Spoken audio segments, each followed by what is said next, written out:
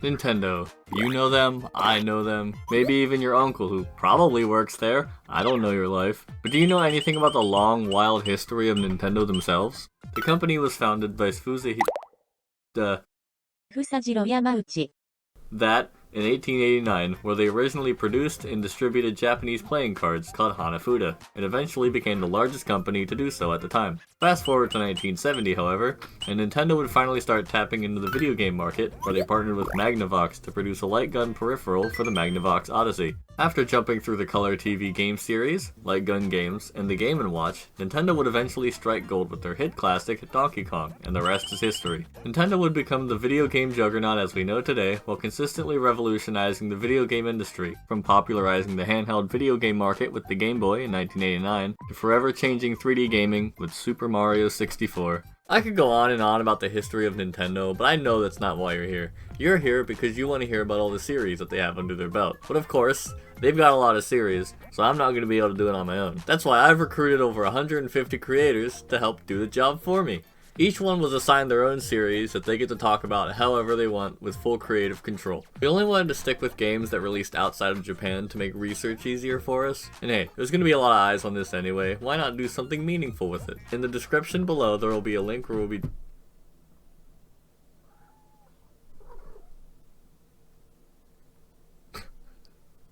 You see this? You see this guy?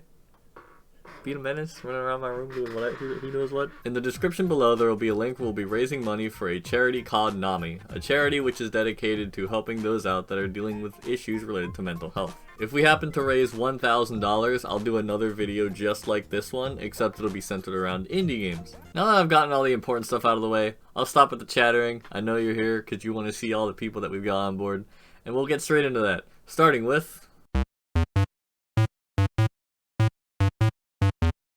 Nowadays, Nintendo is primarily associated with their console and handheld output.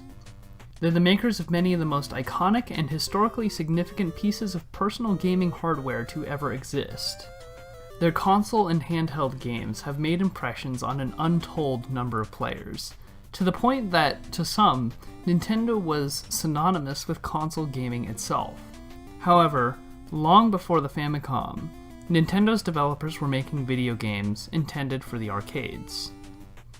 Though many of these games remain fairly obscure among Nintendo's pantheon, they helped forge a new direction for the company, one that would ultimately lead to the home releases the studio is now famous for.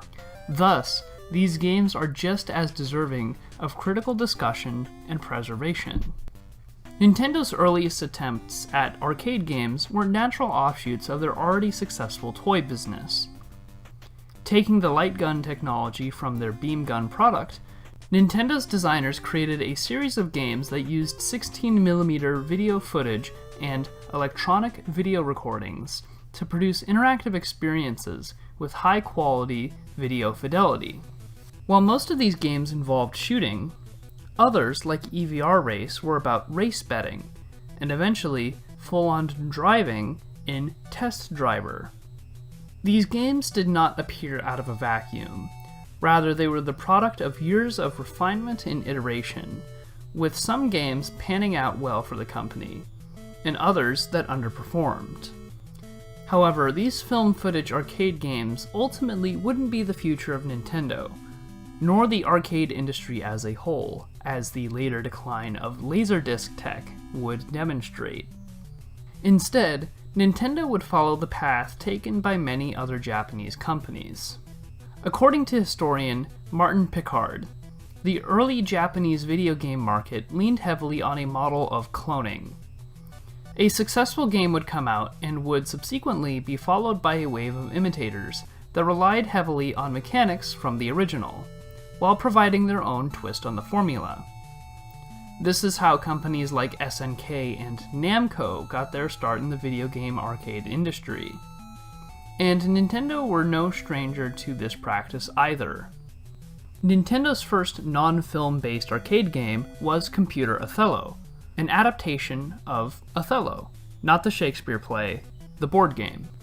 This would be followed by 1978's Block Fever, one of Nintendo's earliest and least original arcade games, as it was essentially Breakout, with very minor alterations.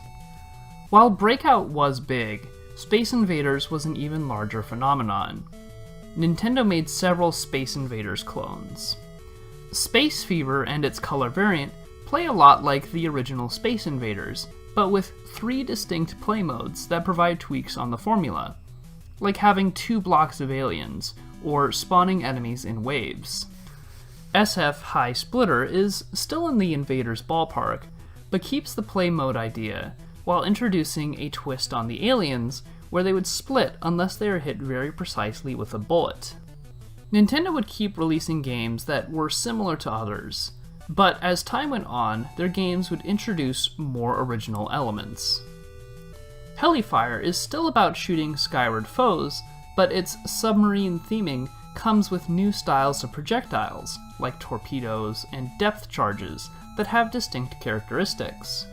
Space Firebird clearly draws influence from Galaxian and other space shooters, bringing with it extremely fluid enemy movements, seen in none of the company's previously released shooters.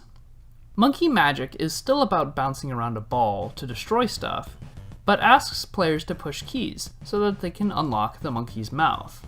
Radar Scope is still about shooting aliens, but adds in a separate health bar for the base's health and asks players to account for a slanted perspective. Sheriff adapts the encroaching enemies of earlier shooters and surrounds the player on all sides with them, creating intense shootouts that can shift the direction of danger in a moment's notice. As much as Nintendo is known for bold, out there experimentation and radical shifts, they also understood the value of iteration, in approaching similar ideas from new angles, and benefiting from lessons previously learned. These early Nintendo arcade games are not very widely known, and even the company itself hasn't done much to promote them, or even re-release them. But they are still quite important games. Even though their success would later be far eclipsed by Donkey Kong, the profits and tech that they produced gave Nintendo the desire to pursue those more famous titles. Had they entirely failed, Nintendo could have written off the notion of arcade games entirely, as many other companies eventually did.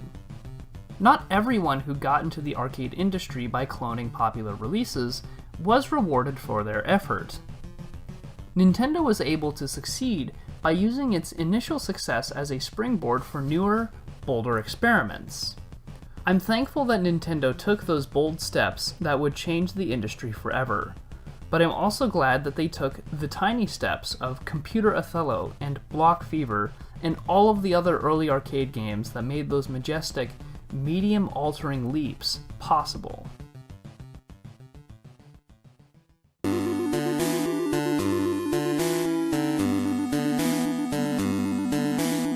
Wild Gunman is the most badass series Nintendo has ever made. Ever. It literally has the word gun in the title. How could you not get more badass than that? I think this is more badass. I mean, that's badass, but it's not a Nintendo game. It's for the Wii! The Nintendo Wii! Wild Gunman predates the NES, Game & Watch, and even the Color TV game series of consoles. So, how is the first Wild Gunman a thing if it's not a video game? Magic and wizards and shit. That's right. Magical 16mm film reels that change based upon a player's input. The second version of Wild Gunman was a toy. If you want to experience this one, they made a WarioWare microgame based off of it. It's basically the same concept. Shoot the little guy on the top and he falls. The NES game is where shit gets real.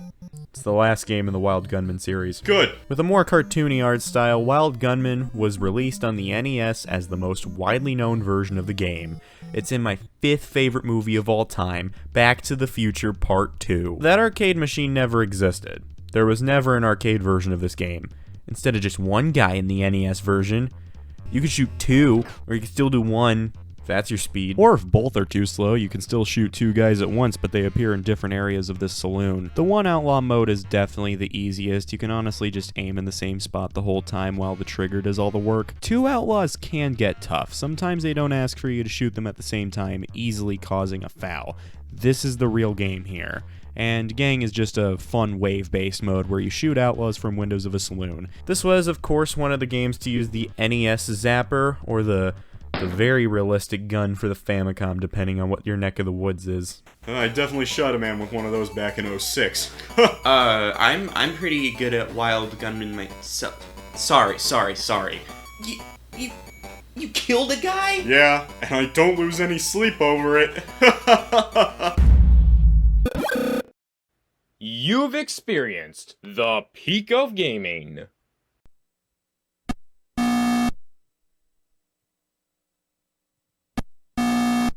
And now, experience the fun at home with the all-new Color TV game line from Nintendo. We've decided to move away completely from the taxi and love hotel business and move further into the world of video games. You see, we've already tried doing arcade games, but after we amounted roughly $100 million in debt, we acquired a license from Magnavox, the people who invented Pong, no not that Pong, to make our own video game systems so you too can be disappointed. Start small with the Color TV Game 6 and experience the riveting gameplay of volleyball, tennis, and hockey. Grab a second player if you want to ruin a friendship or marriage. And you can't play by yourself because we know if you buy this thing you have friends to lose. And by that we mean it's multiplayer only. But is that not enough for you? Then try out the Color TV Game 15. We've doubled the amount of versions of volleyball, tennis, and hockey, and also added ping pong. And a shooting game, so you can pretend to play Call of Duty without anything that makes it Call of Duty. All for the price to buy the storage needed to play Call of Duty. Now is that not a deal or what? But let's say you don't find variations of Pong to be that interesting. Introducing the Color TV Game Racing 112. For those of you who want to race, drive, and commit car crashes without impunity, this is the thing for you. And we guarantee you will never be bored because there are 112 variations of racing within this white plastic nugget. Some of you may think it looks like that game Taito released a few years before called Speed Race, to which we say, for all the Breakout fans who aren't dead yet, we've made the Color TV game Block Uzushi, a home version of our Block Fever arcade cabinet dedicated to playing all Breakout type games and Breakout, or Block Fever type games. And the outer casing was designed by this guy named Shigeru Miyamoto, whoever that is. And finally, we have the Computer TV game. And if the word computer makes it sound exciting, don't worry, it's not. It's just a repackaged version of our Computer Othello arcade cabinet. And, it sure exists. This one's also a Miyamoto design. Okay, who is this guy? Why is this in the script? Hold on. And now you know all about the Color TV game line from Nintendo. Buy our systems and who knows? If they sell well enough, we might consider video games to be a legitimate business. But that choice is up to you. Thanks for wasting your time, and we hope you make the right choice. Game & Watch is a title that is widely known in the Super Smash community due to the presence of Mr. Game & Watch in the game. However, many may not know the significance of this title holds. The Game & Watch handheld gaming system made huge leaps in the gaming world during a time in which video games were mostly only being played in arcades. The Nintendo system became the best-selling home system in the year of its launch and inspired many of the gaming systems that we enjoy today, from the Nintendo Game Boy to the Sony PSP and even the Nintendo Switch. As a selling point, Nintendo created new games only available on the Game & Watch, the first of these being a game simply known as Ball. This game included a man juggling several balls. The player's duty was to move the hands to catch and toss the balls for as long as possible. And the point system was easy. One catch equaled 1 point. Now this was a time before gaming cartridges, which meant that all games had to be preloaded into the system. Due to this, each system was only capable of holding 2 games. Generally, Game A would be the main game and Game B would be a more difficult version of that game. It wouldn't be until the next game, however, that sales of the system began to approach 1 million units with a game called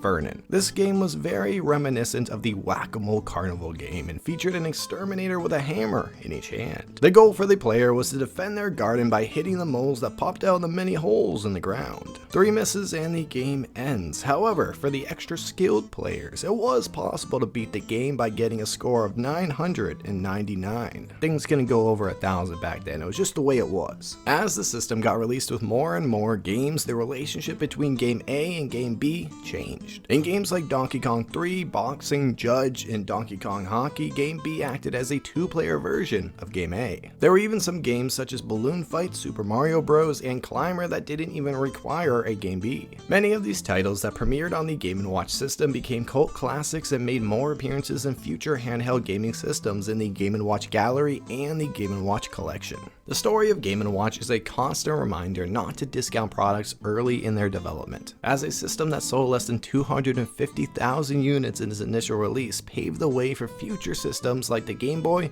DS, and even the aforementioned Switch.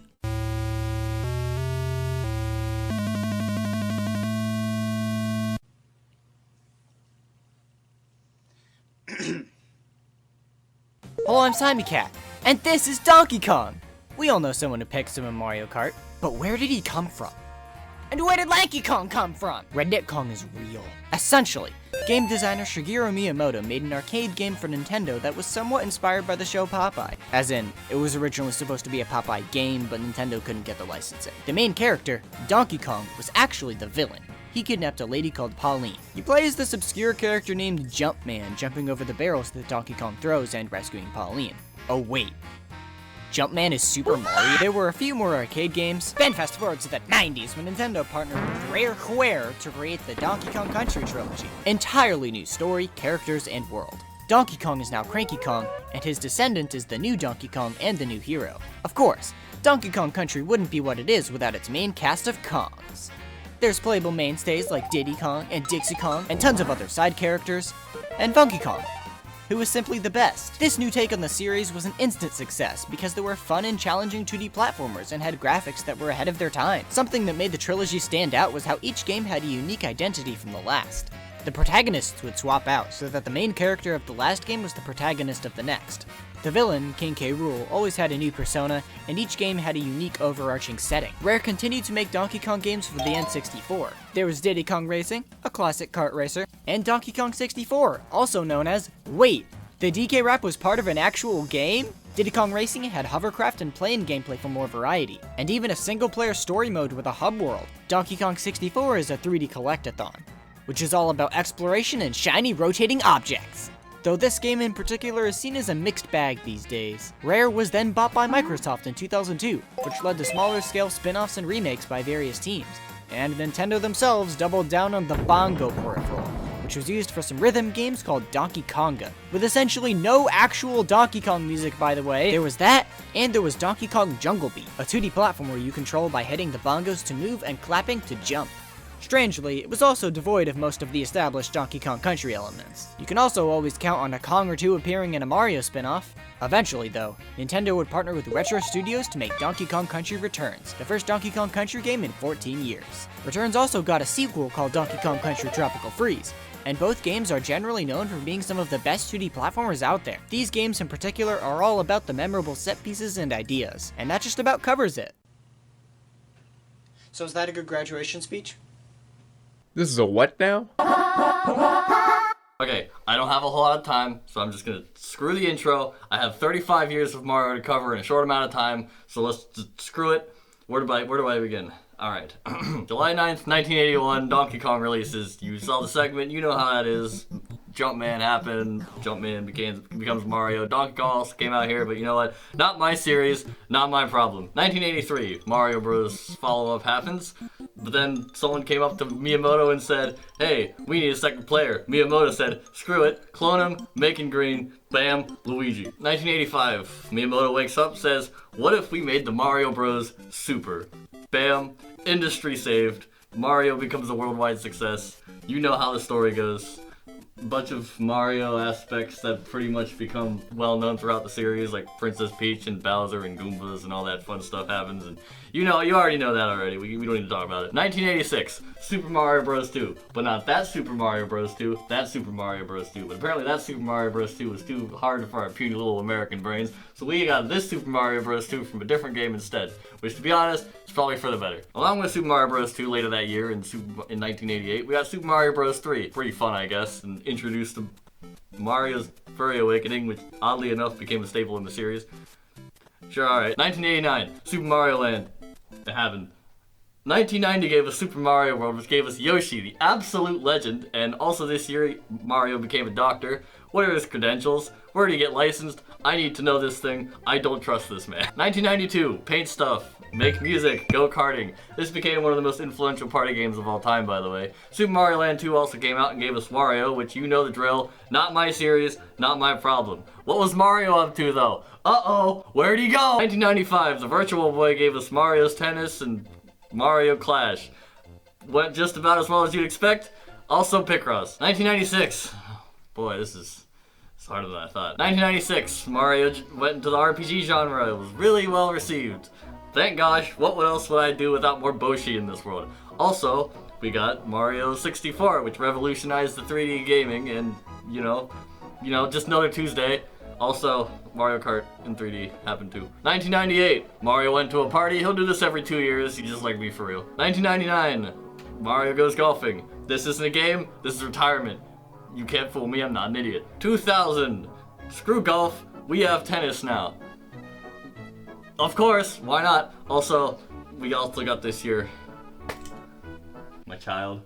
2001 is when the Game Boy Advance came out. We mostly got a bunch of remasters of old Mario games, starting with Super Mario Bros. 2. 2002, Mario gets accused of false crimes. Thanks to the corrupt legal system in Al Delfino, Mario has to clean it up. 2003, Nintendo decided to release another RPG of a different series where you play as both brothers, this time with evil shroom people for some reason. They also decided to put two people in a cart and see what crazy things could happen. 2004, holy cow, I need a drink. Thank you. Oh, fuck. I'm just gonna use this as my mic now. 2004, we got the most highly praised Paper Mario game of all time, Mario vs. Donkey Kong again, except this time it's a puzzle game. I'd like to talk more about the pinball game, but I just don't have the time. Also, Mario 64 got a remake that introduced gambling. In 2005, Mario plays some baseball. Princess Peach becomes a protagonist for once. We also got whatever this is. I forgot what games. 2006. You know what? Screw the year thing. Mario played basketball this time as if he didn't play enough sports. My little son came out this year too. Good for him. 2D Mario happened, but new this time, 4 times. Mario went to space twice. He went to the Olympics with Sonic, Bowser 4 RPG, Mario DDR. Mario 3D Land happened. This is Paper Mario, but the bad one. Mario and Luigi go into dreams or something. I don't know. Mario 3D Land happened again, but this time everything's a cat for some reason. Mario Kart adds zero gravity. Here's a Mario level maker they did a couple of times. I don't know, who cares?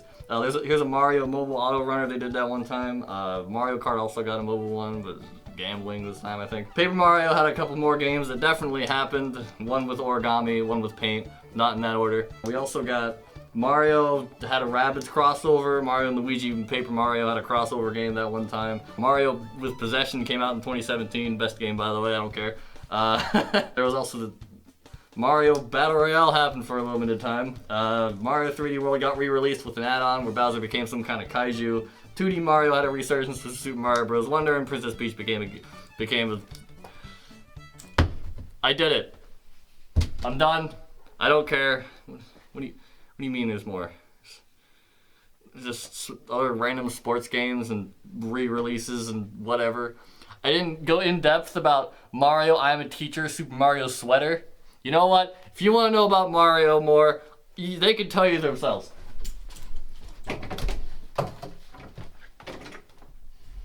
This just in, a man has stormed into the headquarters of Nintendo of America demanding an explanation. He seems to be talking about something called Mario Party The Top 100. I have no idea what that is, but he sounds serious. And as we all know, serious people are seriously not to be messed with. I'm not even a news anchor. What the hell am I doing here? Hey guys, punch out! Yeah, that's right. Stop taking your anger out on your Hot Pockets, which were also made in 1983, the same year Punch-Out came out on the Nintendo Entertainment System. The game follows our protagonist, Little Mac, and his coach, the Doc, to become an ultimate fighter and work his way up the fighting to become an ultimate fighter and work his way up to fighting the champion boxer, so on and so forth. But what's a game without controls? D-pad would be used to control the movement / dodging of Little Mac, and the A and B buttons were used to control the variety of jabs and uppercuts. Works simply, each level would be a new opponent. After a few levels, you may get a cutscene of the Doctor and Little Mac, or maybe an opponent. The opponents all had unique designs, although I wouldn't say they had that much, personalities. In the first game at least. You kind of just show up, rock their shit, and then move on. Like real boxing. Speaking of real boxing, Mike Tyson. The year is 1987. Nintendo wants to capitalize off of one of the greatest boxers in history, creating the quote-unquote new Mike Tyson's Punch-Out! However, instead of playing this as Mike Tyson, millions of young children around the world played Punch-Out! In real life with their TVs due to Mike Tyson being a very difficult boss. The game was still a smash hit, selling over 2 million copies. More copies than the newer Wii version, released many years after this. A pretty good looking game if you ask me, released in 2009 for the Wii. The game is nearly identical to its NES counterpart in terms of gameplay. However, a lot more personality is given to the characters. The models are all updated, and they all maintain the original look they had as well.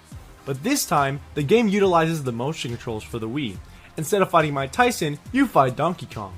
Mike Tyson is more of an opponent than fucking Donkey Kong. He's a literal Donkey Kong. It's Mike Tyson.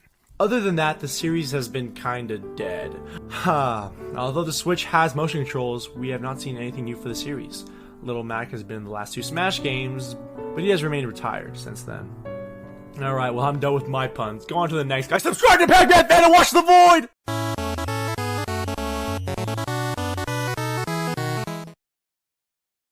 F1 Race was developed by HAL Laboratory for the Famicom in 1984. Later, a remake of this game was developed for the Game Boy in 1990. In the Famicom version, you start off the game by picking your favorite color and then starting the first track. From there, you progress throughout the game by completing 2 laps of each course within the given time limit, and then unlocking the next. After this, the cycle repeats. You have 3 sets of skill levels, with 5 tracks each, the first set being the easiest and the last set being the hardest. On the 5th and final track on the set, it will go indefinitely for an extra challenge to see how long you can last. This is far different from the start of the Game Boy version. There, instead of choosing your color, you choose what type of car you want to use and what country you want to race in. On the Famicom, left and right on the D-pad move the car accordingly. A accelerates the car, while B slows it down. When you press B and A at the same time, the car goes into cruise control. There is a high and low speed manual transmission, which are controlled by the up and down on the D-pad. Alternatively, the Game Boy version has a temporary speed boost system which is used by holding up on the D-pad. Furthermore, when cars make contact with each other, instead of destroying each other, they simply spin out of control. Not only that, but the game also has a mini-map which allows you to see the map of the track, the speed you're going, the time you spent on the track, and the rank you're in. Another awesome feature of the Game Boy is the cameos. After the first course, you get to play against your favorite Nintendo characters. These characters in order of appearance are Toad, Luigi, Peach, Mario, Samus Aran, Pit, Donkey Kong, and finally Bowser. Another feature of the Game Boy is that it has 2-player racing and a purchasable 4-player adapter for 4-player racing. This means that even after you beat the game, you can still have fun with your friends.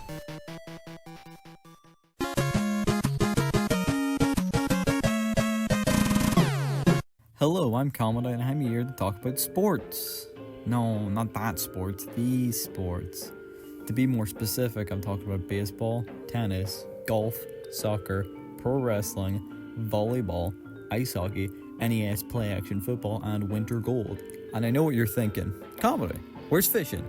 And sadly, there is no fishing. Starting off with baseball, I don't know how to play baseball. What am I, American?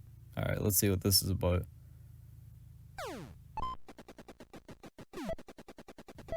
Damn it. Alright, let's check out tennis. I know tennis. Oh, hey Mario. Never mind, screw you Mario. Now for golf. This game sucks. It only makes sense if you know how to play golf. Who knows how to play golf and owns an NES at the same time? Soccer. France looks like me, I'll pick that one.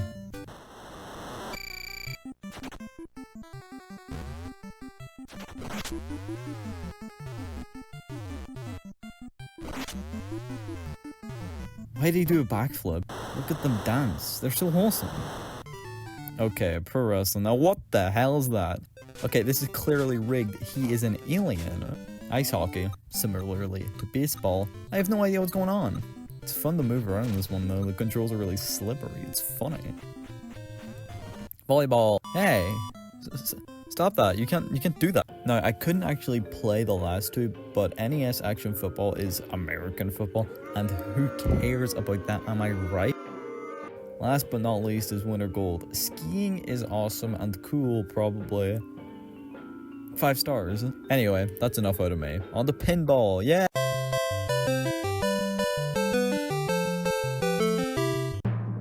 In 1985, Nintendo's most significant and famous game was released in North America. Well, at least there's no brothers. Oh my god. Hey there guys, Mr. Emerald here. This is Pinball, one of 17 launch titles for the NES developed by Nintendo Research and Development and HAL Laboratory. Pinball was developed by Satoshi Matsuoka and the late Satoru Iwata, and was actually HAL's first ever game developed for Nintendo. What a way to start it off. Now knowing me, I'm a sucker for some pinball. Sure, I may have never played the game before, but that's why we have this little fella. Okay, while I figure out the controls, let me tell you a bit more about the game. Pinball was released in Japan for the Famicom in 1984, with North America getting it for the NES in 1985, and Europe, lucky last, getting it all the way in 1986. In Pinball, you launch the ball via the plunger into the bottom of the pinball table, where you must deflect it using the paddles provided, and launch the ball across the table. It's pretty straightforward from there. Hit obstacles on the board for points, try not to sink the ball into the gutter, enter the secret hole to its special Mario minigame? But I thought there were no brothers! In this minigame, the player controls Mario in a breakout-styled mode, bouncing the pinball off his platform to hit and destroy targets to save Pauline from danger. And now it's time for another episode of Fun Pinball Facts with your host, Mr.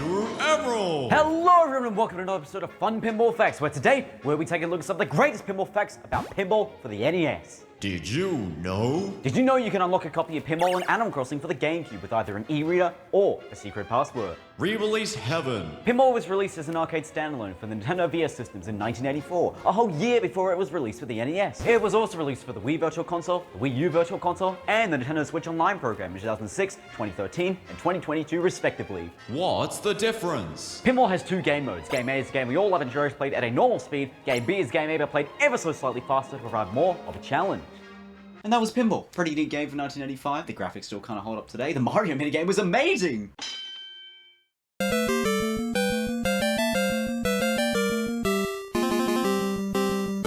Excite Series. It is, at its core, just a black box Nintendo game that went way too far for what it is. Gameplay of Excite Bike has 3 main components: driving the dirt bike, trying to not overheat, and getting points while in the air. Now, 3 of those games have really nothing of note to talk about, being just the first game, 64, and World Rally. They're just Excite Bike. The notable game in the series, though, is only in Japan, and it was a part of the Satellaview. That is Excite Bike Bun Bun Mario Battle Stadium, back in 1997. It was only playable through the Satellaview, which, if you don't know, that was an attachment for the SNES only in Japan, and you could play games when they were broadcasted through the satellite. Another Excite game that is of note is Excite Trucks. It's Excite Bike, but way more American, especially with the rock music that you can hear in the background. For the weirdest Excite game, that is Excite Bots Trick Racing, where instead of any sort of normal vehicle, you race as animal-themed robots, where while you also race, you compete in minigames such as bowling or soccer to earn points in that race. So not only do you have to finish in first, or at least a high placement, you also need to get high scores in those games. Now I would have ended this segment off with me having an actual dirt bike or an actual truck to drive as a bit, but turns out they're really expensive, and this is only 2 minutes total, so it was not going to be a worthy investment to spend $1,000. So instead I'm just gonna burn, because I live in Ohio and it's 90 degrees.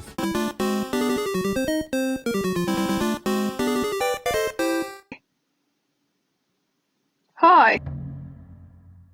Welcome to the Ice Climber portion. Ice Climber is a video game where you play as an ice climber, and then you climb the ice. Yeah! Technically, you play as 2 if you chose co-op. The names are Popo and Nana, and you can tell them apart because the instruction manual conveniently tells you that Popo is player 1 and Nana is player 2. But why are you climbing the ice, I'm sure you're asking? To get to the vegetables at the top of each of the 32 mountains, of course. Why are there vegetables at the top of these mountains? I don't know. Why are there 32 of these mountains you can climb for them? I don't know. What is Popo and Ant's relationship to each other? I'd say I have an answer for this one, but apparently Nintendo doesn't know either. Why doesn't corn have a face? Ask me another stupid question, I dare you. How do you play? Step 1, choose your mountain. Step 2, choose to either go alone or with a friend. Step 3, climb, you fool, climb! Climbing is as simple as breaking holes into the ice with your hammer and jumping through them. Just watch out for the enemies. You've got 4 to deal with. Half of them are birds. One of them is a polar bear that shows up when he decides you're taking too long. And the last one had cosmetic surgery so that he wouldn't be recognized for his crimes outside of Japan. Fun fact, did you know that the Ice Climbers didn't show up as playable characters in Smash 4 because they were too powerful for the 3DS to handle? I did, and now you do too. To be fair, these two children are single-handedly destroying the wildlife of these mountain peaks and robbing them of their vegetable supplies, so maybe they were on to something.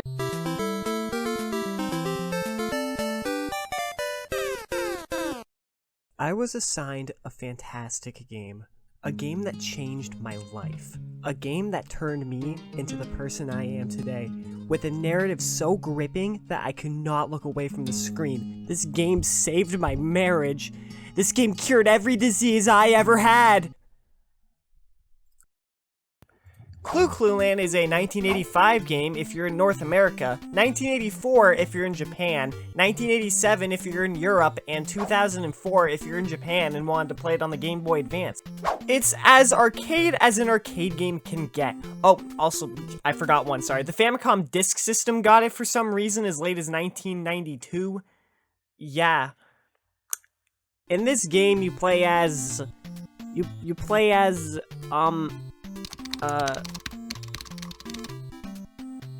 The game may look a lot like Pac-Man, but listen to me for a second. The government is currently holding me hostage, and the game is not Pac-Man. Do not mention Pac-Man. I have something very valuable to him and will not elaborate. Okay, so basically, you play as what is supposedly a fish named Bubbles or Bloopy, depending on the region, and you use these post thingies to swing around and find coins. Each stage has these coins, and you have to reveal a hidden object in order to win. But watch out!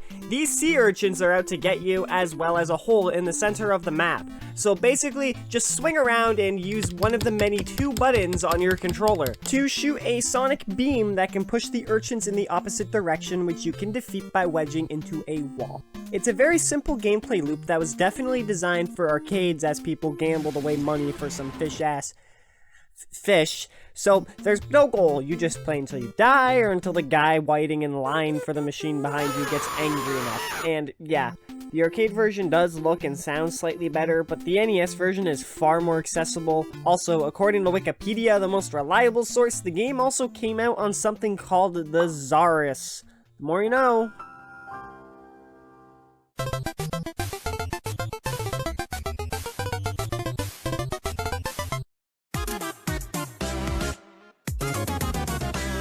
Duck Hunt actually had its roots before the Famicom and NES, originally debuting in 1979 in Japan as part of the Beam Game series, where ducks would be projected on the wall of your house as you shot them. But after goofing around with a giant ape and a fat plumber or something for a couple of years, Nintendo all of a sudden had the capital to release the Famicom in Japan in 1984. And it just so happens that Duck Hunt was on their minds as the game was even reworked for this Famicom. It was even produced by the original creator of the Beam Game series, Gunpei Yokoi, who later went on to make a game about a space ranging woman, I don't know. The game also made its debut in America the same year with Versus Duck Hunt, hitting filthy American arcades before famously launching with the NES in 1986, being a packet title for all of its various releases. In the game, you play as... you. With your faithful canine companion, it's your goal to aim the gun at the screen and shoot them there ducks out of the sky. It's a cool display of the murder of my people, but a damn fun one at that. If you successfully shoot them, your dog will triumphantly hold them up for you, and if you miss, he'll laugh at you like the snickering cretin he is. Oh, and there's also a mode about shooting clay pigeons or something. Something I have to mention is that in Versus Duck Hunt, there's a bonus game based on the actual Duck Hunt game where you shoot a good amount of ducks within the time limit, and you can finally live out the dream of 80s kids everywhere and just blast that little canine American. There's even a little break time animation, which was style at the time, where dogs chase the duck on 2 legs. Ugh. And that's really it for Duck Hunt's library. The game has only been ported once to the Wii U Virtual Console, so there really isn't a current way to play Duck Hunt unless you have a Wii U. The Dog and Ducks, however, have made cameos in other Nintendo games like WarioWare, and even movies like Super Mario Bros. Movie and Criterion Collection favorite, Pixels. One notable cameo is in fellow NES Zapper staple, 1990's Barker Bill's Trick Shooting, where instead of ducks, you shoot Blues the dog, a much more sensible change. And of course, such is the way with all weird Nintendo characters not named Captain Rainbow, Dog and Duck appeared in Super Smash Bros. The Wii U playable character, and returned to Super Smash Bros. Ultimate, finally putting an end to years of bad blood. Well, at least one duck doesn't forgive that dog. And that's me.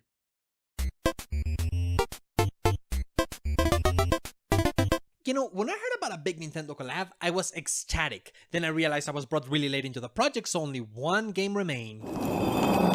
Hawk and Sally for the NES. Released in 1984, there is very little to say about this franchise, or I guess title. It had an arcade release as well as a Wii U Virtual Console release that is no! The game is controlled through the beloved NES Zapper. Should have been previously mentioned by Static Squid. Say hi, my dude.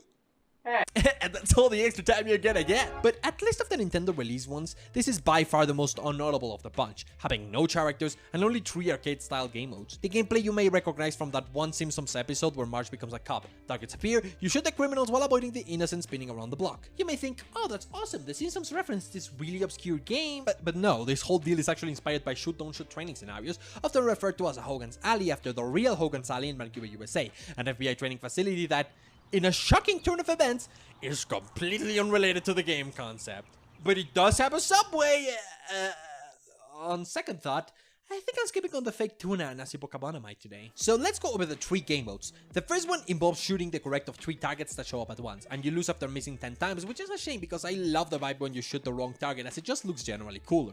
This is peak cinema! The second one is closer to the alley simulation, where targets appear and you have to react accordingly, going on for a few rounds or looping around the town, but instead of a subway, it has a gun shop. Screw the horoscope, what's your favorite Hogan's Alley vibe?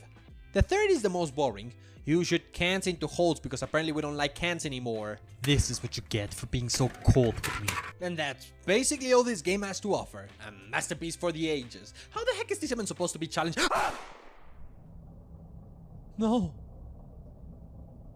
Professor! Alright, one more thing to mention. But if you look at Duck Hunt's final smash in Smash Bros. Stop! There they are. They've always been there. And they are fittingly getting shot by the World Gunman from World Gunman, which was far more popular after showing up in Back to the Future. That is actually so smart. Anyways, next guy. Just simply Gavin. What kind of name is that? While originally getting its start in the arcades back in 1984, the Wrecking Crew is best known for the original NES release in 1985. You play as Mario as you work around a construction site demolishing walls and doing your best to dodge funky enemies like the Gotcha Wrench, Eggplant Man, Fireballs, and a brand new character, Foreman Spike, who will try to disrupt your game by breaking walls and trying to knock you off platforms. The game has that old school Nintendo feel, as you have to plan when the right time is to knock down certain walls or wait for enemies to be in the right position to trap them. I also mean that Nintendo feel because the game has no real ending. Definitely a playstyle meant to get those quarters lined up at the arcade. The series did receive a new game 13 years later exclusively in Japan for the Super Famicom, Wrecking Crew 98. Mario stumbles on Bowser's plan to build a secret hideout, and not wanting any of that, he dons his hard hat and hammer once again. Now 98 was more of a puzzle game compared to the original, with your goal being to clear your side and fill your opponent's side. Outside of the many re-releases of the NES game and some representation in Smash Bros. Via the Wrecking Crew stage and items, Wrecking Crew hasn't received a new installment since the 90s. But it's a series I think that could use some love. Nintendo wanted to come out with a bang with their NES in the United States, especially after the video game crash in 1983. That stupid alien! The deluxe version of the console came with 2 controllers, the Zapper Gun, Duck Hunt, another game we'll discuss in a second, and finally, Rob. Rob was seen by Nintendo to be a hit for the NES. Here's how different the Zapper Gun and Rob was. The Zapper Gun had 18 games with it. Rob had 2, the first one being a game called Gyromite, the other game that was released with the deluxe version of the NES. You play as Professor Hector, and you must go through his lab to find dynamite that is scattered around it in many levels. The issue is that there are gates getting your way. This is where Rob comes into play. He basically plays as your second player here. Rob comes with other accessories, 2 gyros which are basically spinning tops, and buttons that Rob places the gyros on to make the gates in the game move. Now here's the thing about this. It's Rob takes centuries to go back and forth with the gyros, and you have enemies that will attack you in the game and will probably kill you because of how slow Rob is with his commands. You are better off by playing this with another person with the actual control. The other game that is compatible with Rob is Stack Up. This is basically Rob the minigames. You have multiple game modes here. The first one is Direct. Professor Hector jumps around with many commands for Rob to do with blocks. You jump on commands to help Rob do the task that's being said, and that's basically it. And that also applies with the other modes like Memory and Bingo. It does put Rob in a better use, but I wouldn't say that this is a game that will make you say, oh, you should get this toy. Now you may think that Rob was considered as a bust. Well, actually, not really. You see, retailers in the United States wanted nothing to do with video games prior to 1985. It hurted many financially for the many piss-poor games that were being released. However, Nintendo found a way to resurrect video games back into culture. Basically, make the NES look more like a toy instead of a system. And they did that by adding toy items like the Zapper Gun and Rob, which did work, as the NES was placed in the toy section in many stores because of it. Rob did its job it needed to do. And after the NES, we've gotten cameos of Rob, the most notorious ones being from Mario Kart DS and Super Smash Bros. Without Rob, who knows where Nintendo would be at right now? E.T.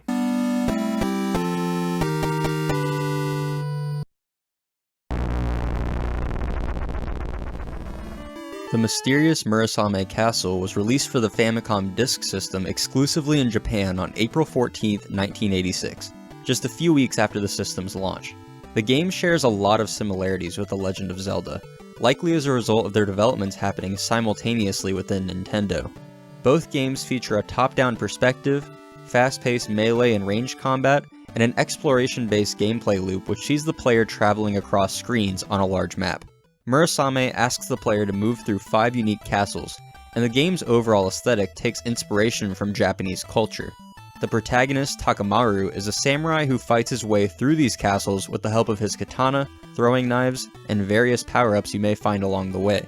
Murasame feels like a bit of a precursor to the currently popular hack-and-slash genre of games, which is funny, because since the game's 1986 release, the series has laid dormant, save for a few re-releases to modern platforms and references in various Nintendo games, which keep Takamaru and Murasame Castle's legacy alive.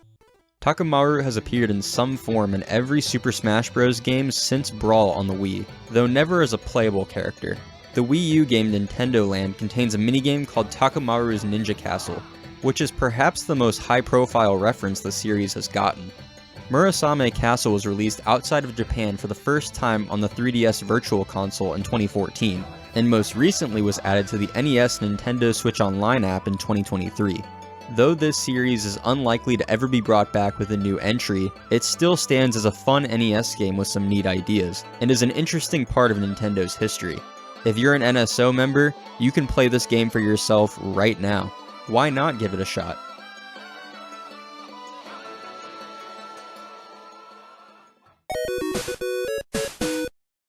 In September of 1984, Versus Balloon Fight was released in arcades before hitting the NES a year later as just Balloon Fight. The gameplay was simple. Knock out all the other enemies by popping their balloons and try not to get eaten by the giant fish. There was also a balloon trip mode where you had to make it as far as you could while dodging obstacles. For such a simple game, it left a long-lasting legacy. It's been ported to just about everything and is referenced constantly in games like WarioWare, Smash Bros, and Nintendo Land. Despite this, Balloon Fight only ever got one proper sequel, Balloon Kid for the Game Boy. The generic Balloon Fighter was replaced with a girl named Alice. Balloon Kid expanded on the original game's Balloon Trip mode, making a full-fledged adventure out of it. Oddly enough, it was only released in Europe and North America. Japan wouldn't see it until Nintendo released an enhanced version exclusive to Japan for the Game Boy Color called Balloon Fight GB. There's actually a Famicom version of this game too, but I wouldn't blame you if you didn't know about it. In 1992, Balloon Kid was licensed by the Sanrio company and reworked into Hello Kitty World exclusively for the Famicom. Did you see that coming? In 1972, Nintendo released a toy car called Mach Rider that you could launch with a pull lever and watch it race away, similar to the famous Evel Knievel toy that launched a year later. This toy eventually evolved into a full-fledged video game released in 1985 on the NES and Famicom. For its time, Mach Rider was a very different game than you would normally expect from Nintendo. The game's setting starts after aliens have taken over in a not-so-distant future Earth, and your mission is to race through different regions, taking them out as you go. Mach Rider has 3 different race modes: fighting, endurance, solo, and a creative design mode, each with its own unique style of playing. Fighting Course is your main story as you progress through each track without dying and taking out as many enemies as possible. With Endurance Course, it's all about surviving as you have to reach a certain distance within a time frame to progress, all while hordes of enemies chase you down. As long as you are able to make it far enough before the time runs out, you progress to the next level. Solo Course is the same as Endurance Course, just without the enemies trying to kill you around every turn. One of the coolest modes in this game is Design Mode, which allows you to create your own tracks with a wide variety of track pieces, and then allows you to test out your cool creative tracks afterwards. This was something rarely seen with video games at this point and such a cool feature. Though we haven't yet seen a sequel to Mach Rider, its influence can be seen in many modern games. The game has been spotted as Easter eggs in other Nintendo games, from being a trophy in Smash Bros. Melee to the bike being playable in Mario Kart Wii. Its blend of racing and combat has inspired countless titles, proving that its legacy continues to shape the gaming world today.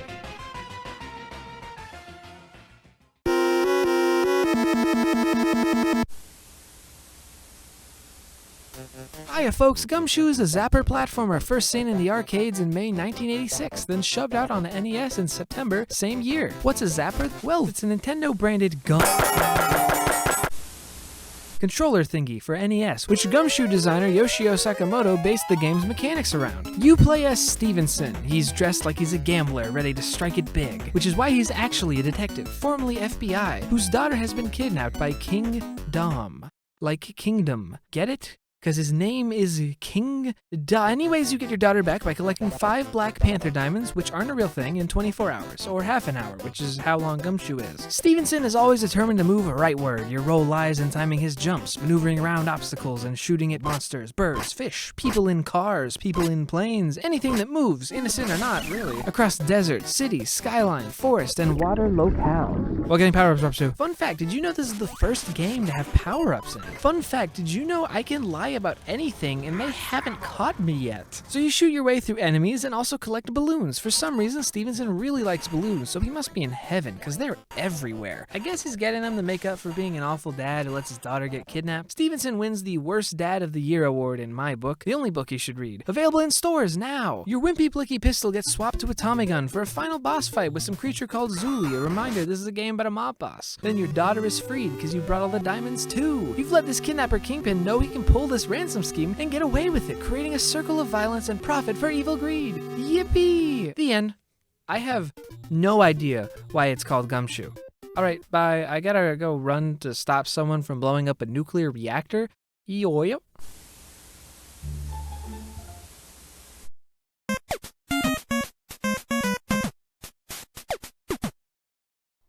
Nintendo has several legacy franchises, and Urban Champion is one of them. Urban Champion is a 2D fighter, and one of the first fighting games ever made. However, unlike most fighters of its ilk, this has a couple of twists that you'd expect from a Nintendo game. For example, you see that stamina bar there, or stamina number? That does not mean your health. Instead, when you run out of stamina, your moves become sluggish, and it becomes easier to knock you off the stage, which is the main way that you will beat opponents. The other way is by timeout, in which case the police show up and take the losing player away. Urban Champion isn't as beloved as many of its peers, but it does have some legacy at Nintendo, and it likes to show up every now and again.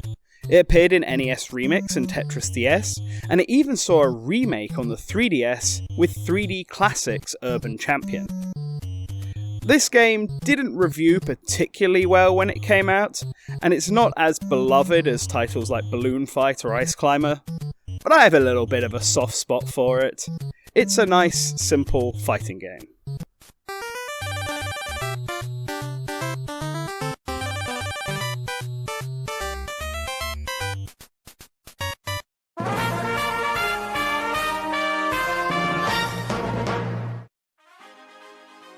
Have you ever wondered why the hell you can play as an angel in Smash Bros? First of all, Kid Icarus is about to save the gods of light, Palutena, from the evil gods of darkness, Medusa. But to even stand a chance to defeat Medusa, you must find the sacred treasures, the Arrow of Light, the Mirror Shield, and the Wings of Pegasus. Secondly, Kid Icarus on the NES came out in the year 1986. It is a 2D platformer that has monsters and bosses. Pit uses a bow. Next is a sequel, Kid Icarus of Myths and Monsters on the Game Boy that came out in 1991, which I don't think anyone's heard about this game until now. The story is a little bit different. Instead of Medusa attacking, Pit must prepare for upcoming attack. It took 21 years for attack to happen. This game is just a training arc. It is most likely not canon. I don't think anyone knows. Additionally, Myths and Monsters plays the exact same as the first game. Finally, in the year 2008, Pit was added in Super Smash Bros. Brawl, which is the only reason people know him. Next, in 2012, they made Kid Icarus Uprising on the 3DS that a lot of people loved, and that only exists because of Pit appearing in Smash Bros. The gameplay reminds me of playing shooting games in an arcade. The controls are pretty funny. Aim with the stylus, attack with L. In addition to Pit, in year 2014, they added Palutena and Dark Pit to Super Smash Bros. On the 3DS and the Wii U. In conclusion, it took at least 25 years for a sequel that is even canon. We got at least until the year 2037 for Uprising to probably even get a sequel. Hello everyone and welcome to the whimsical world of Devil World. Released on October 5th, 1984, Devil World is a Pac-Man ripoff. Except there's religion, and guess what that means? It got banned in the US because of its satanic imagery. Yeah, that's very rich considering today's standards. Anyway, you play as Tamagon, which is this green dragon, and 2-player makes a red goober just like him. The difference between this and Pac-Man is that the devil at the top of the screen moves the screen to where he's pointing. You know, like his Smash counterpart. Pretty much, you pick up one of the crosses to eat the dots, and then eventually, once you eat all the dots, you use all 4 of the Bibles and put them in the center, and it straight up kicks them out of the next maze, and it keeps doing this for the rest of eternity until you die. Wow! This is also Miyamoto's first console-only game, so you know it's peak for sure, because it's quote-unquote typically ingenious Miyamoto-directed take on the maze genre, with inventive graphics and fun gameplay. It also got a re-release on the Wii and Switch via the NES and Nintendo Switch Online emulator. Anyway, back to you guys. Hey pal, you ever wanted to play some Breakout? How about Breakout on the Go? Alleyway was a worldwide launch title for the original Game Boy. The same day that Tetris and Super Mario Land were on the shelves, you could also get not those. I can't wait to get right into this exciting new title.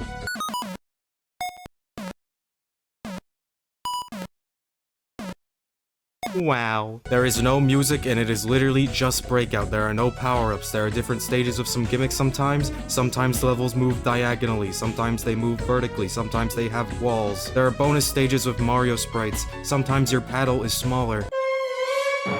That is all of the stage gimmicks. If you get 1000 points, you get an extra life, and Mario is there. For a Game Boy launch title at this time in gaming, I guess it made sense to make a portable version of a popular arcade game. It's not even like that bad, all things considered. The only thing I can really fault it for is a lack of music. It seems like a deliberate choice, probably because they thought it would get annoying, but it ends up making the whole game feel kinda lifeless. And also it has that problem every Breakout clone has, where sometimes you just can't hit that last piece for 2 minutes straight. Back then, it did the job, I guess, but these days... y'all wanna play some motherfucking Arkanoid?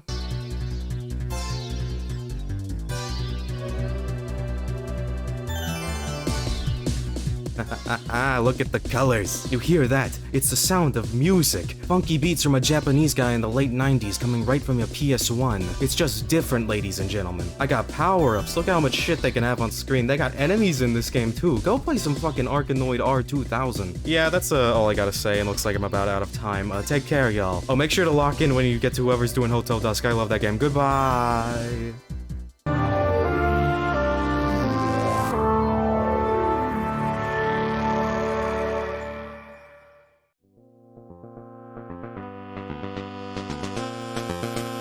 Metroid is a game series where you play as this character, Samus, following her story and the war between the Galactic Federation and the Space Pirates. The bigger story focuses on these tiny guys, the X and the Metroid parasites. I'm not gonna touch more on those, but that's why the games are called what they are. The first game in the series, Metroid, came originally out in Japan for the Famicom Disk System in 1986, but was a year later re-released on the NES, making it accessible to the US too. It had some okay graphics at the time, nothing too special, and the controls were of course very simple. You could move, shoot, jump, and would later unlock abilities to progress throughout the game. These abilities you unlocked show the essential gameplay loop that would be integral to the rest of the Metroid series. You would explore, find something that completely blocks your way, then later get an ability that allowed you to pass through. This gameplay loop encouraged exploring and forced you to keep these blockades in mind. It would later down the line serve as the Metroid part of an entirely new genre, Metroidvania, containing a bunch of incredible games we know of today. There are of course more Metroid games than just the first one, so I'm gonna quickly name the notable ones until we're up to date. Super Metroid released in 1994 and is arguably the best Metroid game of the 16-bit era. If you're like me and haven't actually played any of the games before, you would most likely think of this game when someone mentions Metroid. The Game Boy Advance introduced Metroid Fusion and Metroid Zero Mission, Zero Mission being a remaster of the first game. And then Metroid Prime came out literally one day after Fusion on the GameCube and would be the first ever 3D Metroid game as well as the first game of a separated trilogy. Nintendo would later take this trilogy and merge Metroid Prime 1, 2 and 3 into a single game on the Wii. The 3DS released in 2011 and brought Metroid Samus Returns, a remaster of the second Metroid game way later in 2017. And then finally Metroid Dread, the latest Metroid game, came out in 2021 on the Nintendo Switch. Those were most of the Metroid games that have already been released, but we do have another Metroid game on the horizon. The Nintendo Direct this year in June showed us gameplay of a fourth Prime game which is set to release in 2025. It looks great and it has fans excited. Anyways, that was Metroid, a long-lasting and well-known Nintendo game series explained. Now for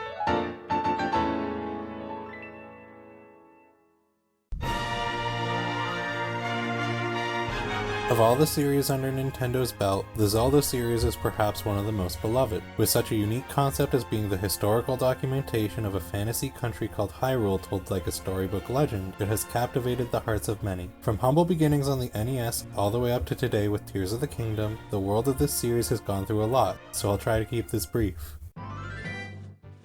The Zelda series follows an unorthodox timeline. Being a legend discussing many stories told from unique perspectives, it's not always clear how things align. Starting off at the beginning of what we know as Skyward Sword, which documents the earliest recorded encounter of the characters Link and Zelda, whose descendants keep cropping up through history. We are also introduced to the Master Sword, a blade capable of sealing away evil, as well as the Triforce, a powerful artifact left by the creators of this land to grant the wish of its user. Next up we have the Minish Cap and Four Swords, which discuss an early Hyrule and a sorcerer named Vati who tries to take over the Kingdom of Hyrule. Things get a bit complicated with Ocarina of Time, which introduces both Ganondorf as an antagonist going forward and more involved time travel into the plot. Shuffling between childhood and his future in order to end evil, Link's journey has multiple different endings that all hold true.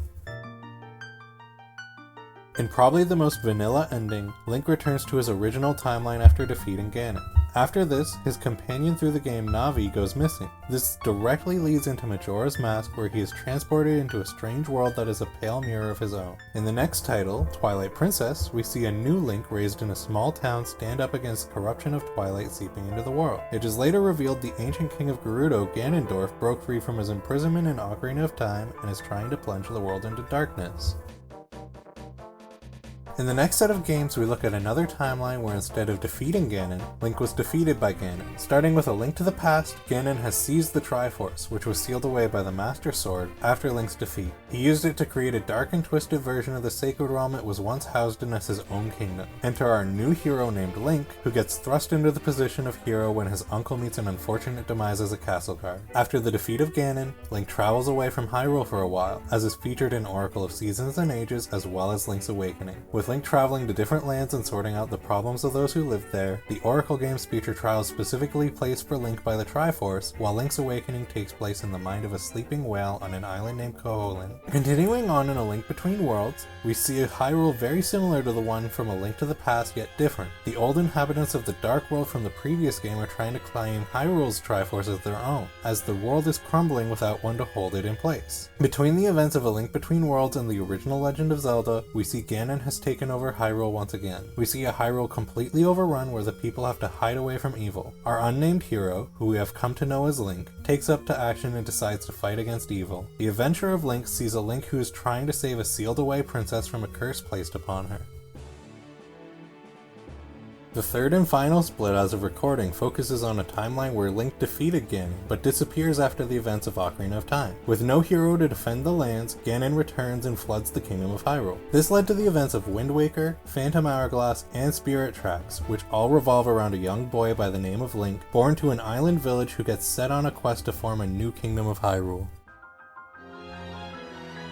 All three of these timelines merge and become one grand Kingdom of Hyrule. This leads into the events of Breath of the Wild, a Hyrule that's been ravaged by the spirit of Ganon over 100 years. A brave hero known by the name of Link has been resting and recovering his strength for 100 years after losing in the war against Calamity Ganon. In Tears of the Kingdom, we see Link and Zelda find the mummified body of Ganondorf, which suddenly springs to life after a seal placed upon it lifts. The newly resurrected Demon King destroys the Master Sword alongside Link's arm, and shatters the land of Hyrule, lifting chunks of it high into the sky. Link survives thanks to the power of an ancient king of Hyrule who gave Link a magical arm in place of the one Ganondorf destroyed. As a whole, the Zelda series has many smaller entries that all contribute to its story as well, but will probably never be truly complete.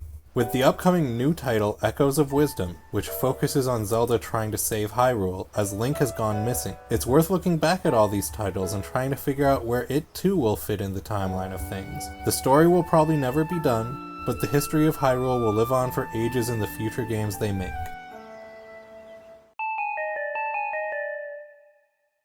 On July 10th, 2024, Nintendo released something uncharacteristically cryptic to social media. A 15-second video of a spooky man with a paper bag on his head titled Emio, the Smiling Man. While hordes of gaming journalists speculated on what this could mean, it wouldn't be long until we got the answer. It's an ad for the newest Famicom Detective Club game. This led most folks in the US to scratch their head and ask, "What's Famicom Detective Club?" Famicom Detective Club is a mystery, visual novel/adventure game originally published in 1988 for the Family Computer Disk System, a CD peripheral for the original Famicom. In the first two titles in the franchise, The Missing Heir and The Girl Who Stands Behind, you take on the role of a surprisingly young, occasionally amnesiac detective working for the Utsugi Detective Agency, tasked with solving murder mysteries in rural Japan. Like other text-based adventure games of the time, gameplay consists of selecting menu options like Ask, Examine, and Take. The real meat of this mystery is the story, which takes many twists and turns. These games were the first writing project for Yoshio Sakamoto, who would later go on to direct acclaimed Nintendo classics like Super Metroid. The Girl Who Stands Behind would get a remake on the Super Famicom, and a new story would be made for the Satellaview, another peripheral, this time for the Super Famicom. It's titled... BS 探偵クラブ雪に消えた過去 Despite the popularity and influence of the Famicom Detective Club series in Japan, the franchise would not receive a localized entry in the West until 2021, when the original two Famicom titles would be remade for the Switch, modernized with HD graphics and full voice acting. The newest entry, Emio, the Smiling Man, will be the first time in roughly 30 years that Famicom Detective Club has released a new original story. This horror mystery game is to be rated M for mature, a rare occurrence for Nintendo, whose original IPs are known for being family friendly.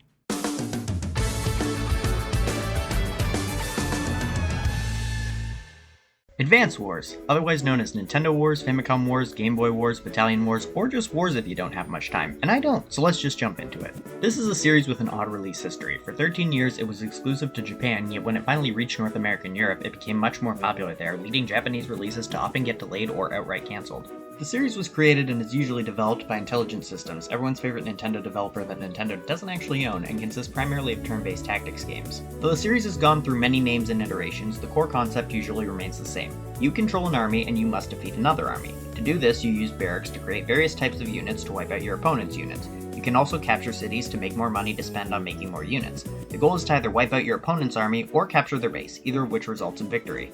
the earliest games in the series like Famicom Wars or the 3 Game Boy Wars games, take a guess which systems those were released for, all kept things pretty simple, just various maps that you could fight it out on. However, this would start to shift when Game Boy Wars 3 would introduce a proper campaign mode, setting the stage for the most famous entries in the series, Advance Wars and its sequel Black Hole Rising, which released on, take a guess which handheld. These games put more emphasis on the story, centering around a fictional continent ruled by 4 competing armies who have to band together to defeat a secret 5th army that tries to pit them against each other. They also introduced commanding officers for your army, who each have unique perks for their units and special CO powers. The series also received 2 entries on the DS, the first of which, Advance Wars Dual Strike, continued the story from the GBA games. However, the other DS game, Days of Ruin, while featuring similar gameplay and emphasis on story, had a completely different plot, setting, and characters with a darker, more serious tone and a post-apocalyptic aesthetic. And then there's Kuju London's Battalion Wars games, released on the GameCube and Wii. These are just weird. They were developed for the Advance Wars series, but in addition to also having their own separate setting, plot, and characters, they were actually real-time tactics games with third-person shooter elements, not turn-based games like the rest of the series. While they did release under the Famicom Wars branding in Japan, other countries marketed them as sort of their own thing. For a long time, that was it for the series, but after a hiatus well over a decade, we got Advance Wars 1+2 Reboot Camp, a Switch remake of the Game Boy Advance games developed by WayForward, featuring new animations and voice acting. Released in 2023, it's the most recent entry in the series as of this recording. It's hard to say what this game means for the series' future, but personally, I'm hoping we're gonna see a lot more wars in the world very soon. Wait, no, that's not what I meant. Somebody bring me something deep-fried and smothered in chocolate. Mother is a series not about a mother, but about a bunch of boys who love their mothers. Created by HAL Laboratories and directed by Shigesato Itoi, who wanted to make a more feminine or motherly feeling RPG, compared to the serious or medieval-themed adventures of popular RPGs of the time. Instead of spiky-haired chick magnets with epic sauce swords, you play as little boys with psychic powers and sticks. Mother 1 became an instant classic in Japan with its release on the Famicom, thanks to its absurdist humor, modern for the 80s setting, and an extremely emotional story, all of which are featured in its direct story sequel, Mother 2, better known outside of Japan as Earthbound. As Mother 1 wouldn't be getting an English release for a while, and Nintendo didn't think the name Mother would sell well, as video games' target demographic at the time were insecure little boys. Earthbound exemplified everything great about Mother while still evolving with its staple live-scrolling health, and ditching unavoidable random encounters. Even after an initial failure in the West, blamed mostly on terrible marketing, Earthbound would quickly grow from having a small cult following to one of Nintendo's most beloved series, possibly due to Ness, Earthbound's protagonist, getting invited to Smash Bros. Ultimate 23 years later. Earthbound would continue to get re-released throughout the years on different consoles, virtual consoles, and even a combo pack with Mother 1 in Japan, with even Mother finally getting an English translation called Earthbound Beginnings on the Wii U Virtual Console in 2015, and both can now be played on Nintendo Switch Online, unlike Earthbound's direct sequel, Mother 3, which to this day has not received a proper English translation, despite the game being out since 2006, Lucas being the only Smash Bros. Character whose game has not been localized to the West, and it being, quote, one of the best games of all time. Mother 3 being the epitome of what makes the Mother series special, featuring a beautiful, colorful, quirky world alongside a heavy narrative masterpiece. Mother 3 has had one of the biggest demands for an English translation in all of gaming history, though we still, to this day, have never gotten one.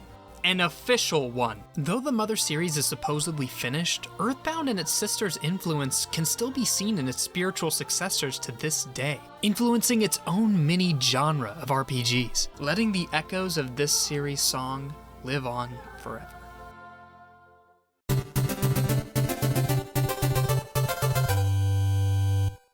Oh shit, it's my segment. Today, I'm going to run down the most iconic stepping stones in Nintendo history. To the Earth. Who? Yes, the NES shooter created by Critique Verte and published by Nintendo in North America in November of 1989 and everywhere else a couple months later. Now, who is Critique Verte? Huh. This game is a no-nonsense shoot-'em-up. You shoot enemies and you get power-ups. That's pretty much the extent of the game. But this game exclusively uses the Nintendo Zapper, like how I exclusively drink lard. This is one of the most nothing Nintendo releases. This is the kind of NES game you'd find in an eBay lot. The year is 1988. Nintendo had just acquired the rights for the Power Pad and had begun to release it in other areas of the world, such as America and Europe, along with previously Japan-only games that were made for it by Bandai Namco. The Power Pad is essentially a controller that you need to use your feet for, like a DDR machine or other kind of similar device. The games released on it were all made by Bandai originally, and consisted of different sport or physical activities like jumping, dancing, exploring mazes, and beating criminals with a club for some reason. While strange at times, they all kept the theme of physical activity and the image of working out and staying fit. So, for some strange reason that no one really knows, Nintendo came along and said, nah, I'm gonna do my own thing, and completely changed the formula before never releasing another game for the Power Pad ever again. In 1989, 1 year after the Power Pad came out, Nintendo created Short Order / Explode, a 2-in-1 game that features the games, you guessed it, Short Order and Explode. Short Order is a memory-based game that has the player memorize the hamburger that the customer asks for, and then using your feet on the Power Pad to make it for them. The goal of the game is to complete as many orders as you can without messing them up, and getting the restaurant shut down because people have found out you've been making burgers with your feet. By adding an ingredient, the burger tower gets larger and larger, with the maximum your burger can reach being a height of 99. So, basically, one of those sandwiches from Scooby-Doo. The gameplay is very similar to Simon Says, and is more of a memory game than a physical exercise game. Explode is not only very different in concept, but also very different in gameplay. This time, you play seemingly as a farmer protecting their chickens from foxes that want to unalive them and steal their eggs. So, what's the best way to do this, you may ask?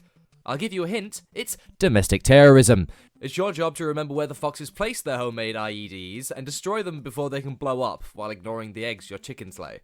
Each bomb is color-coded, with the different colors giving you a different amount of score, but, in my opinion, the best part of the game is the music, which you have been listening to this entire time.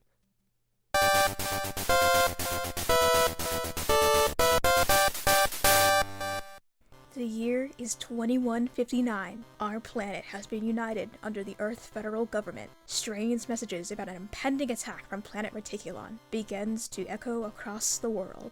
Fortunately, the Federation Army had one more trick up its sleeve. A base hidden away on the moon, with scientists developing a secret weapon strong enough to turn the tide.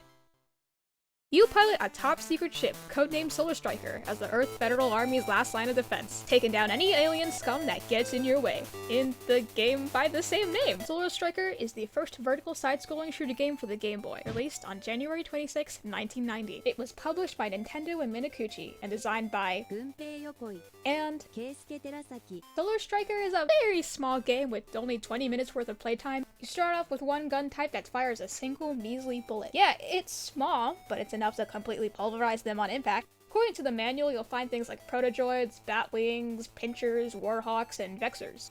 You also have to keep an eye out for special ships that start to head towards you. Shooting them gives you an upgrade, and you have to do all of that while focusing on the main fight, because if you don't, it'll just keep going to the bottom of your screen, disappearing forever, and there's absolutely no way to get it back. Surprisingly unforgiving. Each time you get an upgrade, you level up a gun tier. You go from shooting 1 bullet, then to 2 bullets, to 3 bullets, then to 2 turbo missiles. But if you take damage, you lose that tier. You keep managing this play cycle to the 6 levels and bosses until you get to the final one, the planet's core. The manual is weirdly cryptic about some bosses, including this one, since it has no official name and is labeled as unknown. The closest description is that it's supposed to be the planet's supercomputer. Well, whatever it is. Eventually, you shoot it down, and then it falls into the sea, just like what I'm about to do right here. Except I nosedive straight into a nuclear reactor. Wait.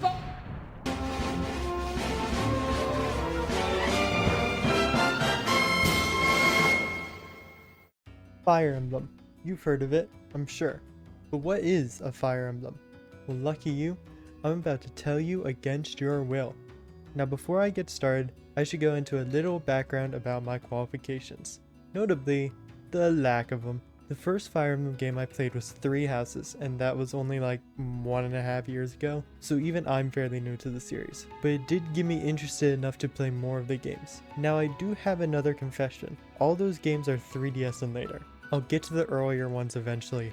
enough with the boring backstory and let's get into the meat of it. So there are a lot of games in this series, and I don't have time to go through all of them, so here's a list of them, and I'll just be going over the notable entries. First on the list is Fire Emblem, Shadow Dragon, and the Blade of Light, which sounds like a light novel title if I have ever heard one. This game was released in 1990, but only in Japan, which is a trend for a lot of the earlier games in the series. Next one I'm going to mention isn't a Fire Emblem game, but it's a Smash game. Only because when Melee released in 2001, Fire Emblem wasn't in America yet, but it included Marth from Fire Emblem 1 and Roy from Fire Emblem 6, which wasn't even out anywhere yet. Mentioning Fire Emblem 6, this was actually called just Fire Emblem, but only in America because Americans are too stupid to understand the Blazing Blade title like it had in Japan, I guess. But from this point on, America had a localized version of almost all future release games. Now, I'm gonna speedrun a few other notable entries. Awakening, released in 2012, this one saved the series from possibly going away forever. Heroes, released in 2017, is a mobile gacha game where you gamble in-game currency for PNGs of characters. And lastly, Engage, released in 2023, is the last mainline entry Fire Emblem game released at the time of writing. Alright, gameplay. The game is organized into several stages. Each of these stages places some number of your units onto a grid battlefield. These units each have individual levels, stats, classes, and an inventory of items to use. Once you gain 100 experience, you level up, and leveling up randomly increases some of your stats by 1. Once you get to a certain level, you can change your class. Doing this gives fixed stat buffs and resets your level back to 1. Now your inventory can contain a few items, either healing potions, healing wands, spells, weapons, depends on the game and your class. Another system is the bonding system. As you use characters near each other, their bond can grow, giving some neat cutscenes between characters and possibly a few stat buffs. Now I enjoy hanging out with my real friends as much as the next guy, but why not hang out with virtual friends and oh my god, they're dead. This is the thing with the earlier games, but also what set them apart from the rest. The death system. If ever a unit dropped to 0 HP, they were permanently dead except for in extremely rare scenarios. You would never be able to use them again. Now in Awakening onwards, there's a game mode that lets you play without this setting. They also added in a feature to reverse time under various names, where you can rewind time back any number of turns, even to the start of combat if you want. Now to wrap up, I want to recommend what I personally think are great places to start. Fire Emblem 6, Blazing Blade. I have not played it, but I've heard it's relatively easy, offers a great story, and is available with the premium NSO plan, so you might have it without even knowing. Fates. This one is a bit controversial, but it leans a little more into the anime trope side of it, but if you are fine with that, you can get great combat, great characters, and up to 3 great connected stories all in one game. 3 Houses. Go into it knowing that it diverges greatly from the other games gameplay wise, and while not my favorite, I can recognize that it has an amazing hard-hitting story with decent gameplay holding it together. Lastly, Engage. Also controversial, this one has an okay story, but some of the best gameplay in the series. The maps all feel like they test your strength and knowledge of the mechanics, and don't be scared by the giant Marth on the cover, you need little to no prior knowledge to play it unless you want to pick up on some small references. Yeah, that's all I had written, so see ya.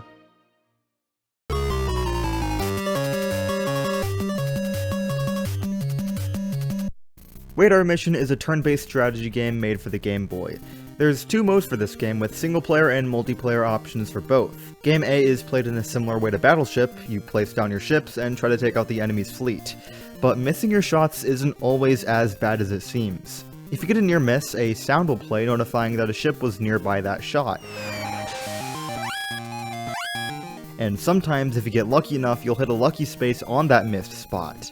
When you hit a lucky space, it's even better than just hitting an enemy ship. You get access to either a black lucky star that takes out an entire ship upon contact and any ships connected to that one, or a white lucky star, which makes your 1 missile spread into 5 or 9 missiles as an X pattern. There's also some sort of story going on with this game, with different ship arrangements for each level. Level 1 is pretty much just a normal battleship match, but both sides can send out an airplane if the aircraft carrier ship hasn't sunk yet.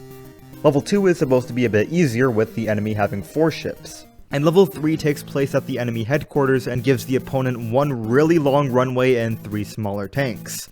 The hard part about this game is when you lose a ship, because once it's lost, you can't really use it again in the other levels. You do get a single ship repaired after each round though. To beat the game, all you have to do is defeat the CPU 3 times. Game B gives you a submarine that you can upgrade. During the gameplay, you can go underwater to move faster toward enemies and go above the surface to take them out. The enemies are also attacking your sub with ships and fighter jets, so be careful since you'll lose if you take enough damage. Once you take out all the enemy ships, you win the game and get a score. That's pretty much it for this game. I kinda liked it.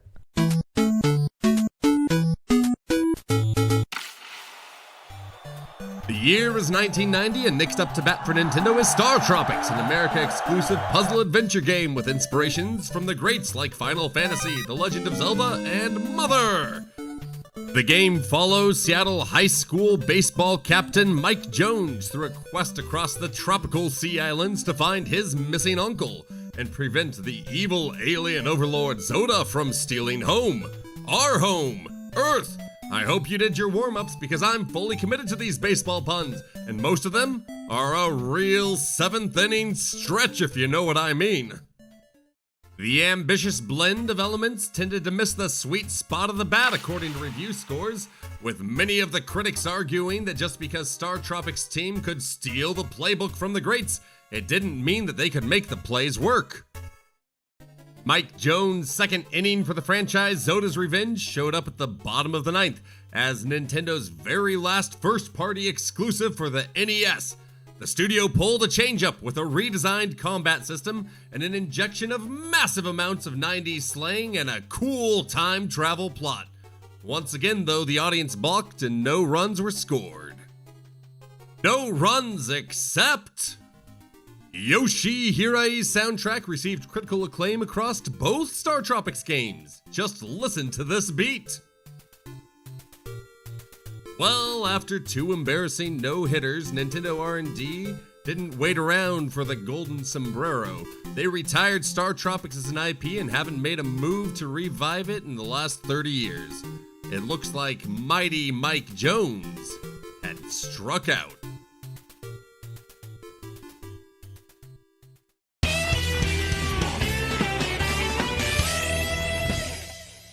F-Zero. Ever heard of it? No. Oh, come on. You know. Captain Falcon? Oh! If there's any racing game franchise that Nintendo is known for, it's Mario Kart. But you know, F-Zero has always been there too. Originally released for the Super Nintendo in 1990 as a launch title for the system, the F-Zero series has continued to be a fan favorite among many diehard Nintendo fans. Although unfortunately, it's never really been able to reach the mainstream status as Nintendo's other IPs. Despite this though, Nintendo has made a pretty decent effort to get at least one F-Zero game on every console.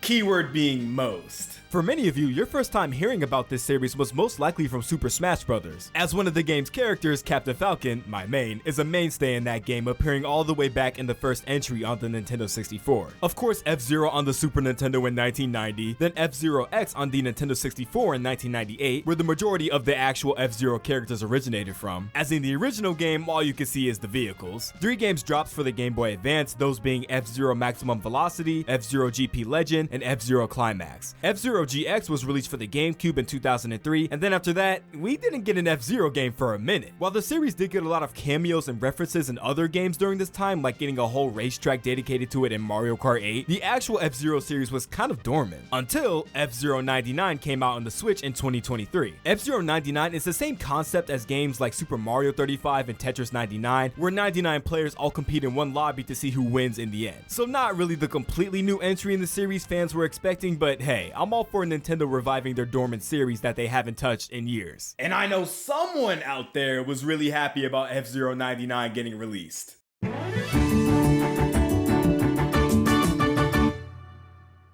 Pilot Wings is a series focused on chill flight simulation, where you control various flying machines while completing different objectives like maneuvering through rings and landing on targets. There are 3 Pilot Wings games, with all of them being launch titles in North America. There's the original on the Super Nintendo, Pilot Wings 64 on the N64, and Pilot Wings Resort on the 3DS, which is still the most recent entry in the series. Each of these games acted as graphical showcases of what their consoles were capable of, and while the gameplay is fairly simple, there's still a lot of fun to be had as you try to perfect your flying skills. These experiences definitely still hold up today, and I think they have some of the best music from any Nintendo game. The first 2 games act as more standalone experiences, while Pilotwings Resort acts as a sort of sequel to the Island Flyover mode from Wii Sports Resort. Woohoo Island makes a return, and you still play as your own Mii. There were also 2 Pilotwings games that began development but were never finished, both being made by Factor 5. The first was a GameCube reimagining of the series, taking place during the Cold War and having a much more serious tone. Then Factor 5 tried again with the Wii, making a game that more closely matched the usual Pilotwings aesthetic with a big open world to explore with no load screens. It had a few unique additions like a full day and night cycle, a flying magic carpet, and missions on the moon. They were unable to obtain the official Pilotwings license from Nintendo though, so despite briefly moving forward under the name Wii Fly, the project was never completed as Factor 5 closed in May of 2009. The Pilotwings series is surprisingly important to Nintendo's overall history, as these games are often closely tied to the development of the next generation hardware. Whether it's peacefully gliding through the sky with a hang glider or zooming around in a turbojet, the vibes of this series are just incredible. It's unknown when or if this series will make a return, but I for one would be incredibly excited to see a fresh new take on Pilotwings someday.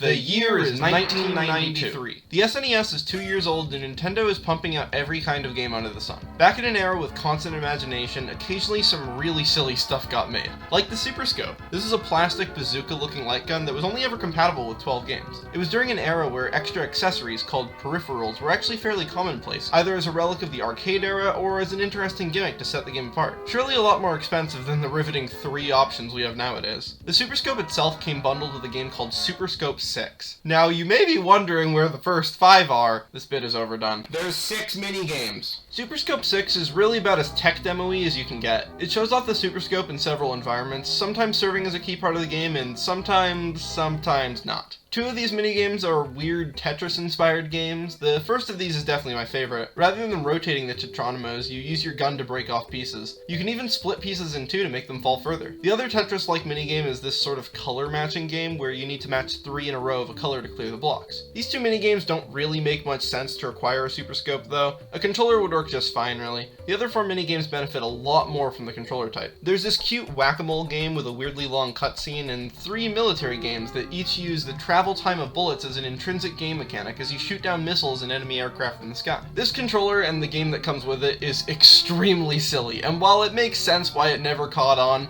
really never caught on, it's a freaking bazooka. It doesn't get funnier than this. It's certainly just a showcase of the control scheme, but the games have some decent charm to them, and this game holds a special place in a lot of people's hearts. This controller being as niche as it is, Super Scope 6 was only ever available on the SNES, and only playable on CRT TVs due to how the light gun worked mechanically. With disappointing sales figures, the Super Scope was later discontinued in 1997, 5 years after it was released. Unfortunately, the world would never again know about the glory of this freaking bazooka.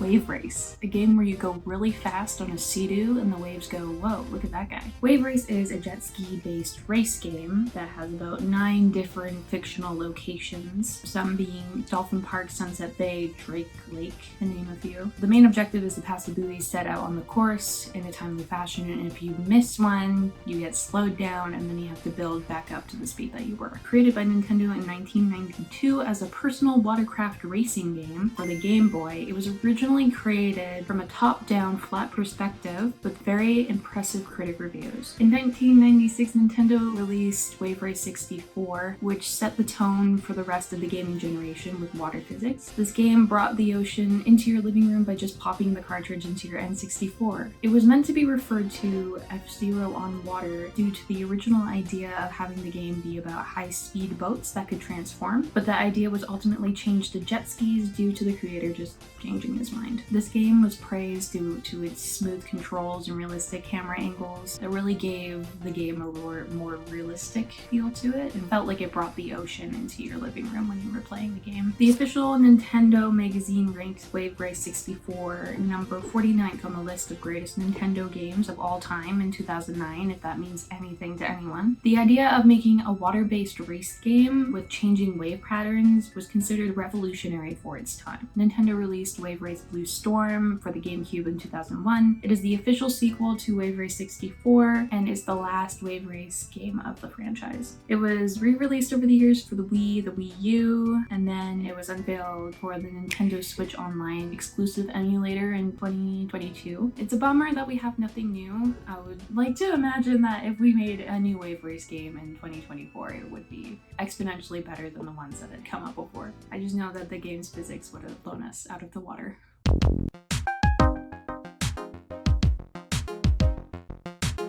Nintendo is the king of dormant and lesser known series. While they obviously have their heavy hitters like Mario and Zelda and what have you, they also have a lot of forgotten children tucked away neatly in the vault. Like X. This was a Japan exclusive title for the Nintendo Game Boy, and was notable for being one of an elite few Game Boy games to attempt to breach the third dimension. Okay, maybe notable is a bit of a stretch, but regardless, this game was the baby of Dylan Cuthbert, a British programmer who would later be known for his work on Star Fox for the SNES. Cuthbert is credited as both the lead programmer and lead designer for this game, so how it never released on his home turf, the world may never know. This game is a first-person shooter set in space, and the story follows an unnamed commander of Starship Vixiv, sworn to protect planet Tetmus 2 from aliens by completing a variety of space-related missions. There are 10 stages in the game, each of which are timed, and the game utilizes a star system, basically meaning you can earn up to 10 stars on a mission, and each mission has a minimum star threshold you have to reach in order to move on to the next mission. The game looks and plays pretty much exactly as you'd expect a 3D Game Boy game to work. It's incredibly primitive, but you know what? It's actually pretty clear how this game worked as a foundation for Star Fox. While there's not much going on visually, the game still has a style about it that very clearly went on to inspire Star Fox's style. While the game never saw a Western localization, it did receive a sequel on DSiWare, known as Xscape or X Returns or even 3D Space Tank depending on where you live. This game is set a decade after the original, and features a new and improved Vixiv to traverse the planet in.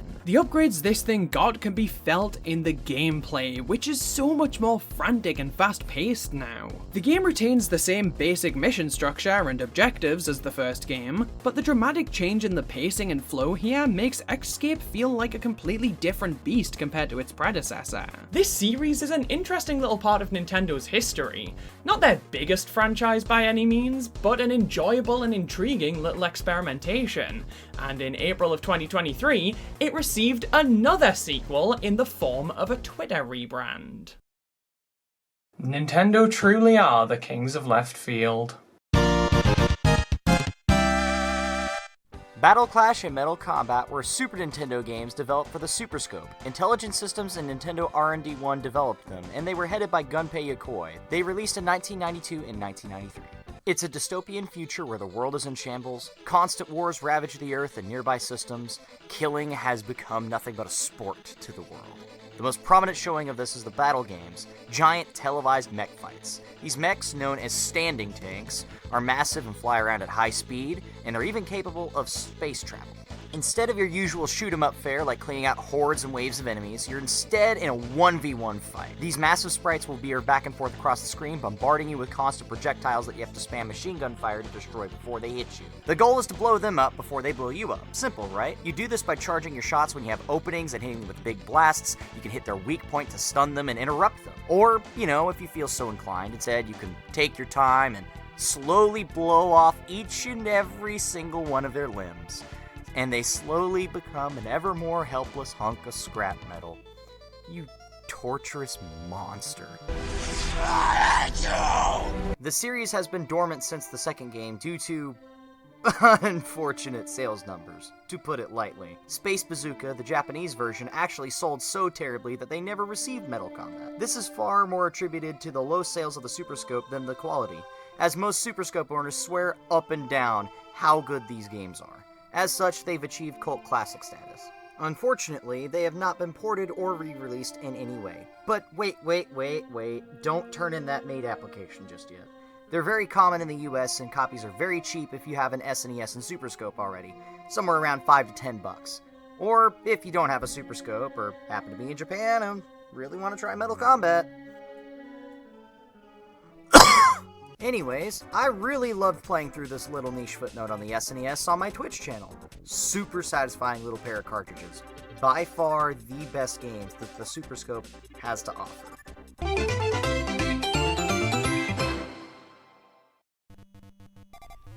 Yes. Kirby. That's a name you should know. He's a pink little guy who floats in the air, inhales enemies to copy their powers, and fights the most horrific monsters and cosmic deities this side of Cthulhu. Kirby was created by Masahiro Sakurai, a game designer who worked at HAL Laboratory but has since gone off and made some relatively unknown indie title or something. The first game, Kirby's Dream Land, was released in 1992 for the Game Boy, beginning the Pink Pup's adventures in Dreamland on the Planet Pup Huh? What? Not pink? Hold on.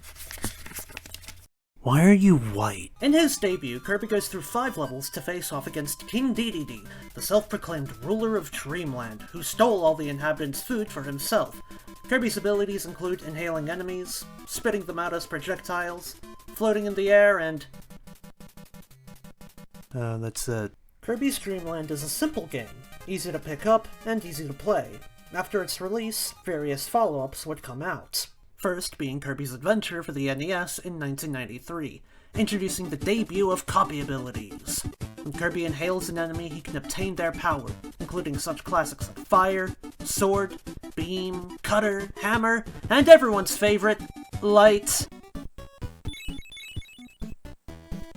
Okay, maybe not that one. Copy abilities were a big addition to the series, being one of the most unique features that helped it stand out from other games. And while starting off simple, with only one move per ability, future titles would add more to copy abilities. The most notable being Kirby Superstar, releasing for the Super Nintendo in 1996, where they were greatly expanded, now featuring bigger movesets that could be performed with various directional and button inputs. Superstar itself is set up like a compilation of sub-games, including Spring Breeze, Gourmet Race, Great Cave Offensive, and more. Alongside Superstar, various other games came out around this time, most notably Kirby's Dream Land 2 and 3, introducing an evil force known as Dark Matter, forming a sort of trilogy alongside Kirby 64, The Crystal Shards. My beloved! Which includes its own unique take on copy abilities, being able to combine two to create something completely new, like a lightsaber, a drill, fireworks, and a fridge. There's also fire and ice. Everyone likes fire and ice, right?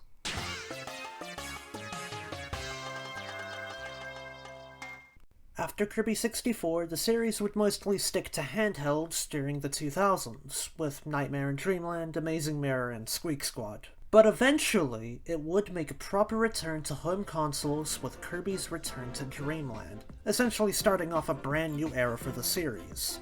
It would be followed up by the 3DS games Kirby Triple Deluxe and Planet Robobot, picking up Return to Dreamland's style and gameplay with their own unique mechanics like Hypernova and the Robobot armor. The series would continue on Switch with Star Allies, notable for being packed with fan service, bringing back classic characters like Gooey, Daroche, Marx, Magalore, and so much more.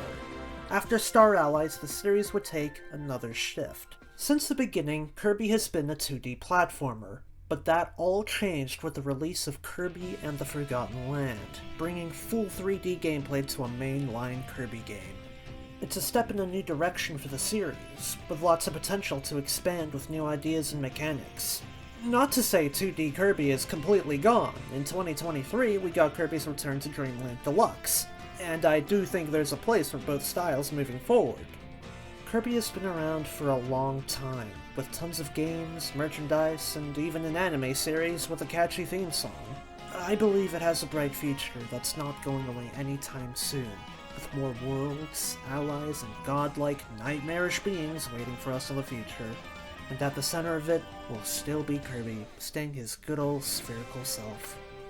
Till next time, Star Warrior.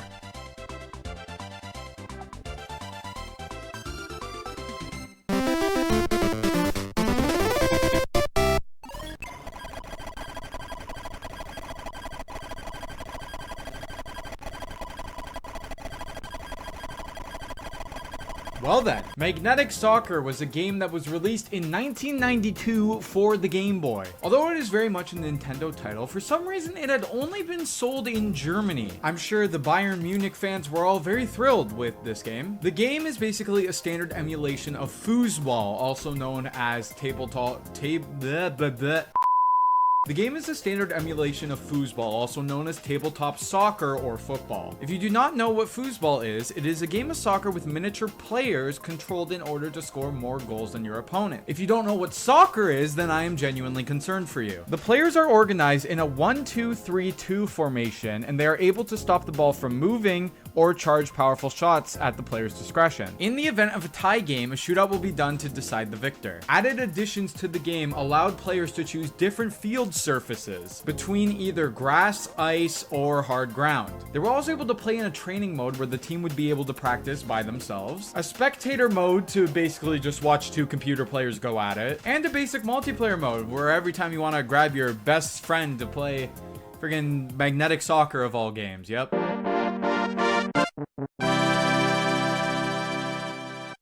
The year was 1990. The universe was expanding. And by universe, I mean the Super Mario universe. Yeah, the Super Mario Bros. Games had taken the gaming industry by storm, and so Nintendo decided that it was time to make new plans for Mario. World-dominating plans! Boom! Super Mario World! And, in the process, Nintendo decided that Mario needed something of a sidekick. No, not Luigi.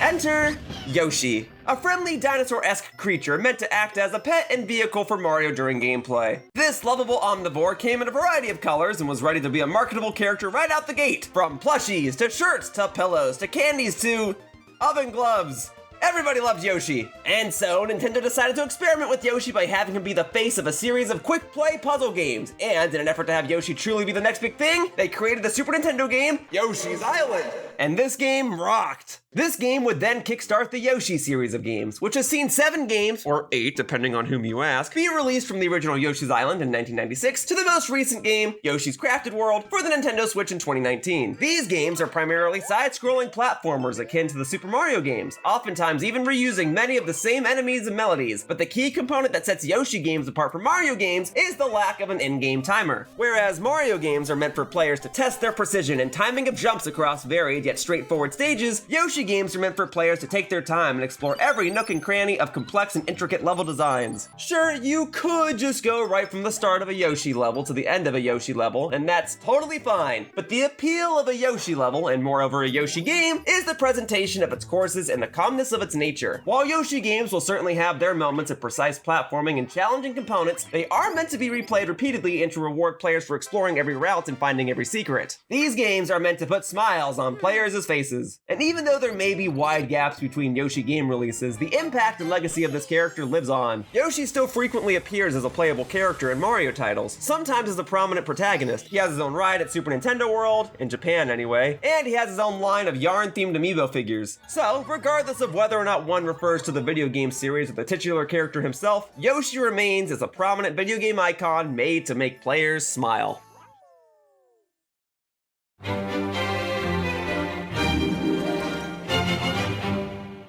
Furries in space! Alrighty, Star Fox time, let's go! The series started out on the one and only Super Nintendo in 1993 and used the newly developed Super FX chip to create one of the first 3D gaming experiences you could get in your very own home. I didn't say it was pretty though. Okay, it looks a little dated now, but back then, this was the real deal, and it was a significant stepping stone to further polish the series, because a few years later, we would get Star Fox 64. Better graphics, full voice acting, iconic quotes, and an overall better experience for the audience. You, your dad, and even your grandma knows this game. It's iconic for a reason, and quickly became the blueprint for almost every entry after this one. I said almost. Introducing Star Fox Adventures, less shooty-shooty, more so stabby-stabby. It's clear this one decided to take a more Zelda-like approach with its gameplay, and while it's not bad per se, it didn't satisfy long-term Star Fox fans. Probably because it wasn't a Star Fox game to begin with. So to make up for that blunder came Star Fox Assault, a more traditional game for the series. And while it did introduce on-foot missions letting you take control of multiple characters from the series, it still received some mixed opinions, mainly due to the controls of said on-foot missions, even though I personally enjoyed them. However, could they shake things up with their first handheld entry, Star Fox Command on the DS?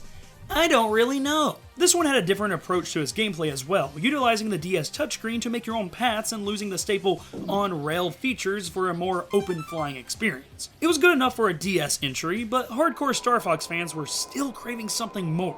And no, it wasn't the Star Fox 64 3DS remake, even though that was a damn good one. No, they needed a new, true-to-form Star Fox adventure that didn't have wonky controls and was in HD. They got at least one of those three things. After a 10-year hiatus, the series got Star Fox Zero on the Wii U, and while it definitely added some cool features, and even came with its own spin-off game called Five Nights at Slippy's, the game still received mixed reviews due to the weird controls using the Wii U's gamepad.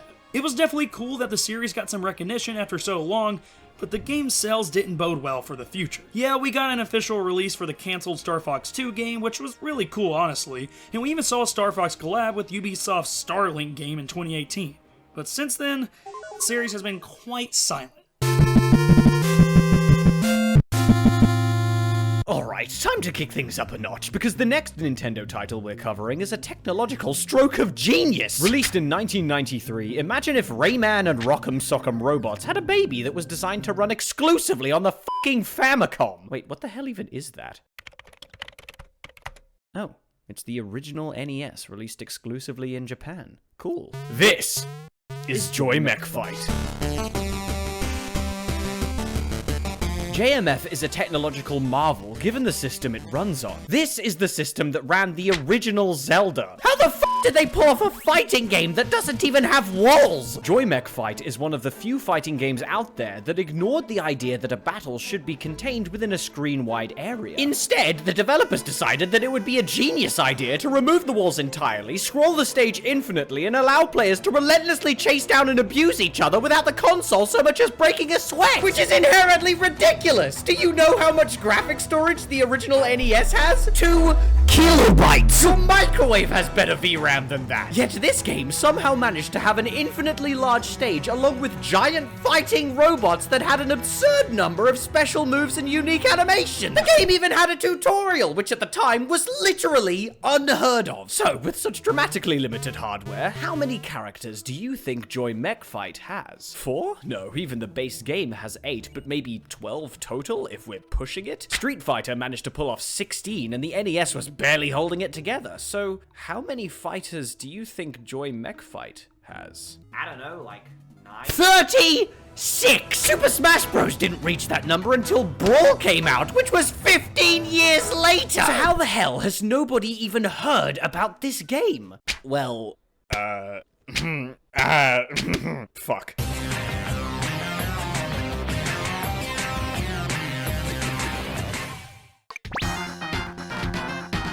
Wario, the lesser-known counterpart to Nintendo's main man. You might have seen him appear in some of Mario's games like Mario Party or Mario Kart, but did you know that Wario has his own series of games where he's the star? Back in 1992 in Super Mario Land 2, Wario was the main antagonist, but throughout the years, he took over the Mario Land series, transforming it into Wario Land. The games went from straightforward get-to-the-flagpole stages to more labyrinthian levels, where Wario charges, grabs, and transforms to collect as much gold, cash, and treasure as he can. Wario's transformations are a key ability that sets him apart from his contemporaries. Throughout a stage, Wario can be flattened into a pancake, inflated due to a bee sting, become a rotting zombie, catch on fire, pretty much any bad thing you can imagine happening to the guy. The garlic-eating Goliath isn't alone in these games either. His rogues gallery is a lot different than a giant turtle or monkey. He fights genies, clowns, and most infamously of all, his rival, the pirate Captain Syrup. It's not just bad guys here though. One of the most recurring characters in Wario Land is Dr. Mad Science-Stein. He appears alongside Wario to help him on his adventures, most prominently in Wario Land 4, where he joins Wario to study the ruins the game takes place in. On the topic of Wario's friends, a more famous ensemble cast appeared in Wario's next big outing in 2003 with WarioWare Inc. In the WarioWare series, The gold-loving Galoot and other wacky characters have to complete short micro-games that only last a couple seconds, like whacking moles, trapping bugs in jars, or even picking your nose. The WarioWare series is famous for changing up its style of gameplay depending on what console you're playing on, so you can expect touchscreen controls for WarioWare touched on the DS, and motion controls for WarioWare's smooth moves on the Wii. In conclusion, Wario has been a staple of Nintendo's legacy since its inception, and is a fan-favorite offshoot of the Mario franchise. As long as that red plumber's around, Wario is sure to be following. Oh my god!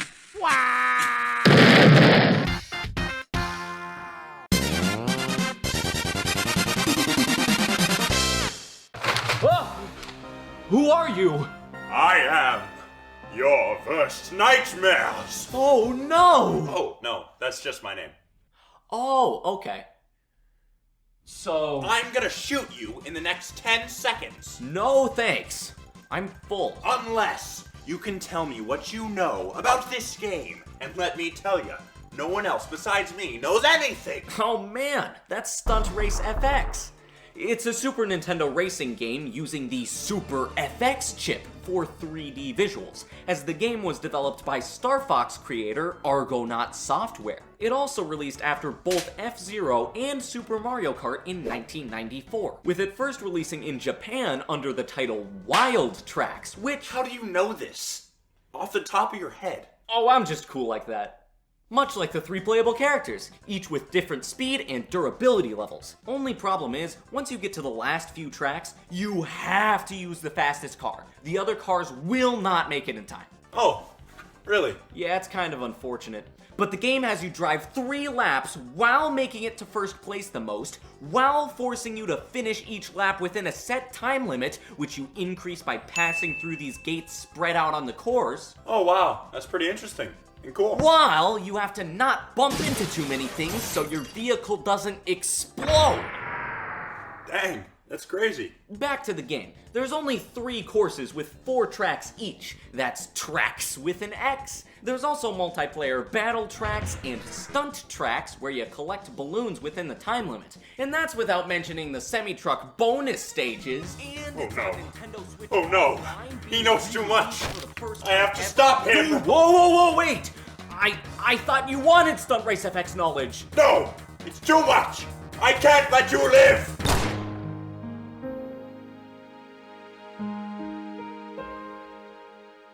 Dang, that's crazy. I can't believe he died like that.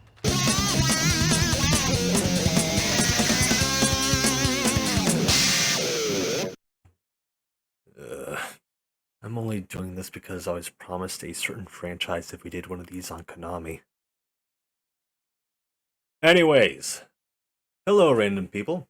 I don't have much time to talk about this racing series that's about as bland as a majority of my life. So I'll get right to the point. Cruisin'! Arcade and N64 games with a couple on the GBA, Wii, and surprisingly the Switch. Racing genre. Got it? Hope you do. Pretty simple. Alright, so, this entire damn thing started out in arcades, from what I know, and got N64 ports sometime after. Same thing happened with each release, or almost all of them. Shame that they didn't differ all that much, outside of locations. So we have USA, World, Exotica, Velocity, Fast and the Furious. Oh, wait, no. Nope. Sorry, that one's Cruisin'. And Blast. There's, that's all? Just 6 of them? Man. Not so disappointing for a disappointing racing series.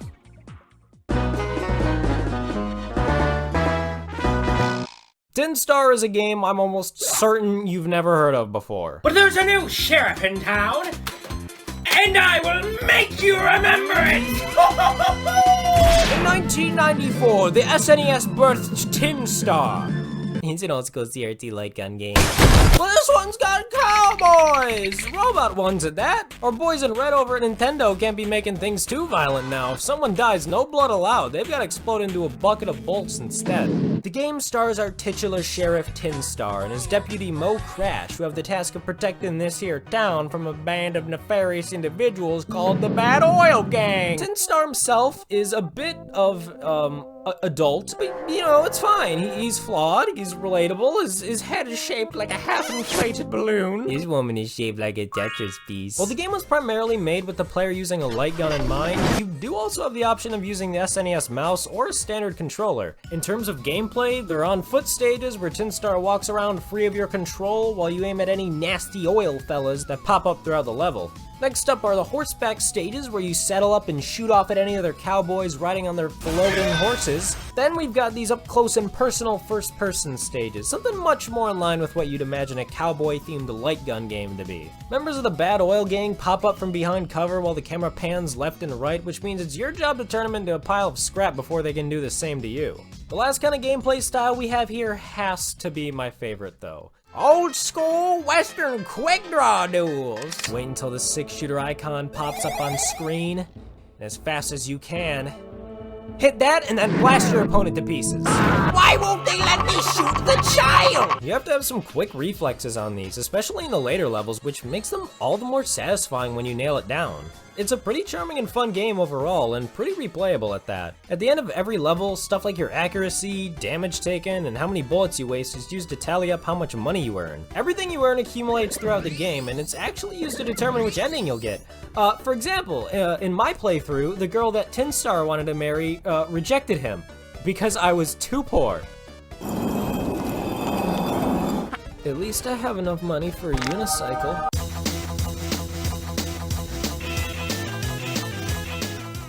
Hello, this is the Angel Star, and I want to let you know about an SNES game that came out in December 1994 in the US most people don't know about, and the surprising controversy it had.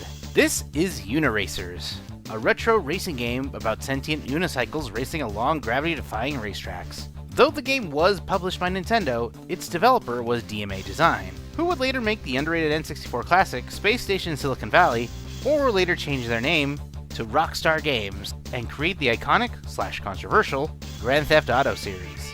Uniracers allowed you to play in solo mode and compete in 9 tours with 5 tracks each, and 2-player mode against your friends with 16 different color variants for your unicycle.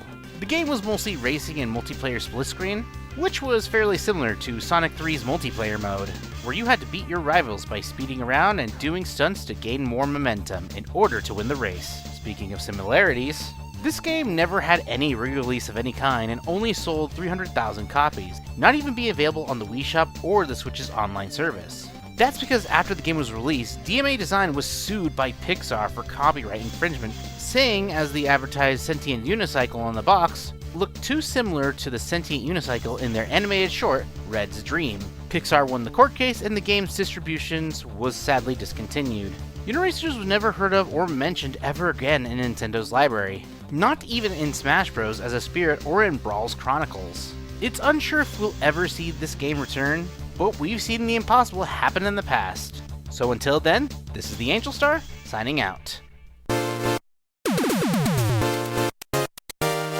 If there's one console I want more than any other, it is without a doubt the Virtual Boy. I mean, the thing was a complete commercial failure, it had absolutely no games for it, and it's insanely expensive. Strap that technological nightmare to my cranium right now. One game that's always caught my attention on the console though was Teleroboxer, released in the summer of 1995. It was a first-person boxing game where you played as a robot who was boxing. As someone who really likes Punch-Out, this seems like a great idea for a game. A first-person boxing game where you play as a robot who could have all sorts of special abilities? Sounds great, but it also wasn't great. Ignoring the fact that there was this red tumor strapped to your head burning your eyeballs, this game wasn't exactly the most expansive thing out there. It was a gauntlet of 7 fights and 1 secret boss fight. The whole game could be beat in like 30 minutes or less, and for a $40 game back in the 90s, that's not a whole lot. I mean, granted, I'm sure this console wasn't easy to develop for, but you still couldn't have just like thrown in an extra difficulty or a red Luigi. Despite that though, this game has some pretty cool ideas. Each boxer is unique with different gimmicks that they'll employ against you. One fighter is a kangaroo robot whose child will attack you, one is really fast, one is a goddamn bomb. Not only that, the music and graphics are pretty solid too, if you ignore the red and black color palette that is. If this got put on a platform like the Switch with its motion controls, I honestly think I'd have fun with it. Maybe I shouldn't be so harsh on the game's color palette. I mean, I have no clue what it's like to be stuck on a red and black VR headset. I shall walk a mile in its shoes. Is it supposed to burn my skin like this?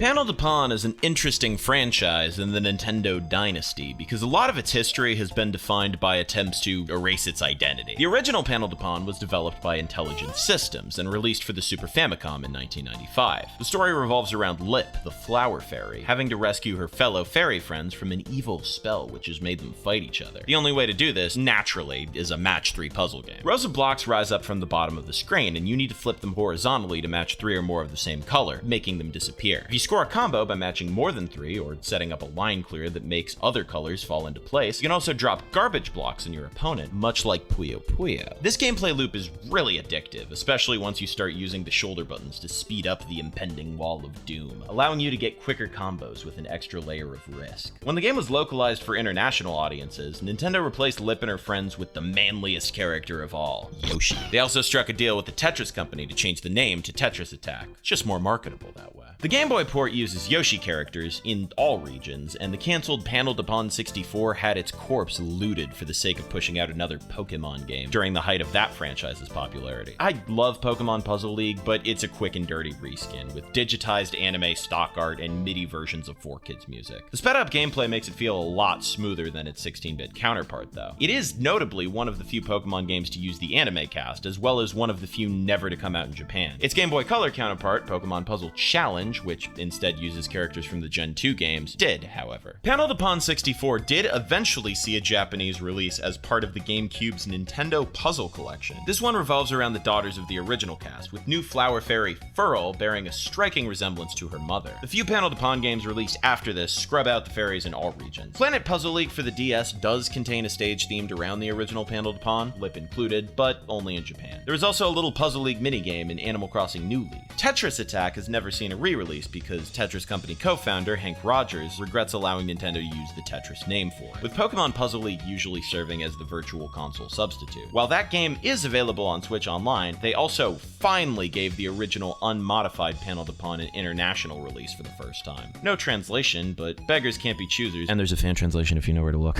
There's never been a better time to give this great series a shot. If you don't like anime fairy girls, then I recommend Pokemon Puzzle League. It's very silly.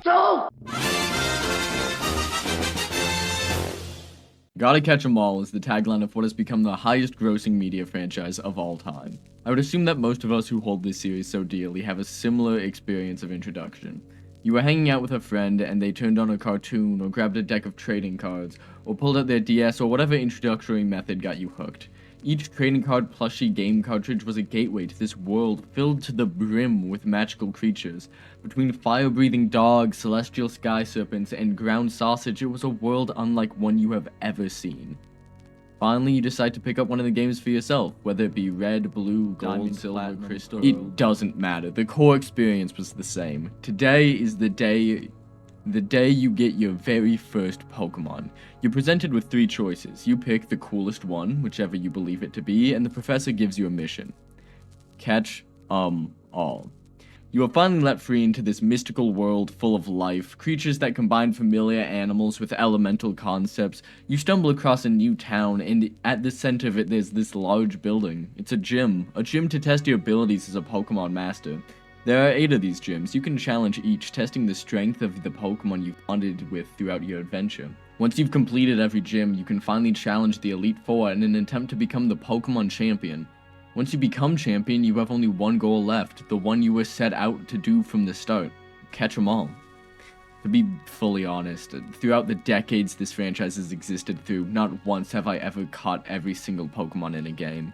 No region has inspired me to go through its habitat fully, and I'm not alone in this. Despite being the tagline of the game, the quest to catch 'em all is not what draws most of the audience to Pokemon. Becoming the champion seems to not be at the series' core either, as that story is left out in most spin-off games. Instead, what draws people into the series is the connection created with your Pokemon throughout your journey. Whether it's memories of your starter carrying you through the first gyms, the thrill of catching your first legendary Pokemon, or naming a little pup you caught after your dog who would die 3 months later, most players have memories of not only these games, but the teams and team members they played these games with. The connection is what allowed Pokemon to become the money printing machine it is today.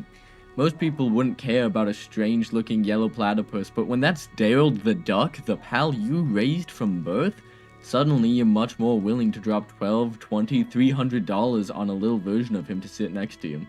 Pokemon has never been about becoming the champion or catching each and every little guy that comes across your path. No, it's about the bond between Pokemon and trainer, creating a connection between you and the pixels on your screen. Because of this, Pokemon has created one of the most die-hard fan bases of all time, with people obsessed over every little thing they could be. Back in 1998, when the first Pokemon games came out in America, one could not have predicted the phenomenon they would become. Through games, trading cards, tournaments, pinball reskins, shirts, glasses, political propaganda, demonic controversies, and one of the largest and most dedicated community of creators, Pokemon would take the world by storm.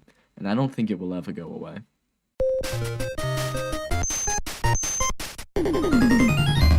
Hey, have you ever wanted to have the most realistic bowling experience the year 1996 has to offer? Well, that's a pretty specific thing to want, but here's Nestor's Funky Bowling, a game you play in virtual reality. Nestor's Funky Bowling is a game for the ever-popular Virtual Boy. Before we can even get in, the game makes the awful mistake of letting me pick a name. But after that, it's just a pretty straightforward bowling game, where you, get this, try to knock over the pins. Nestor himself will give you his silly little reaction. He gets excited if you knock him all down, and loses his hairline when you don't. But even the weirdest of these in-game animations are nothing compared to real bowling. But much more interesting than a mediocre bowling game for the Virtual Boy is the character himself. Who exactly is Nestor? Howard and Nestor was a Nintendo Power comic strip that began at the beginning of the magazine's run in 1988. The comics would follow the titular characters as they either talk about or live in the worlds of various games. He'd later escape the Howard and Nestor comics to get his own series, Nestor's Adventures. Eventually, after adventuring through the pages of Nintendo Power for long enough, he would finally get a game of his own, on a niche forgotten system that only pre-existing Nintendo fans are even aware of. Which is, strangely enough, a direct mirror of Nestor's experience as a fictional character. Eventually, as the Nintendo Power audience grew and matured, the comic would as well, leading to its final form, Nestor and Max, following Nestor and his son. The comic series would continue until Nintendo Power ceased publication in December of 2012, putting a natural end to a series that went on as long as the magazine itself.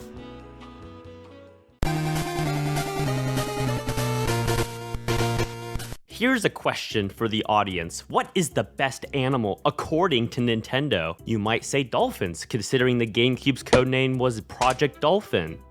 It's moles. Oh my god, I love moles! Mole Mania, a Game Boy title released late in the system's life, is one of the lesser-known Nintendo franchises. Not helping is the fact this is the only Mole Mania game ever produced. Released in 1996. Wait, what else came out in 1996?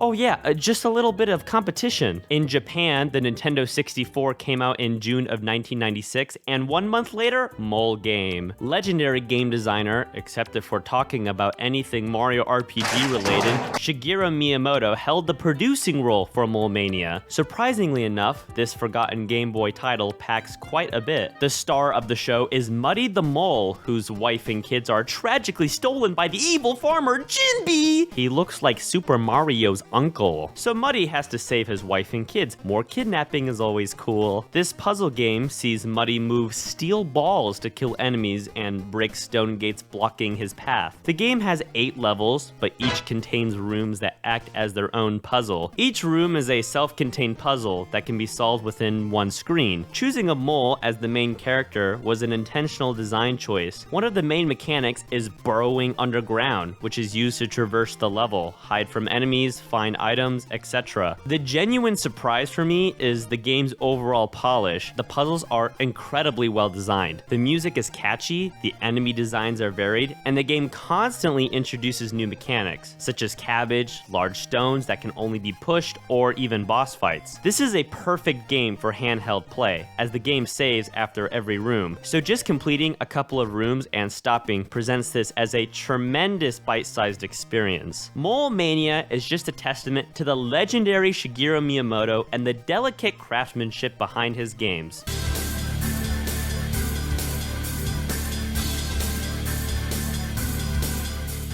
Next up, we have 1080 Snowboarding. It hit the scene on March 31st of 1998 for the Nintendo 64. The game stood out with its realistic snowboarding mechanics and challenging courses. Well, I mean, it looked realistic for us at the time anyways. The game kicks off with some epic rock and roll while you select one of 6 different game modes, including Match Race, Time Attack, Trick Attack, Contest, 2-player versus, and Training. Match Race was just racing. Time Attack is what it sounds like. You just try to go as fast as possible. Trick Attack scores players only on score, while Contest was a balance of both scoring and trying to finish first. 2-player only allowed for racing, and Training was just for practice. You get to select one of 5 different characters with all different stats and 8 snowboards, again with different stats. There was one secret snowboard available for each character that is unlocked after completing Expert Mode in Match Race and getting first place in every single race with that character. There were also 3 secret snowboarders that could be unlocked: the Golden Border for completing Expert Mode with all characters, Iceman for beating specific levels fast in Time Attack, and the Metal Border for completing the longer levels quickly on Time Attack. One of the coolest features of 1080 Snowboarding was the focus on performing tricks and stunts while racing down the slopes. Mastering tons of different tricks to get high scores and unlock new content was a blast. It was just good, clean fun. Even if it could be frustrating to have an NPC come back out of nowhere, it was really notoriously bad for like rubber banding and having the NPCs like cheat. Then, following the success of the original, Nintendo dropped a sequel called 1080 Avalanche for the Nintendo GameCube on December 1st, 2023. 1080 Avalanche built on the first game with better graphics and new gameplay elements. There was something about 1080 Snowboarding that was just really special when it released on the Nintendo 64, and for whatever reason, 1080 Avalanche just didn't capture whatever that something special was, and it just didn't do as good. Maybe it was just because it was on the Nintendo GameCube? I'm not entirely sure.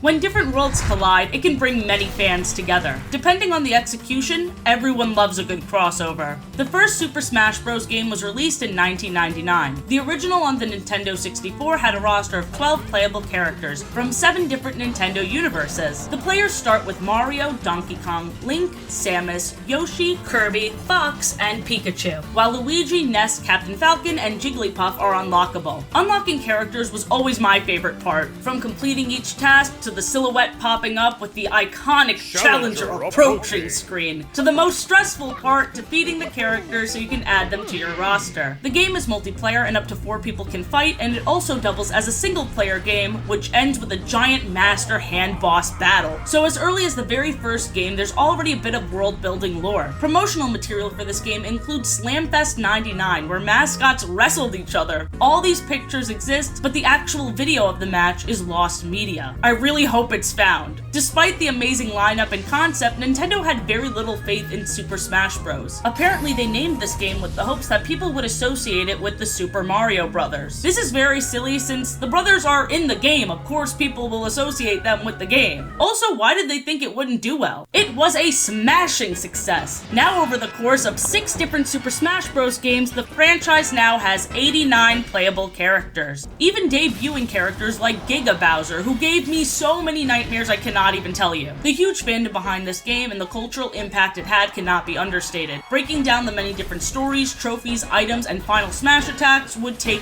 hours, maybe even days. For now, I will leave you with this. Who do you main? I main Kirby because he can fly, and if I don't have a flying character, I will get hit off the map and die instantly.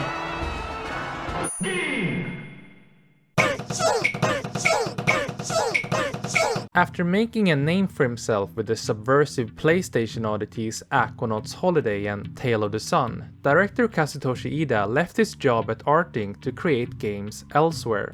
Working under financing from Marigold Management, a company jointly owned by Nintendo and Recruit, Ida founded his own studio, Param, which would go on to create Doshin the Giant. Released in 1999 for the ill-fated Nintendo 64 DD, the game sees you in the role of Doshin, an incarnation of the sun who arrives on island Barudo each morning. With the ability to carry objects and reshape the land, the player will alter not just the island, but the lives of its inhabitants, for better or worse. At any moment, the player can transform Doshin into the vengeful Yashin, who only causes fear and carnage.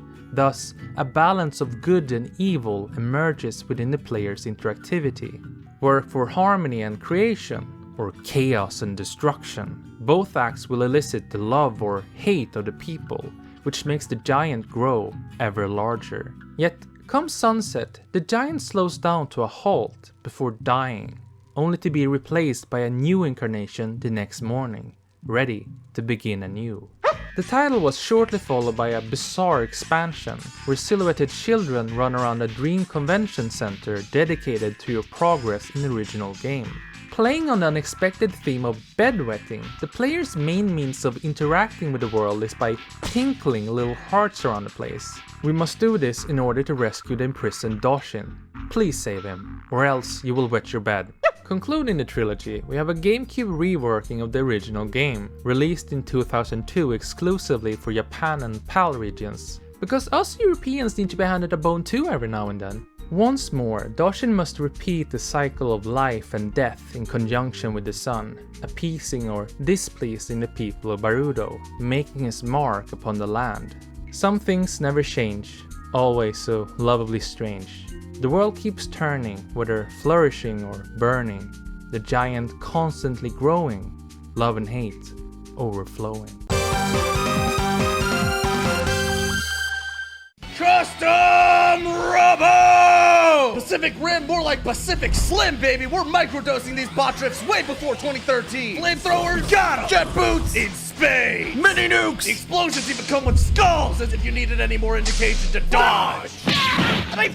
Breathing like Super Saiyan! What a groundbreaking concept for a game series. Imagine a world where everything from the most earth-shattering events to the smallest of human interactions is dictated solely by a marketable children's toy. Not like that's ever been done before! And yet, despite this tried-and-true cash cow formula, Nintendo proved once again that it does and has always hated money. Handheld action figures with iconic designs and a veritable Chekhov's arsenal of hot swappable weaponry, bolstered wholly by adrenaline-fueled gameplay, back to back to back to back to back, and they kept it from the world for the first 3 titles? Can you tell I'm salty? Most of the games follow the standard high school romp turned world-saving adventure type beat, where you, protagonist Kun, must learn to master this versus core mechanic, tiny fighting robots, to overcome the efforts of an evil organization. In 4 out of 5 games, you'll be fighting in an enclosed 3D arena with obstacles ranging from your typical walls and boxes to flowing pools of magma. Unfortunately, the GBA didn't quite boast the necessary processing power, so the developers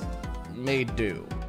Prior to each match, you'll have the chance to inspect your opponent's build and customize your own to counter. But let's be real, you'll just make a favorite and stick to that the entire time. This isn't Pokemon, there is no type chart. Your offensive options include gun, bombs, tactical advantage, and tackle. You also get boots to fine-tune your mobility on the ground and in the air. At the beginning of a match, you and your opponent will be launched out of controllable arm cannons and rolled as dice, only to wake up on the literal worst side of the bed every goddamn time! Then you fight until one of you loses 1,000 life points. And that's it. That's the game. Everything else is just visual novel icing on the mechanical cake. Segment over, mic drop, best friend that looks like a Goomba.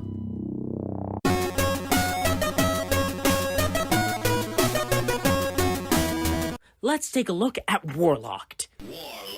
Warlocked is a strategy game developed by Bit Studio and dropped on the Game Boy Color in the year 2000. The game is taken in a medieval-like fantasy realm, fighting an ongoing battle between two sides.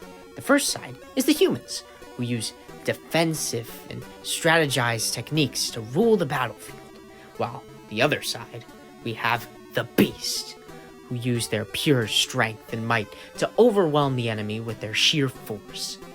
They look a little creepy too. Ugh. Anyways, in Warlocked, the player can gather resources to build structures, and then, with those materials, lead an army to attack the enemies. In the meanwhile, the players progressively unlock new wizards that can cast various spells that can benefit the player's team. Fun fact, the wizards in Warlocked were designed and created by a famous comic book artist named Joe Marorati, who also worked on the Uncanny X-Men run. In all, Warlocked remains a favorable game when it comes to portable-like strategy games.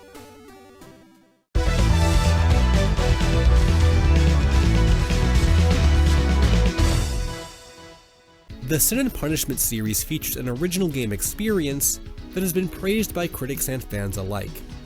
The title was developed by Treasure beginning in 1997 and would take 3 years to complete, finally releasing in 2000 near the end of the Nintendo 64's lifespan. The game follows a group of characters named Saki, Iron, and Achi as they fight against two other feuding organizations in Japan to maintain peace for Earth. To the surprise of many, the game is an on-rail shooter and tells the game's story through each of the level's locations and cutscenes in between.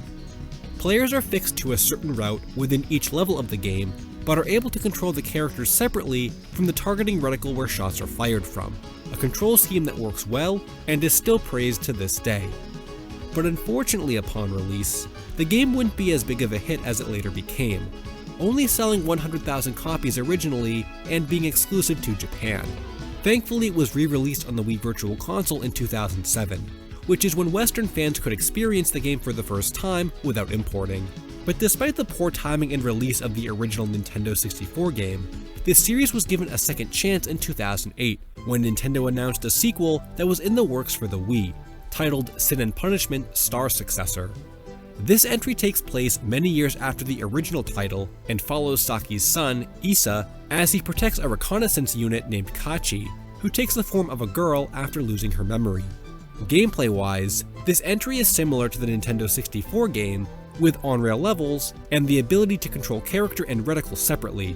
The critics loved this entry too and praised Treasure for another success. But for as popular as both entries became and how well they've been remembered in modern times, the franchise itself hasn't received a new entry since Star Successor in 2009. If it hadn't been for that Virtual Console release back in 2007, who knows if the series ever would have come to the West.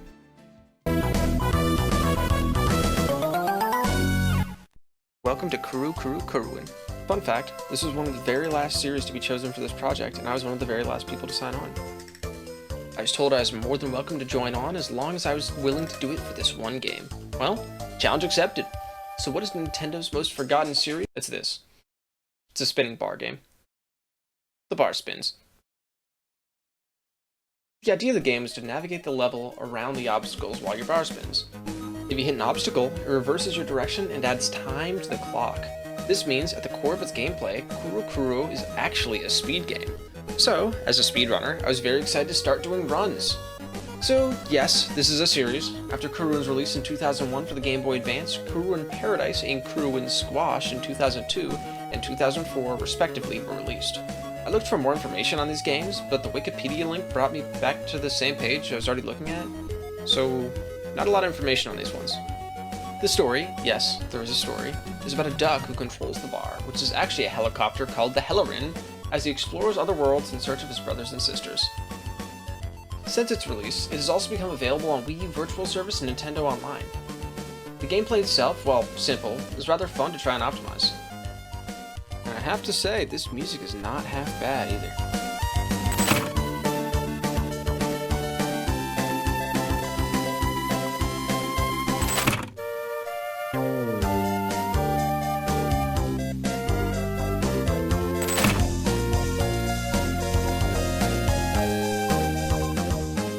Levels also have moving objects, springs, and side objectives like saving animals, so you're not just spinning and waiting through every level. For one of Nintendo's most forgotten properties, I was surprised by how well it held up. Don't get me wrong, it's a simple game, but entertaining nonetheless. Quite relaxing to play at 3 AM while listening to its soothing, simple music. I also speedran this game and had a pretty good time. I know I could keep saying the game is simple because, well, it is a simple game. But as a speed game, it's basically just trying to hit cycles as fast as possible, and a lot of the faster ones were pretty difficult actually. After the whole experience, I'd have to give Kuru an a 5 out of 10. Simple but fun, pretty relaxing, fun, cool game. Bye!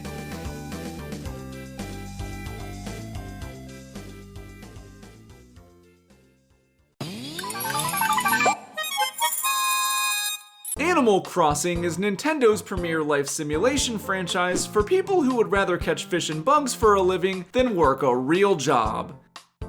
It's sold over 80 million copies. Originally starting as a Japanese exclusive Nintendo 64 game called Animal Forest, creators Katsuya Eguchi and Hisashi Nagami aim to recreate the feeling of moving into a brand new town far away from your friends and family. The catch, of course, is that your new neighbors aren't crusty-ah humans, they're adorable animals who actually have passion for life beyond consumerism. It wouldn't be long until Animal Forest would go global, soon receiving an enhanced port for the GameCube titled Animal Crossing.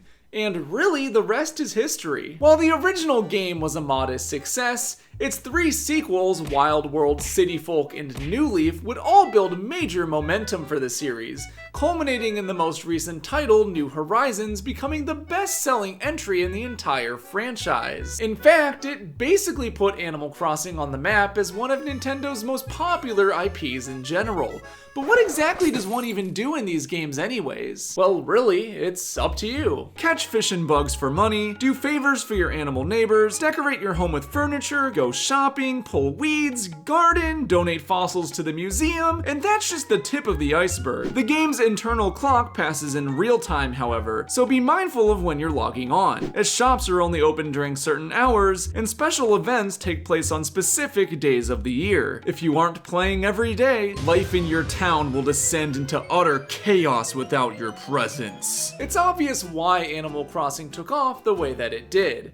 No matter which installment you play, it's easy to get sucked into what will quickly become your second life. As a child, it's great wish fulfillment for getting a taste of independent living.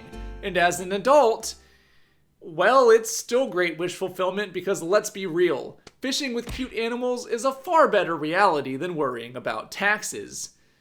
Or nuclear war. Anyways, with 5 successful titles and a plethora of recent spin-offs under its belt, it's safe to say that Animal Crossing is here to stay as one of Nintendo's biggest flagship franchises, and the future has never looked brighter.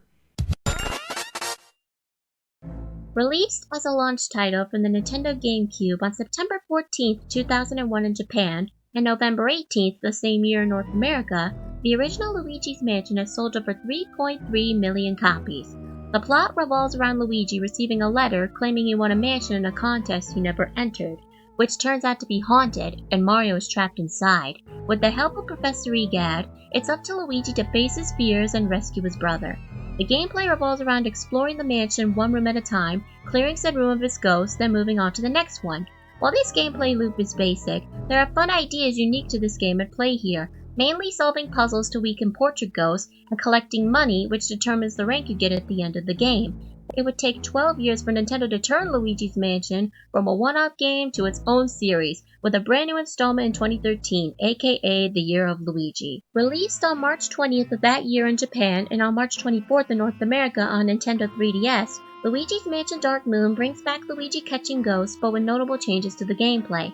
The plot follows Luigi, who was called upon by Professor Egad to explore 5 haunted mansions across Evershade Valley to put a stop to King Boo, who shattered the Dark Moon, a jewel that makes ghosts act friendly.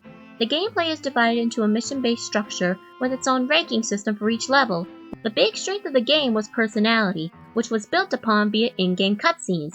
The game went on to sell 6.48 million copies, and Luigi's ghostly escapades wouldn't end there. Released worldwide on Halloween of 2019 on Nintendo Switch, Luigi's Mansion 3 is the latest installment and the best-selling game in the Luigi's Mansion series, with 12.82 million copies sold.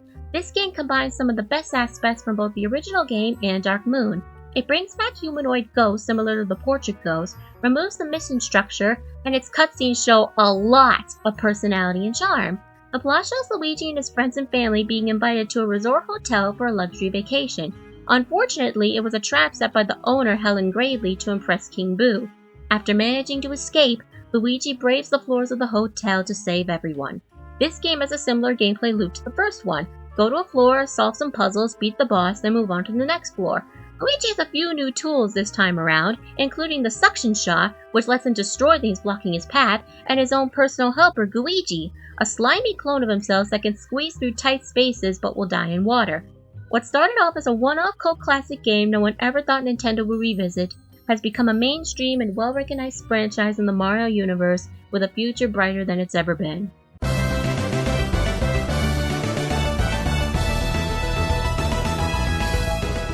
Before they became the Mario sports team, Camelot was most well known for creating the SRPG series Shining for Sega. Yeah, these guys started off making these games. However, the company had one last effort in the RPG genre before the best Mario Tennis games sealed their fate. And these three games were the Golden Sun trilogy. Yeah, there's a third game, guys. Originally developed as one game for the Nintendo 64, Golden Sun and Golden Sun The Lost Age released on the Game Boy Advance in 2001 and 2002 respectively, and Golden Sun Dark Dawn released on the Nintendo DS in 2010. The first two games follow Isaac and team as they save the world from adepts using the power of alchemy, while Dark Dawn follows Matthew and his team as they try to solve the problems caused by synergy vortexes. One of the drawing points of Golden Sun was how the spells you learn along the way, called synergy, were used in the overworld to solve puzzles and open up new areas, giving the RPG a pseudo-Metroidvania feel to it. There were also collectible monsters called Jin, which could allow characters to change their spells and classes if the player wished. And finally, an RPG where the game over doesn't happen if the protag dies. Golden Sun and Golden Sun Lost Age received critical acclaim and did well in the sales department, but while Dark Dawn did well critically, the same couldn't be said for sales. Nevertheless, the series has gained a cult following amongst RPG enthusiasts. Apparently, the reason for a fourth game never being developed was a lack of interest from fans, but hopefully with the first two games being added to Switch Online, there will be a resurgence of fans and potential for Golden Sun's story to be completed.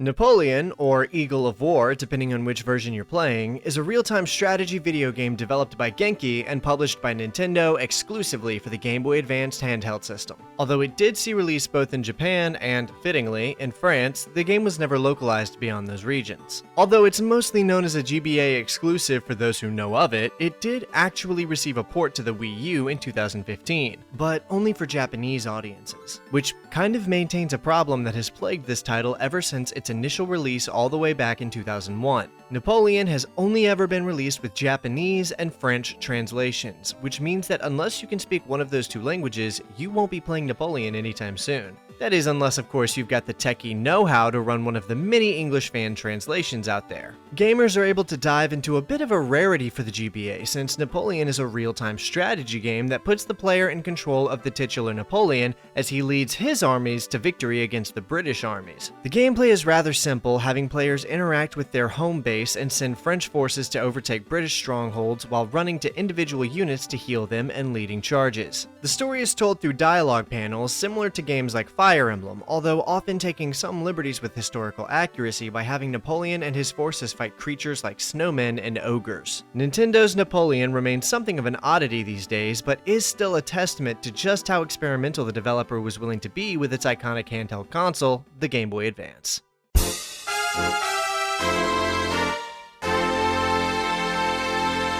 Amidst Nintendo's endless catalog of games that consist of jumping, sword swinging, and sucking, Pikmin stands out compared to the rest of them because this franchise is all about time management.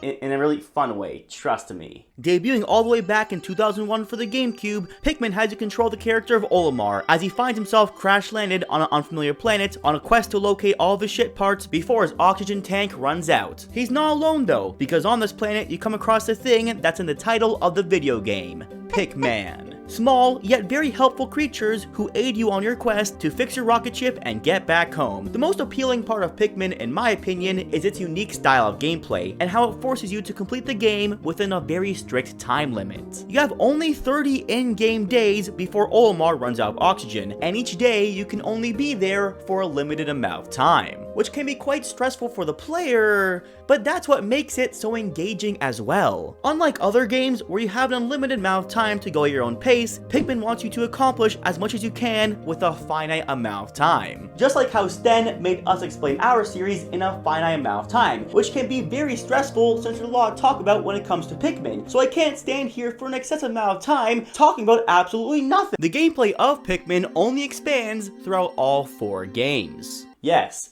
only 4 games, adding a ton of new elements and features throughout every entry, such as cave dwelling, commanding multiple captains, and dog. With your cast of Pikmin also getting bigger as well. We got red Pikmin, yellow Pikmin, blue Pikmin, purple Pikmin, rock Pikmin. These ones are my favorite. White Pikmin.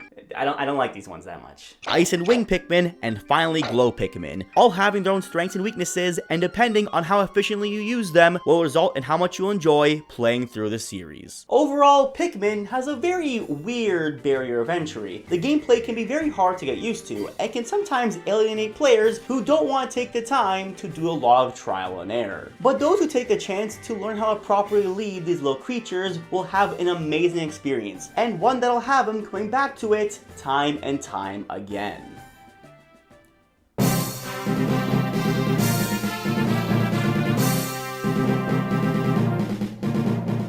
Magical Vacation is a game that was released for the Game Boy Advance on December 7th, 2001 in Japan. It was developed by Brownie Brown, who would eventually go on to develop Mother 3. The game is a role-playing adventure title that sees us summoning different elemental spirits to guide us during battle. The crux of the system are the combos that we can pull off by summoning multiple elemental spirits and using attacks of that same element.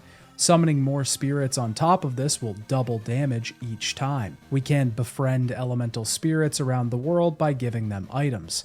Collecting as many of these spirits as we can is essential to being able to do big damage in battle. The story revolves around our main character, who can see these elemental spirits and was exiled from his town because of it. He was taken into a magical academy and is being taught their ways. When the students take a vacation to a local beach, they are attacked and the students disappear. Our goal is then to journey into this other world and try to rescue the captured students. Magical Vacation was only released in Japan and was translated into English by fans. The second game, a spiritual successor titled Magical Star Sign, was released in the West. Its original title in Japan was Magical Vacation When the 5 Planets Align. The game shares a similar system to the first entry, boosting attacks when certain criteria is met, but this time planets have to align with attacks rather than elements. The story revolves around space pirates that are trying to destroy the planetary system that the Magical Academy is a part of. The first game in the series was received pretty well, with Famitsu giving the game a 35 out of 40. The second game was a bit more mixed, with a Metacritic score of 69 out of 100.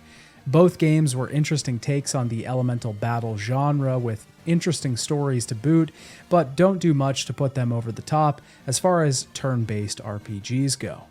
Deep into that darkness peering, long I stood there.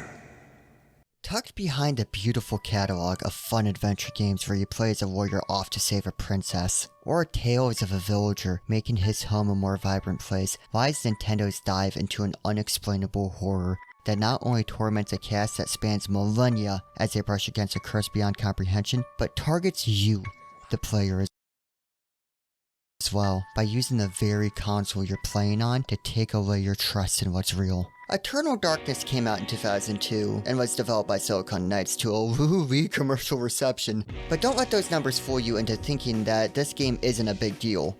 Critical reception was astounding. Eternal Darkness was also Nintendo's very first M-rated game, and they came out swinging.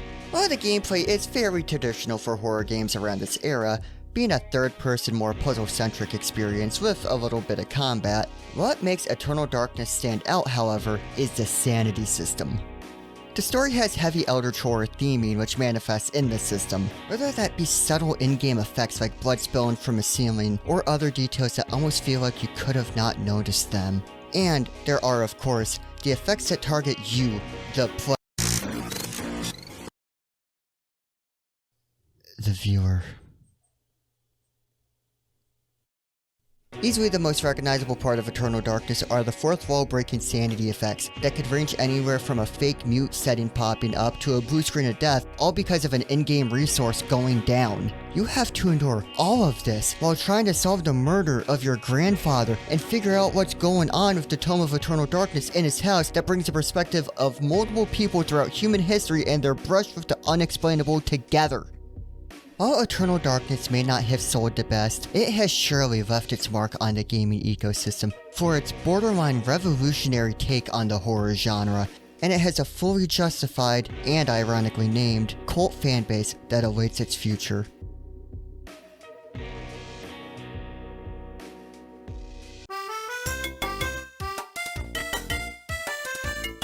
You guys remember Kirby's Warp Star? This is him now. He got tired of being a side character. Staffy, or Starfy in English localization, is a 2D platformer that first gained popularity in Japan, with its first native game on the Nintendo Game Boy in late 2002. The only Starfy game localized outside of Japan was the legendary Starfy on the Nintendo DS in 2008, being the fifth and last game in the Starfy series. Man, it was an absolute banger of a game to choose that one for a localized release, but of course, it was many kids' first introduction to the Starfy series for that reason. I believe Starfy is a beloved series because of that unaware family member that mistook the legendary Starfy for a Kirby game and bought it for their child on a Christmas or a birthday. I was expecting Kirby Superstar Ultra, Auntie. What they and I too would end up playing is a wonderful and cheerful 2D platformer that takes inspiration from Kirby, but with spinning from Crash Bandicoot. But don't spin too much, he'll get tired from your abuse. Starfy's levels are contained as different styles of underwater levels, mostly inspired by many 2D platformer games such as Kirby and Sonic the Hedgehog, but done correctly without a sluggish slowness that most games have. The first 3 games focus on traversal and mini-games, spinning around rapidly in waters, defeating enemies, and destroying obstacles on a grand adventure. You can even dress up Starfy for some reason? Each game improved upon this original formula and added new quirks, such as more playable characters, new mini-games, and new traversal techniques. Funnily, the first 3 games just got released on Nintendo Switch Online, and I am so excited to play them, even if they are more simple with humble beginnings. The legendary Starfy, being the only game released in other localizations, helped its popularity while establishing its own identity. You could even have Kirby-like gameplay in that game by taking control of a rabbit-like alien named Bunston. I love this little guy. So I guess I, and many other kids who accidentally received this game instead of a Kirby game, were pleasantly surprised with how similar Starfy felt as a platformer to Kirby. Thank you, Auntie, and many other confused family members for helping kids hooked on Nintendo games to discover the unique magic that Starfy is.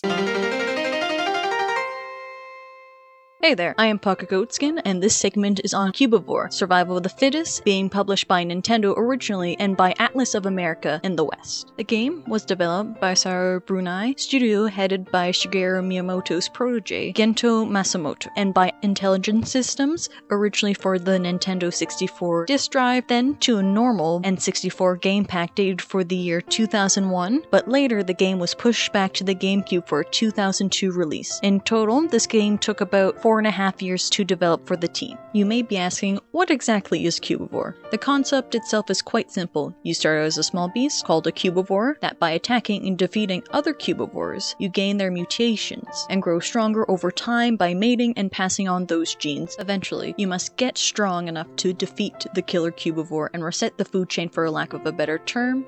I think the box art really speaks for itself. Eat or be eaten. Assume the role of an animal in its early stages of evolutionary development. As your animal instincts take over, you will boldly travel hostile environments and savagely stalk your prey to assert your place in the animal chain of power. Will you have what it takes to become the new king of the beast? Cubivore received mixed reviews upon release. Critics praise it for its unique style and mechanics, but criticize it for the short length of the game, the camera controls, and the lack of depth with the gameplay. In the first week of sales in Japan, Cubivore was the second best-selling game with around 4,800 units sold. In the years since, it has now become a bit of a cult classic in the gaming world. The Western publisher, that being Atlus, only made about 5,000 copies of the game for the West, actually needing special permission from Nintendo to publish so few copies, making it one of the rarest games ever to be on the GameCube console. As you can imagine, it is now fetching a very steep price on the secondary market due to its poor sales in the western part of the world. Today, Cubivore Survival of the Fittest will remain as another game in Nintendo's archives, even getting the spirit in Super Smash Bros. Ultimate. Cubivore remains the cubiest game on the cubiest console.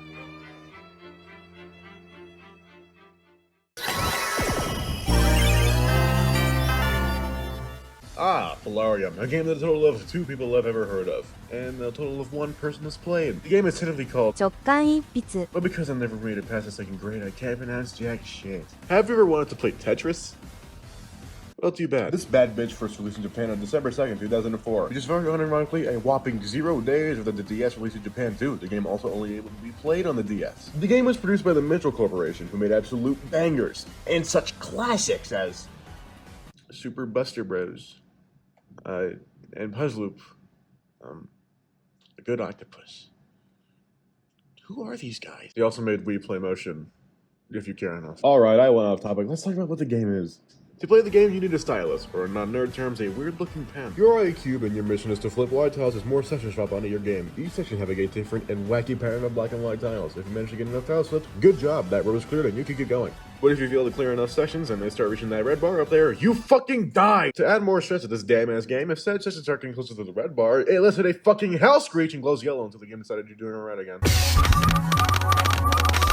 The black tiles give you no points, while each individual white tile gives you just about 40.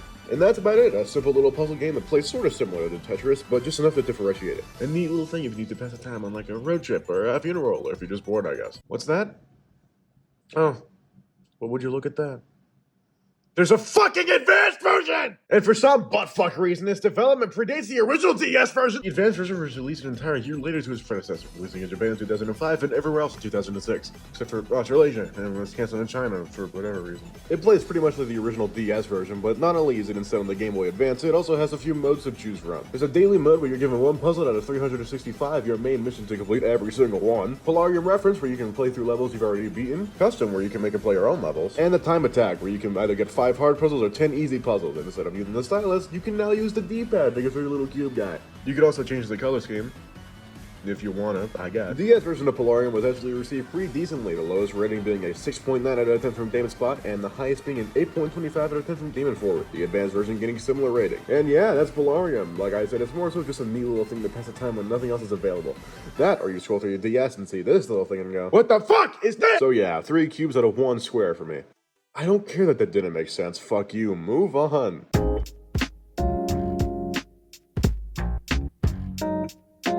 Welcome to Daigasso Band Brothers. I wanted to say Rhythm Heaven, but my contract just says no? Localized as Jam with the Band, you'll most likely know this series from its mascot, Barbara the Bat.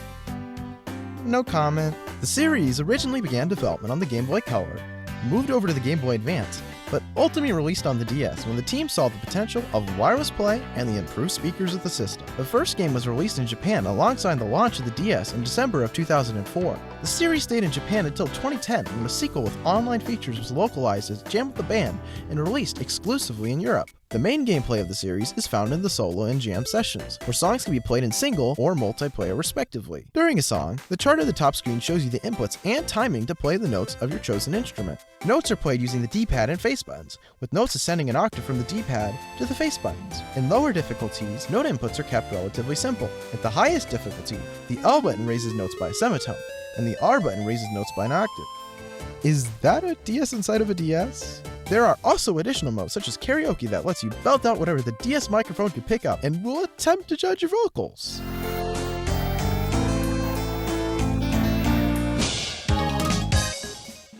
Attempt to judge your vocals. A unique aspect of the series is the ability to compose music within the game. At the time, you could even upload transcriptions of licensed songs for others to download and play. Since Nintendo had to pay for music licensing, there were restrictions in place for what songs could be uploaded and how many you were allowed to download.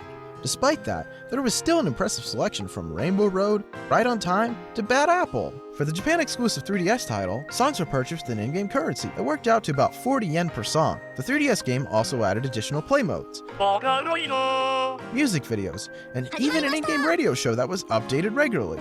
It's honestly impressive what they did for this series. I'd love to talk about it more, but I've got to get back to my vocal practice.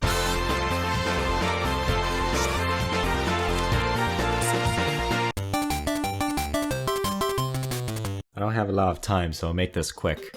No Puzzle Chariot is a small minigame collection for the Game Boy Advance that released on June 16, 2005 only in Japan. This game is an indirect sequel to Chi Chai Alien, which came out on the Game Boy Color in February 2001, also only in Japan, although the gameplay is nothing alike. Puzzle Chariot contains 3 minigames: Kuru Kuru Range, Kuru Kuru Walk, and Kurupachi 6. All of these main games revolve around the same mechanic. You have a board of tiles and you can rotate 4 tiles clockwise or counterclockwise. The themes of these minigames explore various complex concepts such as microwaving, walking, and math. Kuru Kuru Range has you move various food items into holes to cook them in a microwave. I don't know about you, but this is how my microwave cooks shrimp. In Kuru Kuru Walk, you move path tiles to help this dough ball with legs walk through various areas. Why is he there? I don't know. What's his purpose? No clue. But his life is in your hands now. Oh, that's just great.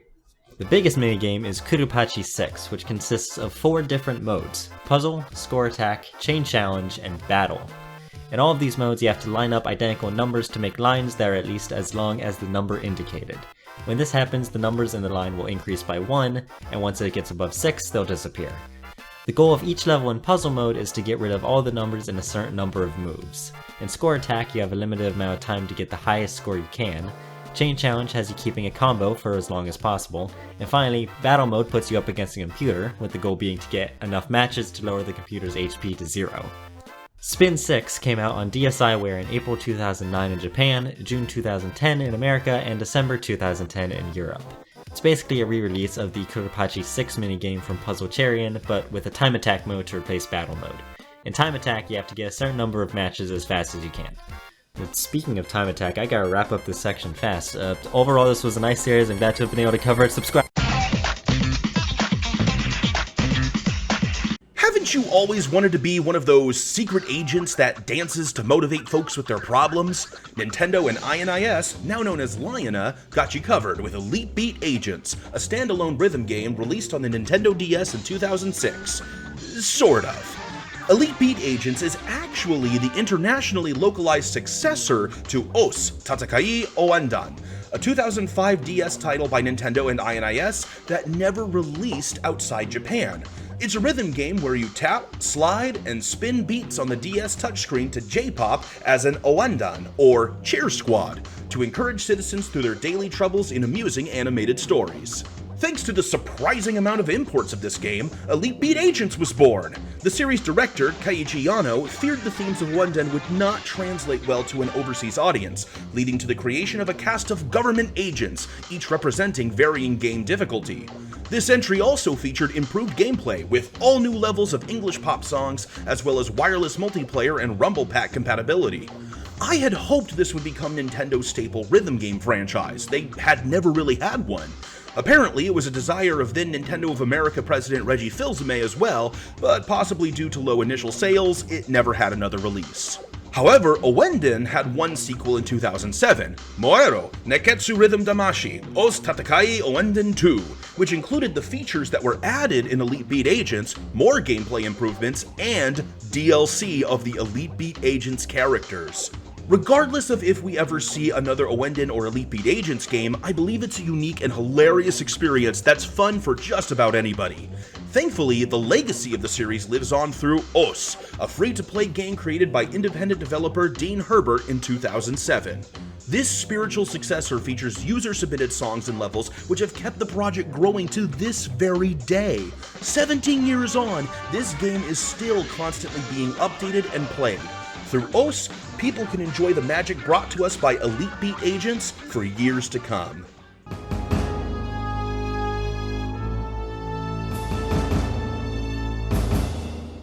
Nintendo is a company best known for their bright, colorful, family-friendly games. I mean, look at how many people bought a Switch just to play Animal Crossing. It's very clear that this is their forte. But even still, it was hard to deny the impact of games like Halo or Half-Life, and Nintendo wanted a piece of that action. They needed a Halo killer. Well, they didn't get one, but they did get Geist, only the second M-rated game to be published by Nintendo, released in 2005 for the GameCube. Yes, this is an actual game, not just that funny word that Scott the Wasp says. Nintendo approached N-Space, who you might know as the developers of the Call of Duty games on DS, to develop a first-person shooter for their system, but they wanted something more unique. Geist is a game where your soul gets separated from your body and you turn into a ghost, and the only way to move forward is to possess different people who have different weapons or skill sets that you need to move forward. And that's pretty much the entire premise of the game. There's really not much else. I want to be a box of mac and cheese. Okay. Object possession, a feature suggested by Shigeru Miyamoto himself. I'd wager that the inclusion of this gameplay mechanic is what really turned this game from a first-person shooter into more of a first-person adventure game based around puzzle solving. Not only do you possess people, but you also have to possess inanimate objects that you use to scare the crap out of them and make them vulnerable to your possession. Really cool concept here, but I wish there was a little more freedom, I guess? Like, sometimes it's just really not clear what you're supposed to possess in order to move forward. I wish it was more like Mario Odyssey, where it's more open and you have more options to get to the same conclusion. The shooting is kind of clunky, I'm not gonna lie. It's pretty clear that the vision of what this game was supposed to be got lost a little bit because Nintendo and N-Space just weren't on the same page. N-Space wanted a shooter game, Nintendo wanted an adventure game, so they met in the middle and it resulted in a really cool concept with pretty mediocre execution. Nintendogs, a clever combination of the words Nintendo and dogs, is Nintendo's answer to virtual pets. Nintendogs went far beyond virtual pet toys and games seen at the time, having an abundance of features that simulated the experience of owning a puppy, and worked in real time, utilizing the Nintendo DS internal clock, touchscreen, and microphone. These experiences included feeding, bathing, playing with, walking, and training your puppy, or up to 3 puppies if you wanted. An already well-known inspiration for the Nintendogs games was simply Shigeru Miyamoto getting a puppy. But ideas for the Nintendo-exclusive virtual pet game go back much farther than that, as a lot of concepts and game mechanics in Nintendogs were initially conceived way back in 1998, intended for a cancelled 64DD game known as Cabbage. The first games in the series were released to the Nintendo DS on August 22, 2005 in North America. In a similar fashion to Pokémon, different versions were available, these being Dachshund and Friends, Chihuahua and Friends, and Labrador and Friends. Each offered unique breeds the player could adopt. For example, Kid Me got Dachshund and Friends since I had read online that Beagles were a unique starter breed in that specific version. In 2006, an additional version known as Dalmatian and Friends was released and featured various enhancements. Fast forward to 2011 and the launch of the 3DS. Among the modest selection of launch titles was Nintendogs plus Cats, the next and latest entry in the series. Just like the originals, these games had multiple versions: French Bulldog, Toy Poodle, and Golden Retriever. All games featured new friends, as the title says, with 9 new dog breeds, one of them being a literal robot, though the biggest improvement was the ability to unlock cats as pets later on. Oh, and there's also those 3D visuals and stuff. The Nintendogs games were a huge hit on both DS and 3DS, though with the launch of the Switch in 2017, we have yet to see another installment in the series. A Nintendog Easter egg in the form of an assist trophy has been present within the Smash Bros. Game since 2008's Brawl, however.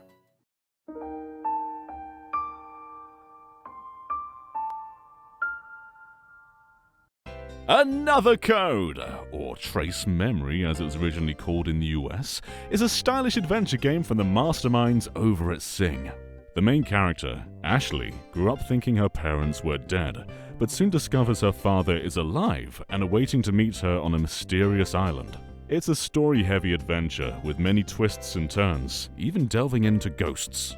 The Wii sequel, Another Code R, takes a more grounded approach with a heavier emphasis on characters, but still delivers greatly on mystery. The series takes many cues from legacy point-and-click titles, but modernizes them with further interactivity. For instance, the DS original features a static, mist-like pre-rendered image on one screen, but you can fully explore the environment in 3D on the other. Over on Wii, Ashley moves around the world from a side-scrolling perspective before entering small explorable 3D environments such as houses. Both titles have many instances of breaking the fourth wall with their puzzles. The sleep mode puzzle that made Zelda Phantom Hourglass famous, where you close your DS, actually debuted in another code. The Wii sequel would pull a similar trick using the home menu. It's a series that takes full use of its hardware, finding many different ways to incorporate the touchscreen or the Wii Remote to solve every puzzle thrown at you. The games were reimagined for Nintendo Switch, and while they borrow the core story beats, everything from level to puzzle design is totally new.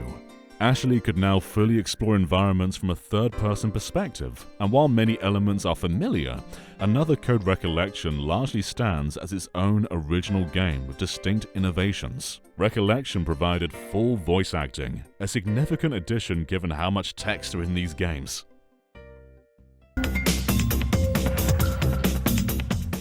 Page 57 of the Electroplankton manual is labeled as a note from Toshio Iwai.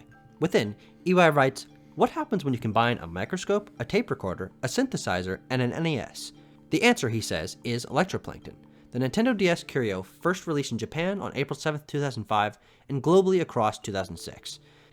Although Indie Zero is credited as the development team behind Electroplankton, it's largely Toshio Iwai's achievement, and it feels like one of the most singular creative achievements that Nintendo has ever co-signed as a result. Toshio Iwai is an acclaimed Japanese multimedia artist. As a result, Electroplankton didn't feel much like anything else Nintendo published prior, or since. Iwai said that, "I myself have acted as a media artist for a long time, and always wanted to create creative software that played on game platforms other than game software." With Electroplankton, EY accomplished just that. It's a music creation experience which rejects both traditional hallmarks of video gaming and sound engineering programs alike. You can manipulate one of 10 types of electroplankton to make different types of rhythm, composing your own songs on the spot. You can't save your creations, and you certainly can't share them with anyone, unless they're in the same room as you at the same moment. EY told Cubed that, "I wanted players to enjoy Electroplankton extemporarily and viscerally, and I thought that if the save function was added, the software would become more like a tool. I didn't want a playstyle where players would have to open additional menus or windows, or have to input file names to save. Electroplankton is all about the moment, about enjoying the process of creation without becoming bogged down in the end result." At Nintendo's famous 2005 E3 keynote, Satoru Iwata said that, "The game is different. It's designed to produce harmony, not adrenaline. So far, we are seeing different kinds of reactions to Electroplankton. Some test players are confused, they keep looking for their score or the next enemy, but others are hypnotized. There are people who simply refuse to turn the game off. No matter what your reaction, I think we can agree that this is definitely not from the world we currently call video games."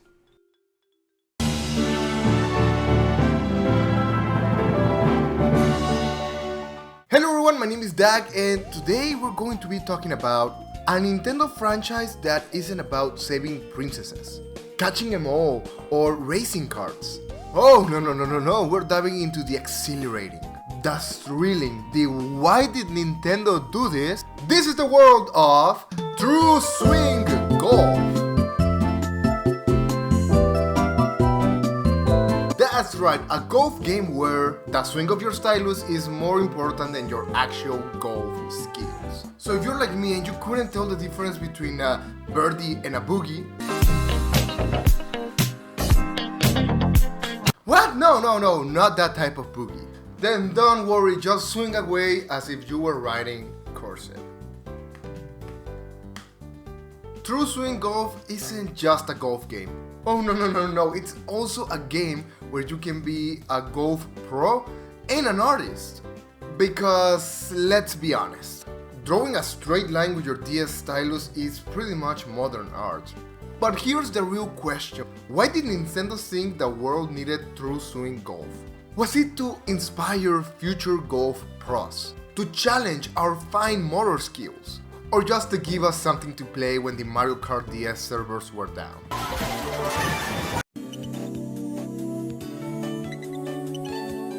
Now, I know what you're thinking. Why play True Swing Golf when you can be playing Mario Golf? And that's a great question, and the answer is, well, I don't know. But here we are, and this is the franchise I was assigned for this video. In all seriousness though, True Swing Golf does have its charm. It's the type of game you can play when you want to feel sophisticated when playing your DS on your couch. Plus, nothing says relaxing afternoon more than missing a putt by just a few millimeters. However, when you do hit that perfect shot, it feels, well, just okay. It feels mildly satisfying. But hey, that's more than what I can say for my actual golf game. So, should you dust off your DS and give True Swing Golf a chance? Well, if you're looking for a quirky, stylus twisting good time, then absolutely! If not, well, there's always Mario Golf, or just actual golf.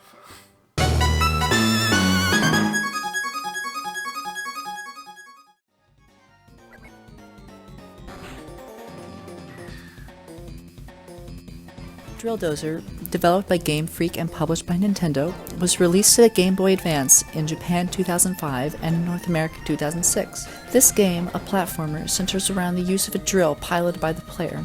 Navigating the levels, the player must push through various drill-centered platforming challenges, enemies, and bosses, all to retrieve the stolen diamond. The player plays as Jill, the daughter of the leader of the Red Dozers, a drill gang. After her dad was ambushed by a rival drill gang named the Skulkers, the red diamond, a gift from her dead mother, was stolen. She mounts a funny little contraption to retrieve it. The Drill Dozer. This funny little contraption unlocks the main feature of the game, the drill. This drill lets the player navigate the Skulkers' base to retrieve the diamond. The drill can latch onto or break certain platforms by drilling onto them, which the player can do by pressing the R button to spin the drill forward or the L button to spin the drill backward. The drill also doubles as a weapon. Across the 17 stages of the game, there are many enemies the player must brutally murder for the sake of taking back what is rightfully theirs. This includes one mini-boss and one regular-sized boss for every level, save the secret ones. To progress through the stages, the player must collect 3 gears. These gears level up the drill's ability and allow for previously inaccessible areas to become available. After the leader of the Skulkers is defeated and the Red Diamond rescued, Jill's dad appoints her as the new leader of the Red Dozers. After release, Drill Dozer received many great reviews, including an 81% on Metacritic and a 33 out of 40 from Famitsu, a Japanese game review magazine. Many people consider Drill Dozer to be one of, if not best Game Boy Advance games. As the most senior contributor to Forbes magazine, Matt Garner named it as one of the best platform exclusives. Years later, Drill Dozer was released to the Wii U in Japan, North America, and Europe in 2016. In conclusion, great game. Go play it. Bye.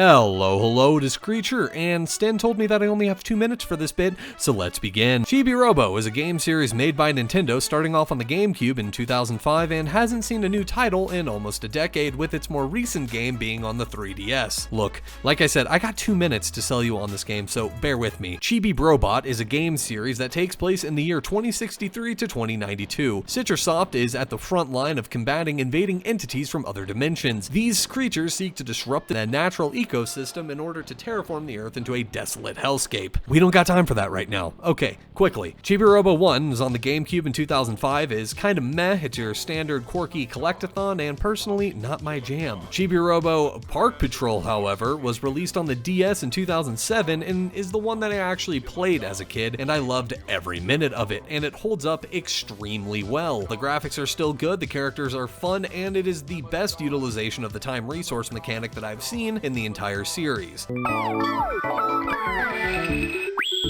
I don't know how to pronounce that, but it is a Japanese-only version of Chibi Robo on the DS in 2009. It's effectively the first game, but on the DS, and we are in a crowd after having visions of the Mojave.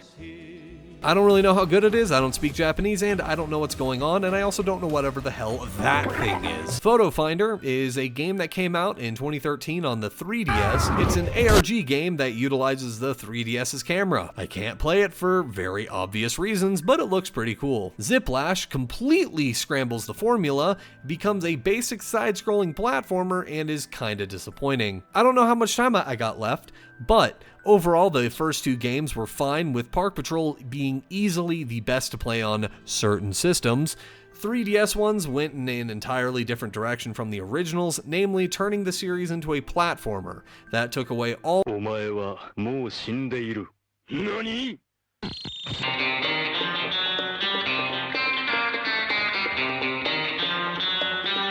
Hey everyone, this is Humble Mud.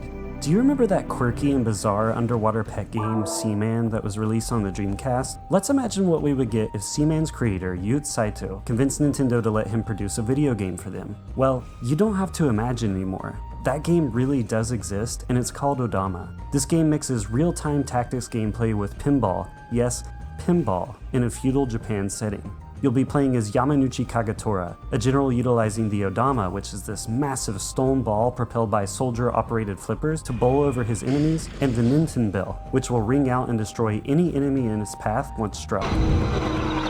Due to its strange premise, steep learning curve, mixed reviews, and release near the tail end of the GameCube's life cycle in 2006, only a few months before the launch of the Nintendo Wii, Odama faded into obscurity fairly quickly. Oh, and did I mention that you need the GameCube microphone to play this game, or you won't even be able to beat the first level? As you may assume by now, by looking at the gameplay, there is a lot to manage. The positioning of your army is important since you don't want them crushed by the Odama as well. You literally have to yell out commands into the microphone so that they press forward, fall back, move left or right, or rally behind the enemy's outposts. You can even tilt the landscape like a real pinball table, which can drastically alter the ball's trajectory. There are power-ups and secret command scrolls to find, and you also have to monitor your army's reserves and their morale. In addition, the amount of soldiers you can press through the enemy's gates, which is how you beat a level, is how many you're stuck with in the next level, so good luck if you didn't have many survivors. When things go well, this game can be an adrenaline rush for sure, but don't be discouraged if you see the defeat screen several times. Saito knew this game was hard,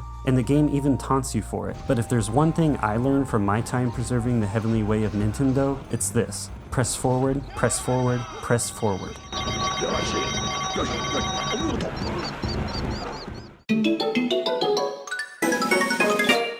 Brain Age is a series of edutainment games developed and released by Nintendo. Well, you know, obviously it's released by Nintendo, but this one makes you smarter. Because apparently the other ones don't. The Brain Age series consists of 4 games, 2 on the DS, 1 on the 3DS, and 1 on the Switch. There's also Brain Age Express, a series of DSi titles, but they're really just watered down versions of the first game, so I really don't have much to say. So what is Brain Age, and will it really help me train my brain in minutes a day?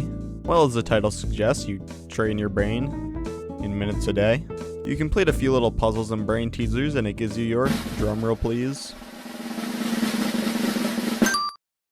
bravo, Nintendo.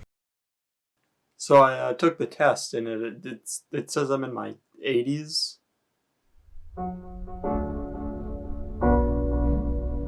So who's this guy on the front? Well, that's Dr. Kawashima, a neuroscientist who just so happens to be the face of the game. I like this a lot. He had so much personality to what would otherwise be a pretty boring experience. There's some other cool stuff too, like how you can play Sudoku in the first game and this little Dr. Mario type minigame in the second. The third game, on the 3DS, Brain Age Concentration Training, is supposed to help you focus better. I think I should play this one. But the most recent game comes with something entirely unique, a lawsuit. Well, not after this game specifically, but some are beginning to doubt the effectiveness of the so-called brain training. So in order to not get sued, they just didn't release it here. This is why Americans are stupid. Welcome to Big Brain Academy. Have you ever wanted to feel big brain, or even wanted to have a big brain? I know I sure do. Well, get your ass to the academy and make sure you have Dr. Loeb as your professor, because he's gonna get you big brained. Big Brain Academy is a series that deserves a lot more love and respect than that airhead Kirby. Sorry, that wasn't very professional of me.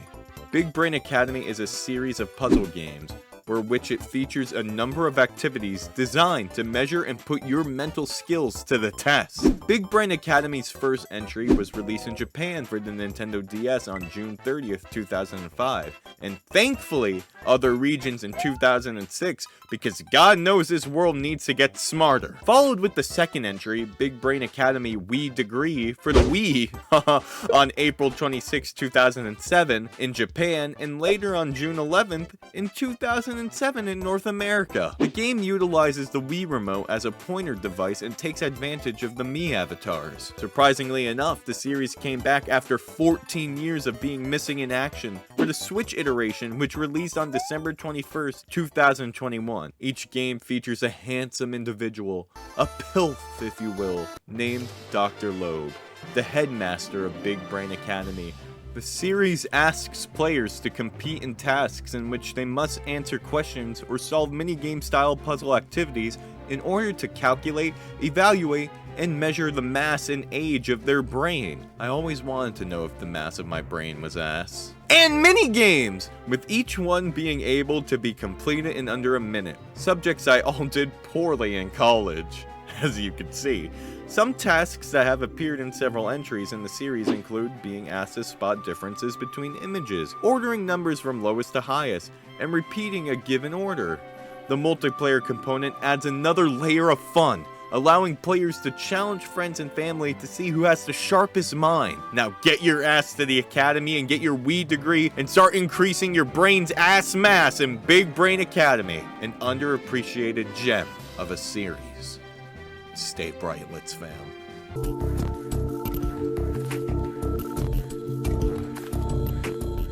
Bit Generations was a fairly obscure line of budget titles released near the end of the Game Boy Advance's life. Spread out between two waves, 14 days apart, in July of 2006, the 7 games here are split between puzzle games or smaller experimental titles, all of which sporting simplistic graphics over a plain black and white background, giving them a real liminal vibe. All but one of these were developed by Skip Limited of Chibi Robo fame, except for Digidrive, which they skipped. Instead of the typical Game Boy Advance packaging, they all came in these Apple-esque stylish white boxes, and the cartridges were matte black with reflective labels, making these feel extra premium. And despite the apparent minimalism, each of these games have that signature strangeness and charm that Skip is typically known for. For example, the weird humanoid paddle seen in Boundish, adding some charm to what is otherwise a basic Pong game. And Dotstream, despite being just a basic racing game at its core, has over an hour of music, much of which being very experimental, even containing elements of genres like breakcore.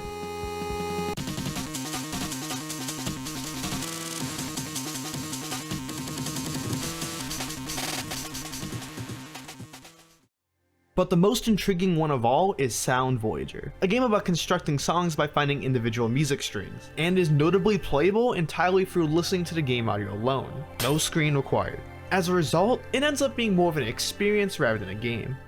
Despite their experimental nature and Japanese exclusivity during their initial run, starting in 2008, 4 of these games and a handful of brand new ones were localized through the WiiWare and DSiWare services, under the name Art Style. Not much about the original GBA games were changed, aside from an added tutorial and small bump in presentation. Not to mention everyone's favorite, Wii pointer controls.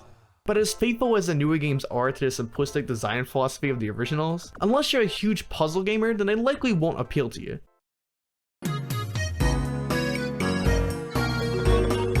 The first step is to chop the ingredients. Cooking Navi is kind of a series, but kind of not. The whole point of it is to help people learn how to cook using the DS as sort of like a cookbook. However, unlike a book, the directions are told to you via chefs or perhaps an instructional video, so there's no way of messing it up. I think I did something wrong. While there are technically multiple entries within this series, they are all titled differently because each one released in a different place around the world. Since I am American flavored, I followed the personal trainer cooking version of the game, since it'll be more catered to my sensitive American palate, aka beer and cigarettes. Since some of the recipes involve getting your grimy hands dirty, you can actually yell at the DS to either continue the recipe, repeat instructions, or go back a step, and it totally works. Alrighty, next step please. There is not much information on why Nintendo even developed this in the first place, but it did receive an Excellence Prize for Entertainment at the 2006 Japan Media Arts Festival. A fucking cooking tutorial won an entertainment prize. My guess would be that this was a way to show how the DS would be useful outside of gaming. The console did come out during times in which the phones were becoming more all-in-one devices, so the DS had to show that it could be both useful and entertaining. And to think I wouldn't have been able to cook this without my DS. You know, I'm starting to think that leaving the gas on and breathing it in was just not a good cooking life hack.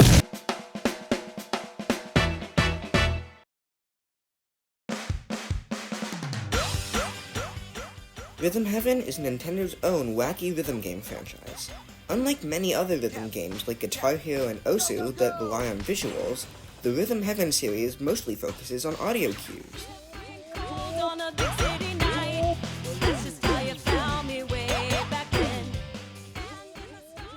Each game has around 25 unique minigames, each with their own music, rules, and of course, audio cues. As the player, you'll need to listen for them and stay in tune with your sense of rhythm. Sometimes the game will even throw a remix at you, where you switch between multiple minigames, and you have to see if you can stay in the groove and remember the cues.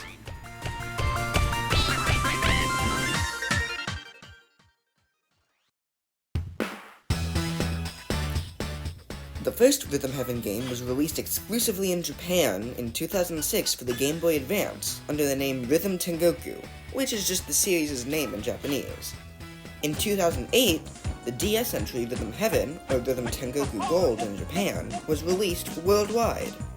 Later on, the Wii game Rhythm Heaven Fever and the 3DS game Rhythm Heaven Megamix would also be released. The series has never been a huge seller, but Megamix was able to sell just over 1 million copies without even getting a physical release in North America. Hopefully Nintendo hasn't completely abandoned the series. Hopefully.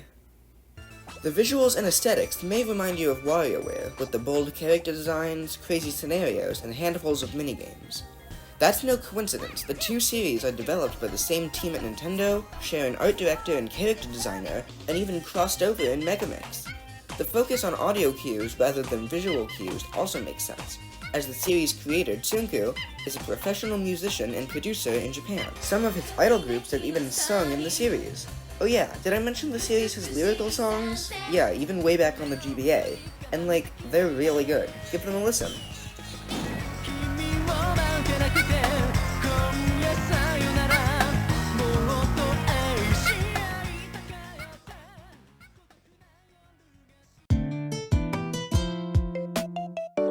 Clubhouse games are 42 all-time classes are Dare Demo Asobi Taisen or Waifutaro International Dare Demo Asobi was developed by Agenda and released for the DS. The game was first released in Japan on the 3rd of November 2005 under the name Dare Demo Asobi Taisen. My favorite games from this version of the game include poker, blackjack, chess, darts, and billiards. This version also had 2 extra modes, Stamp Mode and Mission Mode. Stamp Mode has you playing a game and awards stamps depending on how well you did. After collecting 3 stamps, you will unlock the next game. Mission Mode contains 30 missions with different games and their own win conditions. There is also multiple multiplayer/download play options as well. You can play against your friends, compare records, and also give the game to your friends as long as they don't turn off their DS. In North America, Europe, and the second Japan release, they added online play and replaced certain games from the first Japan release. There is also DSiWare downloads available that had 5 games each from the full game. Now moving on to Clubhouse games, 51 Worldwide Games. 51 Worldwide Games, or Sekkei no Sobi Taisen 51, was your successor to Clubhouse games on the DS. It was developed by ND Cube and released globally on the 5th of June 2020. As the name suggests, there are 51 games in this game and a bonus game not counted in the 51 games on the title, Piano. My favorite games are Dots and Boxes, Hanafuda, President, The Best Game, Golf, Billiards, Bowling, and Darts. The game has a character creator of sorts which allows you to have little figurines for others to see online. There's also pre-made figures used as game guides with different sub-games under certain categories. The game supports 4 players on the same console, local play, and online. However, the most outstanding feature is Mosaic Mode, which connects up to 4 switches and expands some of the games. And this is everything in the Clubhouse game series. Personal Trainer is a series of games that seem like something your parents would gift you as a passive-aggressive reminder that you need to go outside more. Developed for the Nintendo DS and released in the West between 2006 and 2010, they were from that era where Nintendo wasn't quite sure what their target audience was, but realized that if they could make something that little Andy played, then damn, they could make something that his grandma would enjoy too. Let's quickly go over each game. English Chinese gameplay is something you'd see in foreign language English tests. For example, the DS plays some audio recordings of everyday conversations, and you have to write down what was said by literally writing on the screen with the stylus. Sight training is essentially a collection of minigames meant to test and train your eyesight. like matching games and some sports like tennis and hockey, where you hit the ball when it reaches an outlined spot on the screen. Personal Trainer Cooking is a cookbook, and the gameplay is your stove. The title comes with over 240 recipes with instructions in text, images, audio, and video, plus miscellaneous functions like voice recognition, so you can easily follow instructions while cooking without having to touch the DS with your greasy, oiled hands. Quick side note, while Personal Trainer Cooking is a part of this series, it's also a sequel to a completely different series that was covered in a previous segment, so I won't go into further detail about it. Personal Trainer Math's gameplay is exactly what it sounds like. The game uses something called the 100 cell method, a 10 by 10 grid of squares where you add up the numbers from each row and column. There's a competitive multiplayer mode, so you know the competitions went hard at Little Andy's playground.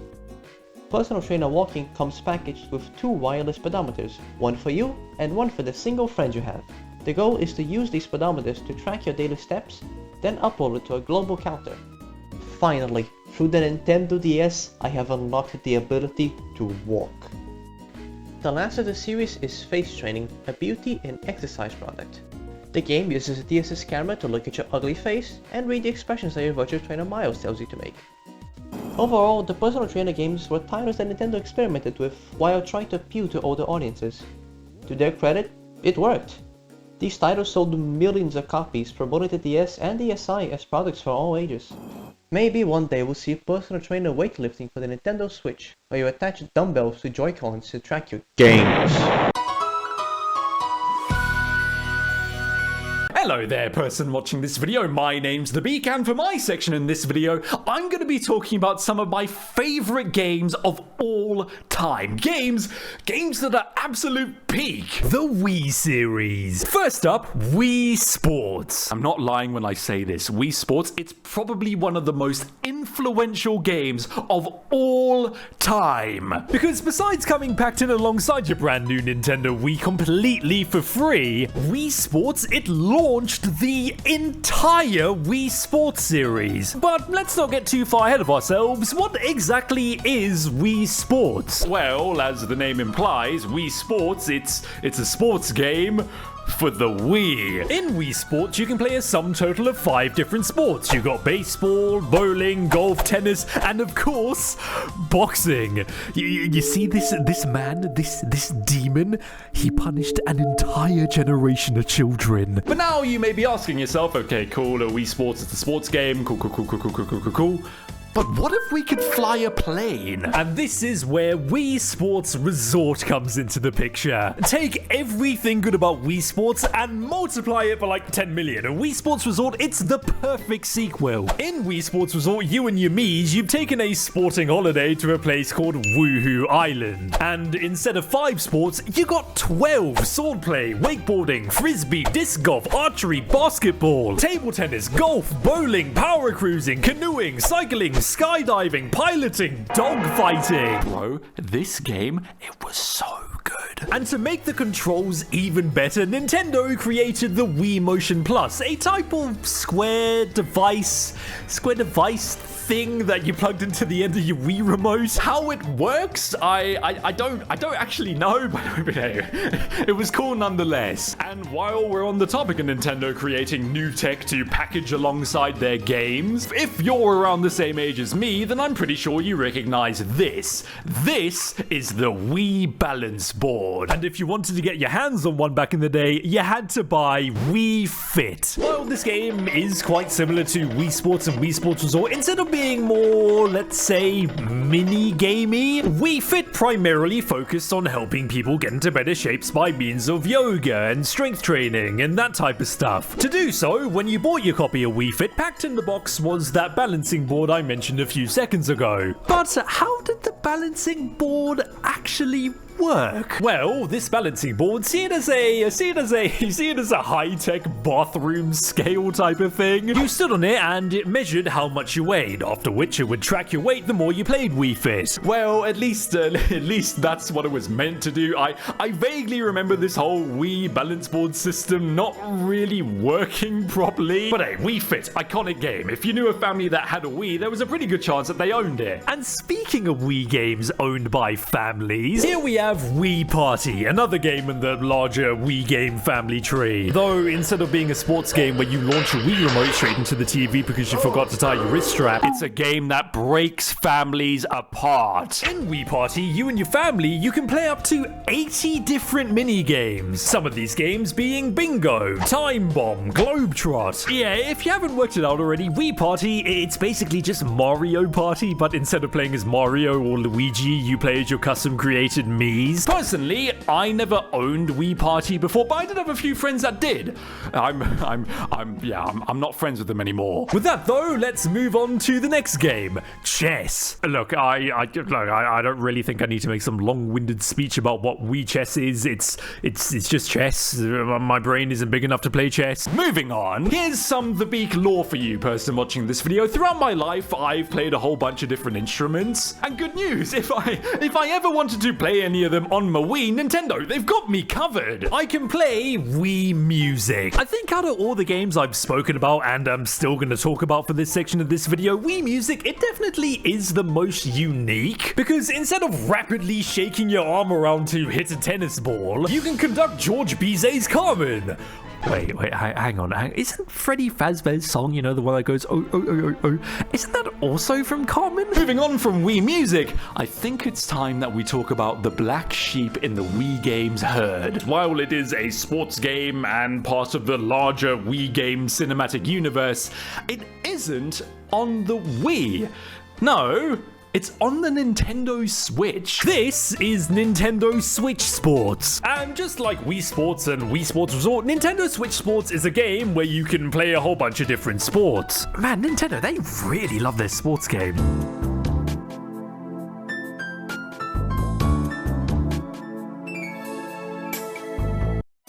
Well, now it's time for me to lock in for Hotel Dusk, Room 215.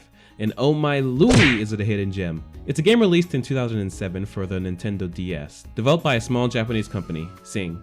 They only made DS games, mainly Hotel Dusk and its sequel, Last Window, which I haven't actually played yet. They also made Monster Rancher DS, apparently. Anyways, it's a point-and-click mystery visual novel where you play as Kyle Hyde, an ex-detective turned washed-up salesman who comes to a hotel in the middle of nowhere in search of his ex-partner, who everyone thinks is dead, except for him. Over the course of one night at this hotel, the answers to his burning questions will dramatically unfold. It's not surprising if you haven't heard of it. Being a more mature themed game and a visual novel on the DS of all things probably sealed its fate before anything else. But it still has a cult following, and anyone who's played it will generally rave about it, including me. While Hotel Dusk is a pretty straightforward point-and-click visual novel, with the large majority of what you're doing just being talking to people and clicking on things, it shines through with its great characters, engaging story, and that art direction, man. Taisuke Kanasaki, not only the game's main artist, but its director as well, crafts a unique sketchbook style for all the characters, with everyone looking like they came straight out of a police sketch, created using rotoscoping. The character sprites are super expressive, especially the main characters, which humanizes him a lot. It also takes unique advantage of the DS's format. It's one of those DS games you hold sideways, like a book, and it utilizes both screens very well to make for some really cool framing for a lot of scenes. You get to use the touchscreen to, point and click, as well as do various mini games, and you even have a notebook to keep track of things you may need to remember for later. Hotel Dusk's story is great, with as many twists and turns as you could expect from a mystery visual novel. It starts off slow, but once it gets going and pieces begin to fall together, it can be seriously hard to put down. In Hotel Dusk, one thing becomes clear very quickly. Everyone is here for a reason. Hotel Dusk is an absolutely underrated gem that I'm going to join the fan club in recommending to whoever watches this video.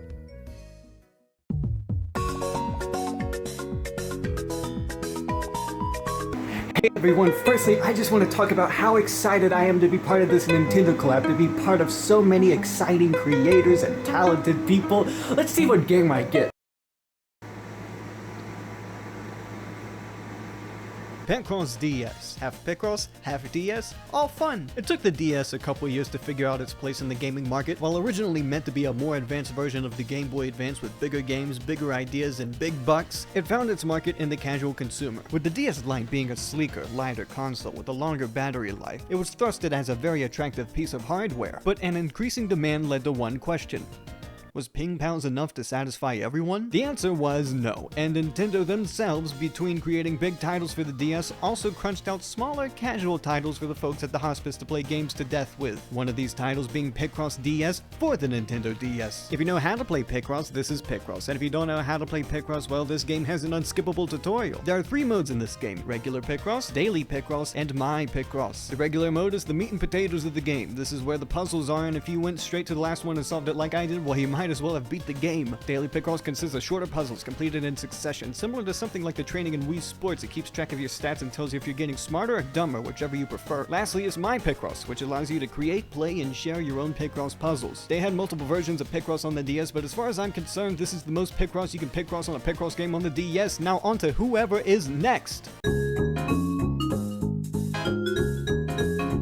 Hi, I'm JJ, and as all of you know, my favorite game of all time is Master of Illusion for the DS. Yes, that is my favorite game. What's Master of Illusion, I hear you ask? Well, you fucking moron, let me explain. You remember that one time where your awkward cousin had you watch him fumble around with a deck of playing cards and try to guess which card you read? Well, it's that. Developed by Tenyo and Eiting in 2006, Master of Illusion puts you right in the forefront of your own magic show. Watch before your very eyes as your DS guesses which card you picked, guess the number on your mind, or even guess your age. This guy could be 50, maybe 3, I've got no fucking clue. The game even claims the DS can sense brainwaves. Direct those 5G beams right into your neurons. Try that fucker good. Honestly, the coolest part of it was it came with a deck of playing cards, so you could try and replicate what you did in the game at home. How awesome is that? Take notes, Call of Duty. Anyways, that's my time, and I've been JJ, or was I even here at all? Ooh, illusions. No, I'm here. Sorry, that was dumb. I just try to be funny. I'm sorry. I'm here. I'm sorry if I fooled anyone. I don't. Okay.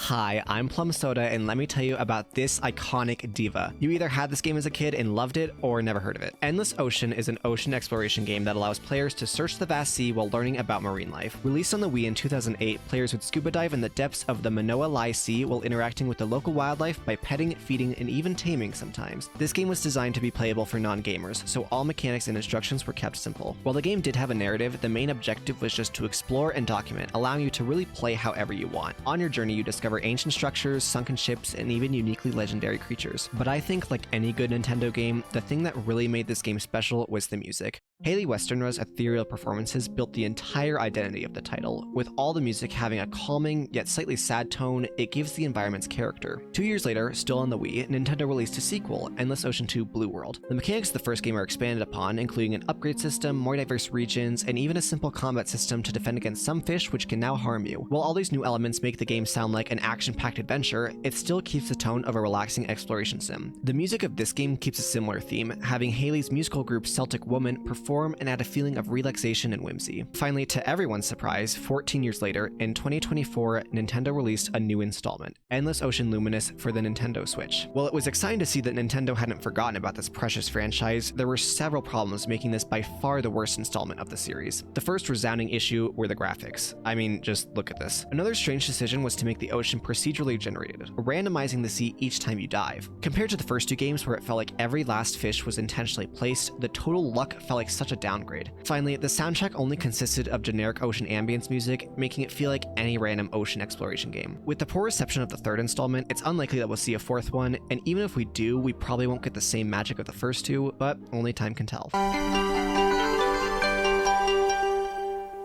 When I told my girlfriend I was working on this project and that my franchise was something barely anyone will know, she said, "Wait, something like Crossword DS?" and pulled the game from her shelf. I had therefore already found this franchise's most loyal fan. Crosswords DS, or Crossword DS, if you're feeling fancy, was a Nintendo franchise that released its first game on May 5th, 2008 on the DS, with the sequel releasing on the 3DS on October 1st, 2012. The gameplay of these games might come as a surprise to you, but you're not only solving crosswords, but also word searches or anagrams. You hold your DS like a book and use your stylus to fill in the letters, which actually works surprisingly well. You can also use the hint function to help you out a bit if you find yourself struggling with a part of the puzzle. The games do come with over 1000 puzzles to solve, and the crosswords themselves have 4 difficulty modes. The sequel on the 3DS also came with Street Pass functionality, allowing you to unlock new puzzles via that method, which is certainly neat. Regarding its critical impact, the original game actually received multiple Game of the Year awards, with the IGN reviewer even saying puzzle number 362 moved me to tears. Except I am lying. These games were of course not major showstoppers, but both did actually get decentish reviews, and the first game actually did win IGN's Best Puzzle Game on Nintendo DS in 2008 award. At the end of the day, this franchise marks a time long past, since the internet now, more than ever, provides crosswords and the like for free on more websites than you could ever count. But if you do want a blast from the past, then you can find each of the two games for around $5 online. I've been Stizzle, thanks for having me, and I'll be now handing it over to Alex the Groundhog for the next segment. WiiWare was a service that allowed users to download smaller games that were only available on the Wii and Wii U. Games were purchased using Wii Points, which could be bought online or in stores. WiiWare was unfortunately shut down in 2019, making the games I'm about to talk about very hard to get these days. You, Me, and the Cubes is a time-based puzzle game where the player attempts to balance a certain amount of these little fellas called follows on a cube within a set time frame. This game makes good use of the Wii Remote's motion sensor to load up and fling the little guys into the game. The goal is to throw the follows onto the cube in a spot where they're able to stay balanced. It seems simple at first until you realize this is just the beginning. Levels get significantly harder as more cubes are added, more follows are required to balance, and enemies and traps are thrown into the mix to knock your little guys down. Eco Shooters is a hectic on-rails shooter that uses the Wii Zapper to shoot cans of food. This game was made as Nintendo's take on a shooter game that focuses on recycling rather than violence. It can be a very overwhelming game with hostile cans of food flying at you relentlessly. There's also a few neat bosses to fight. This game is a bit short, but can be a nice blast of nostalgia for people who enjoy arcade-style shooters. If any game should get the award for taking my expectations and completely throwing them out the window, it's this one. I never expected a grilling game to be so thought-provoking. Grill Off is a cooking game where the main goal is to take food off the grill in the correct time frame without dropping any of it. It also has a multiplayer competitive mode so you can challenge your friends to a cook-off. If you haven't seen the commercial for this game, just go watch it. I had to reality check myself to make sure I wasn't having a caffeine-induced nightmare while watching it. I have played a lot of games with many different unique plots and objectives, but I can't say I ever expected a vegetable haircut game. Nor did I expect said vegetables to be so quirky about their hairstyle. The plants will give a template of the haircut they want, and it's your job to cut and color it the way they want. Cut off too much? Luckily for you, leaves can be grown back. Performing well will make the plants happy and grant rewards. This is a unique take on climbing games that involves actual rock climbing. Rock and Roll Climber can be played with a Nintendo balance board or the normal Wii Remote and nunchuck. You'll navigate through difficult courses of varying difficulty as you journey to the top.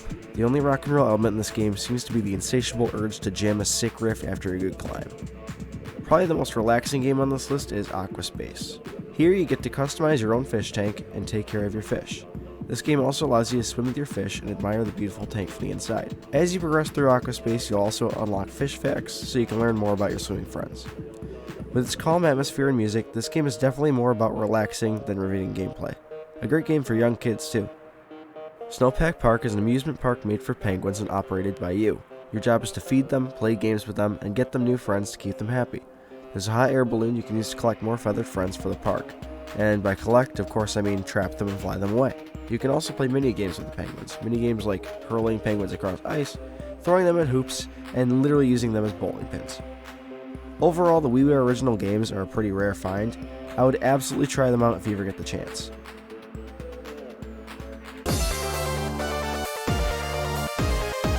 Maboshi is a Nintendo series debuting on the Wii's WiiWare platform as a 3-game arcade collection in 2008. I was 6 then. You can play as a circle, a ball, or a square, and you can grab some friends and do all 3 at the same time. The square game got a sequel on the DSiWare called Flame Tail. But all of this brings us to the bigger question. Have you ever met a Maboshi fan? Do those exist? This game got a sequel, but I went to look at this gameplay. It's basic. So I decided to scout the internet to find the Maboshi fans, and they don't really exist. There's not a subreddit for it, or for the sequel game Flame Tail for that matter, but it just exists in the void. And this all got me thinking. Have you ever feared that you're the Maboshi's arcade of the universe? You exist for years and years, no one really talking about you. Just a lost thing that is unusable. Is this how dead people feel? I mean, you can't emulate a dead person unless you want to dig up their corpse, and then at that point it's just their bare bones. Any connectivity or flesh to the experience is gone. And do dead video games have emotions? Do they feel it when you can never download them again? I'm sorry this train is running off the tracks now, but this is my brain on Maboshi's Arcade, and I haven't even played Maboshi's Arcade. But it was in fact a Nintendo franchise of all time. You know, I'd be worried for the Maboshi's Arcade fans coming after me, but I don't really know if they exist. So tell me if you do, cause I want to interview you for all that you're worth.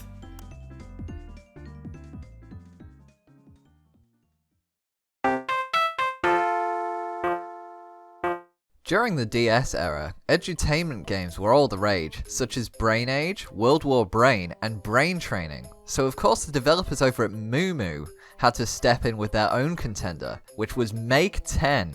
Make 10, A Journey of Numbers is a DS edutainment game published by Nintendo and directed by Yukihito Morikawa, who also directed Jumping Flash for the PlayStation 1. Make 10 is a game about an unnamed player character who becomes so bored with maths that they start to fall asleep, only to wake up with pixies surrounding them who ask the question, do we make 10? Once the player replies, they are taken to Numberland, creative name I know, where they get to meet the King of Numberland who asks the player to search for the 9 Make 10 masters throughout the Make 10 kingdom. The player then makes their way to Start Out Village, where, while having to listen to horribly egregious music, has to face off against the Numbs, who has several challenges in store for the player, such as Eclipse Stones, Ninja Leaves, Do We Make 10? And more. So if you're currently struggling with your GCSE maths and are wondering how you can possibly prepare yourself for the horrendousness that is the education system, then I have just the game for you. Hey yo, who did this?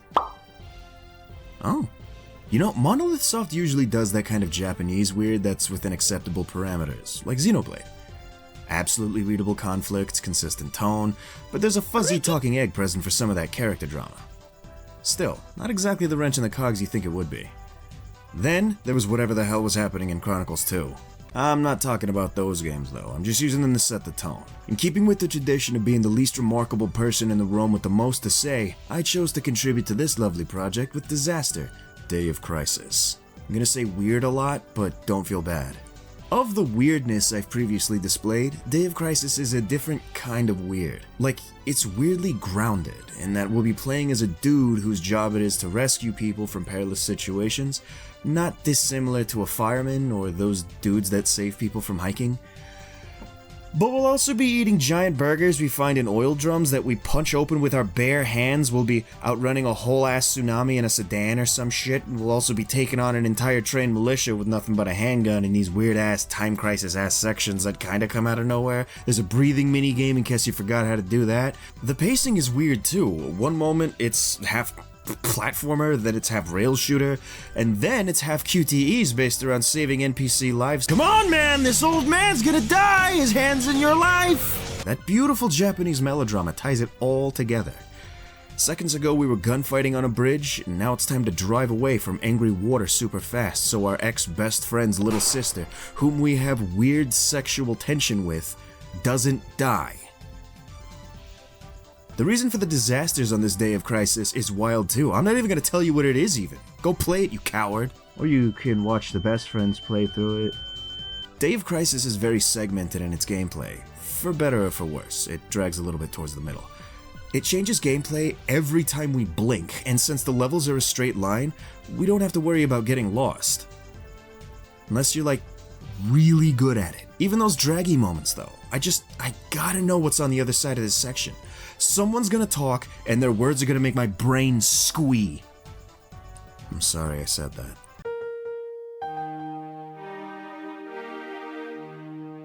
The Nintendo DS was a revolutionary little device enabling people of all types to enjoy not just gaming, but different types of media on the go. As mentioned earlier, games like Brain Age, Crosswords, and Face Trading took advantage of Nintendo's unique portable hardware in an era before the modern smartphone took off.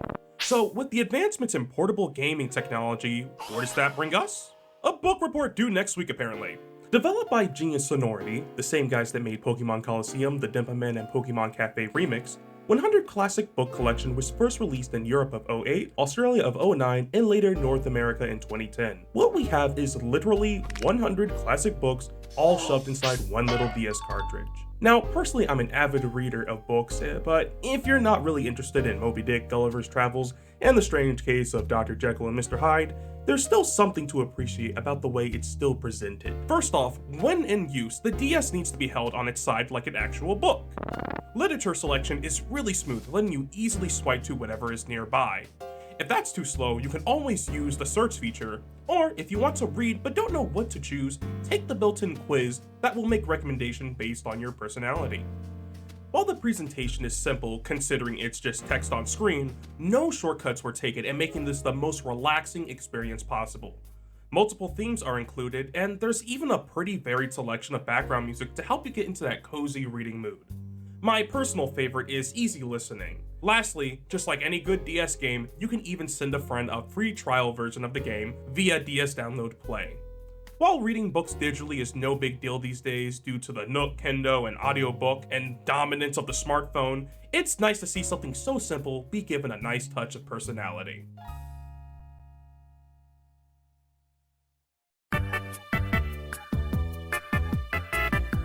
Remember the Wii Shop channel? So glamorous in its virtual console library with a quirky side of original titles.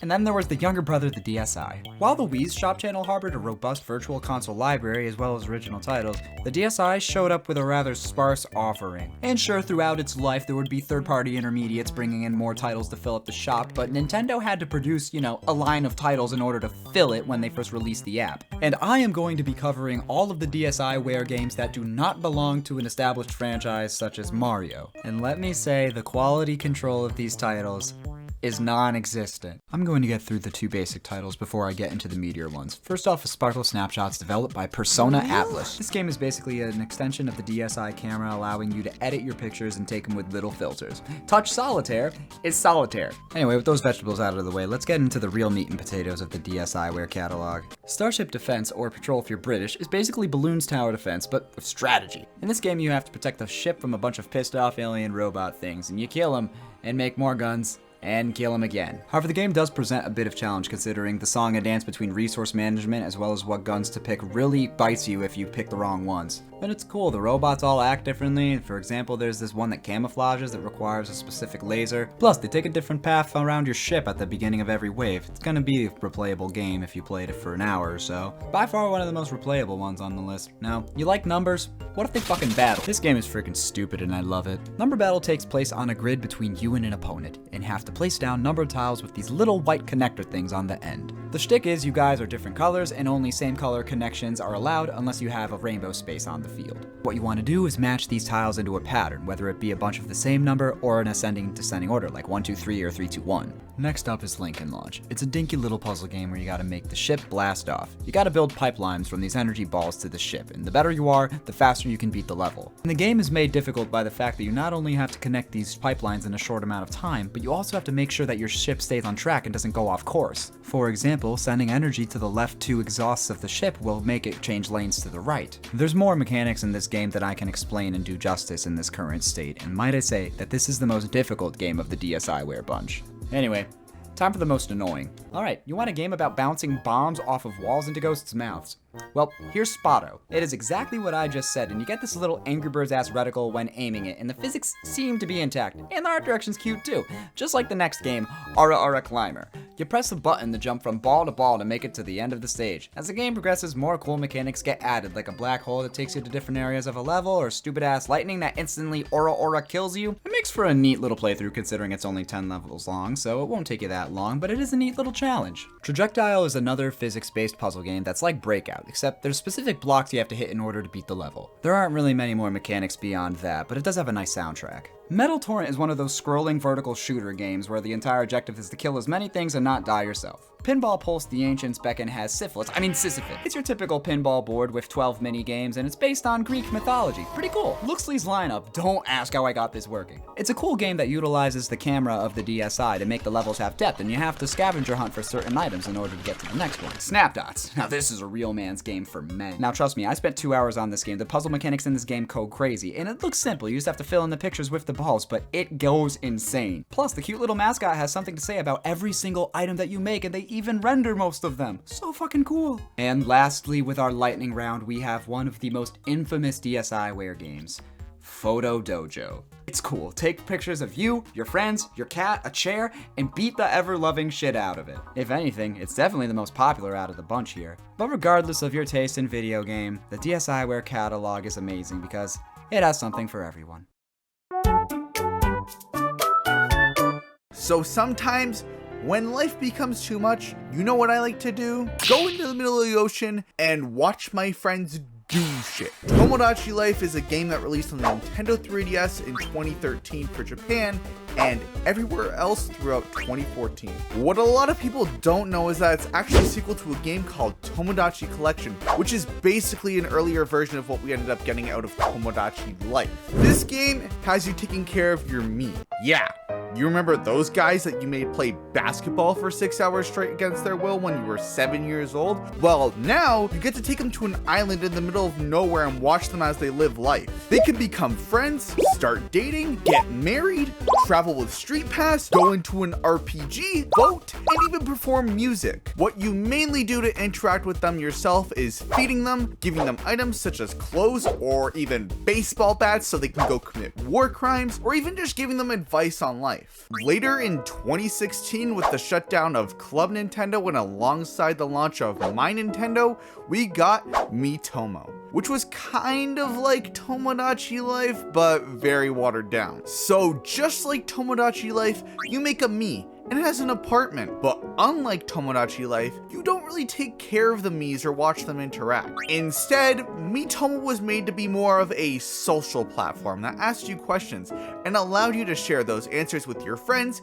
and later the entire world after the release of an update. This game did have a very basic minigame called Miitomo Drop that allows you to earn coins or items from dropping your Mii into this thing as you watch it get brain damage. As I mentioned earlier, this game launched alongside My Nintendo, so it had some compatibility that allowed you to earn platinum points from playing Miitomo and also get coins or items for your Mii. Unfortunately, due to a lack of popularity, Miitomo ended up shutting down in 2018. Since then, the only Mii-based game we've had was Miitopia on Nintendo 3DS and Nintendo Switch. Nothing else. I hope one day we can eventually get another game in this series on either the Switch or whatever Nintendo's next system is. Imagine this, you're Nintendo trying to come up with a new IP. You're trying to sell a game to the ever-present 5 to 8-year-old boy demographic, but what do they like? Well, they like Pokemon, but that already exists on this console. Of course, they love dinosaurs, but I mean, how do you make a dinosaur game? Unless you combine the two of those things to make the ultimate game for them. Crime scene for the DS. Kids love solving murders. But since they're too young to buy an M-rated game from the store, I guess we can just settle on Fossil Fighters. Fossil Fighters first released in 2008 and is the perfect birthday present for your 6-year-old cousin that you don't know that much about. The game is basically a kid's dream. You get your own dinosaur, you have to fight other people's dinosaurs, and you keep going until you become the best dinosaur fighter. The gameplay is split up into two distinct sections, the dinosaur fighting and the fossil excavation, which are both tied together by the story of you becoming the best fossil fighter. Fights are more or less exactly what you would expect from a monster fighting game like Pokemon. You've got the turn-based elements, unique moves for each dinosaur, different elemental strengths or weaknesses. There is a little bit more strategy in what dinosaur you have as your attacker versus your support, which does make things a little bit more interesting, just not interesting enough to have this series go past 3 entries. The other more unique section is the fossil archaeology. It is exactly what hyperactive children love doing. slowly and carefully cleaning old bones. Instead of going out to catch new monsters like in Pokemon, you instead go out to dig sites and get new fossils, which you can then clean, and reveals a new dinosaur that you can add to your party. You add the new dinosaurs to your party, get back to the fighting, and repeat that until you get bored or it's nap time because you are in kindergarten. Flipnote Studio is a neat little animation software made for the Nintendo DSi. It was released in Japan on December 24th, 2008, and in North America on August 12th, 2009. I would also like to mention a version of Flipnote Studio was also released for the Nintendo 3DS in 2013, but it isn't all too different, so I'll be sticking to the DSi version until the end. Anyways, this little animation application has a whole bunch of features, like the ability to add audio, which allows stuff like this to be made. Hey man, you want to play some ping pong? Sure, let's do it! And it has a whole bunch of doodling features as well. Nothing too complex, but it's the simple nature of the tools given to you that let you think outside the box. This isn't the most advanced software ever, and it's not trying to be something it's not. It's just a fun little animation creator that many people, including myself, have sunk many hours into. And they still do to this day. The pixelated look, having just black, white, red, and blue as your only colors, and the hardware limitations of the DSi give it a certain charm that I and many others really enjoy, and will continue to enjoy for many years to come. The 3DS version has slightly higher resolution, adds the colors yellow and green, and features a 3D effect, and that's about it. Not much of an upgrade, it still stays true to the original in almost every aspect. And that, my friends, is Flipnote Studio.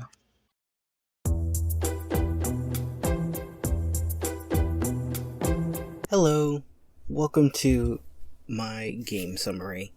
Today I'll be talking about Picture Book Games Pop-Up Pursuit. It's a multiplayer party game that was first released in 2009. It was developed by Grounding Inc., a Japanese game studio, and published by Nintendo for the WiiWare download service. The game allows for up to 4 players. You can play with your friends or bots in 2 game modes, solo or team, on 2 maps, Pitfall Islands and Everdusk Temple, each with 3 difficulty levels: Smooth Sailing, Fair to Middling, and Tread Carefully.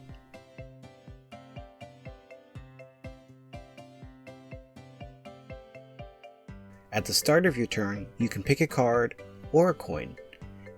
It's recommended to pick a card if you have space. If not, go with the coin. Once you've made your choice, you'll be able to use one of your cards. Landing on a space may trigger an event or an effect. Do note that spaces won't reveal themselves until a player has crossed over them. Coins are used to purchase items around the map, or to buy more turns when paired with certain cards. There are several kinds of cards in this game, ones that push you forward or sabotage other players, but the game favors those who play fairly and often punishes those who don't. You win the game by reaching the end of the board, and your scores are calculated at the end. Thank you for listening to my brief summary of this cute and unique party game, Picture Book Games Pop-Up Pursuit.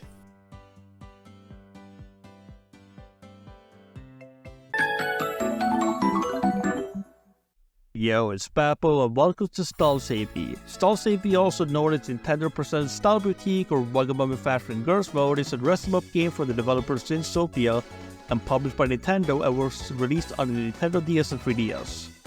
The first game released on the Nintendo DS in October of 2008 and later released in October and November of 2009 in the EU and NA.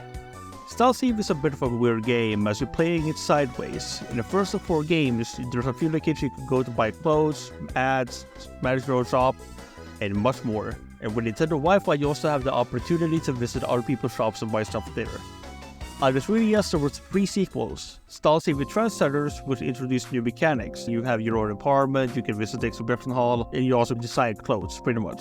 Style Save with Fashion Forward, I did not find a lot of information about this game, but you wake up, you receive a letter from your grandmother, you find a key for a dollhouse. In this dollhouse, there's a doll-sized girl by the name of Sophie, who explains that your grandmother were best friends. Sophie is surrounded by your character's sense of fashion, and you help Sophie with her struggle boutique in Beaumont City. Style Save Style Star is the last game in the series and involves running a fashion boutique that's handed down to you by your Uncle Tim. It has the exact same gameplay as all the previous games, like if your play choices fit the customer's request, then will buy the item and you can then build a relationship.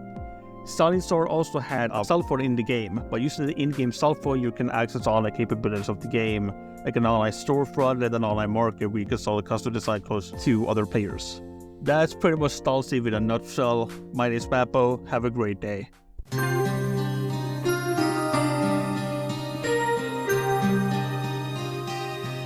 The Glory of Heracles. Its first title was released in 1987 exclusively in Japan, where you control the titular Heracles in his quest to rescue Venus, the goddess of love, from Hades, the god of the underworld. As you can tell, this is the land of Greek mythology, and you traverse it similar to that of Dragon Quest, by leveling up, obtaining powerful weapons, and battling dangerous foes in turn-based combat alone. See, Heracles is somewhat of a Chad and doesn't really need a party to back him up. Interestingly enough though, despite his name being in the title, he's only the main character in 2 out of the 6 games. This first one and the Game Boy spin-off, where instead of going at it solo, Heracles can channel the assistance of a god to help him throughout his journey. For every other title, Heracles is delegated to the wonderful role of side character. This next part may come as a shock to you, but out of these 6 titles, only the 6th entry, Glory of Heracles, received an international release, coming out on January 18th, 2010, about a year and a half after the Japanese release in May 22nd, 2008. This title really stands out among its predecessors, boasting a complete visual overhaul that makes you question if you're even looking at the same series. It's got an anime-styled opening, for crying out loud. The story and gameplay is still faithful to having you experience different exciting episodes of Greek mythology, and although the Glory of Heracles series hasn't seen a new entry in over a decade, you shouldn't count it out for a good time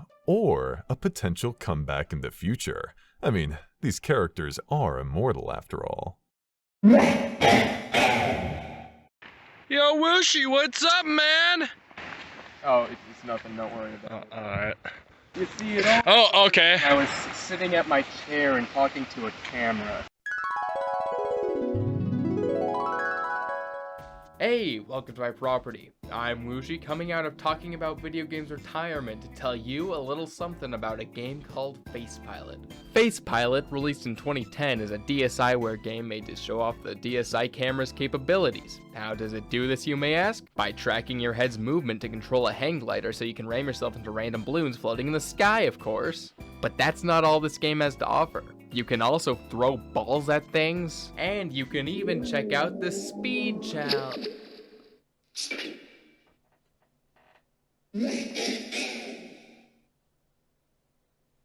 What on earth? Yeah, so that's pretty much what I've got going on. I'm just kind of looking for the little guy at this point. Why do you need to tell me all this stuff about Face Pilot to tell me your friend flew away? Shut up, I think I hear him. Yeah, that's our guy.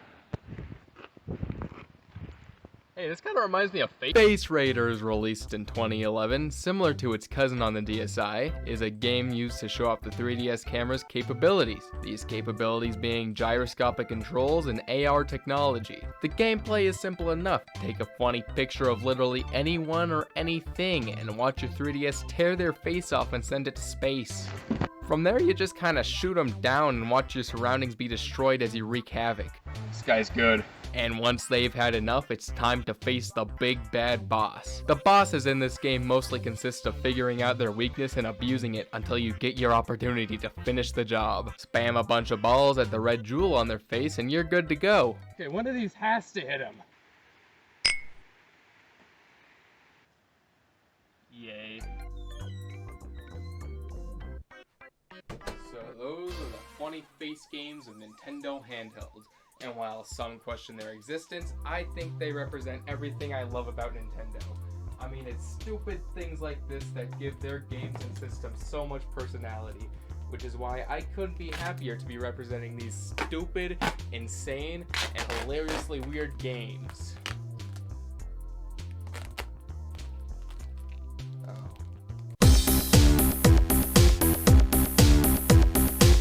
Let's turn our collective attention to an obscure company called Keys Factory, whose resume mostly seems to be filled with accessories for Nintendo consoles, like Nintendo Switch carrying cases for instance. But believe it or not, this seemingly uninteresting company is also the mind behind a WiiWare game from 2010.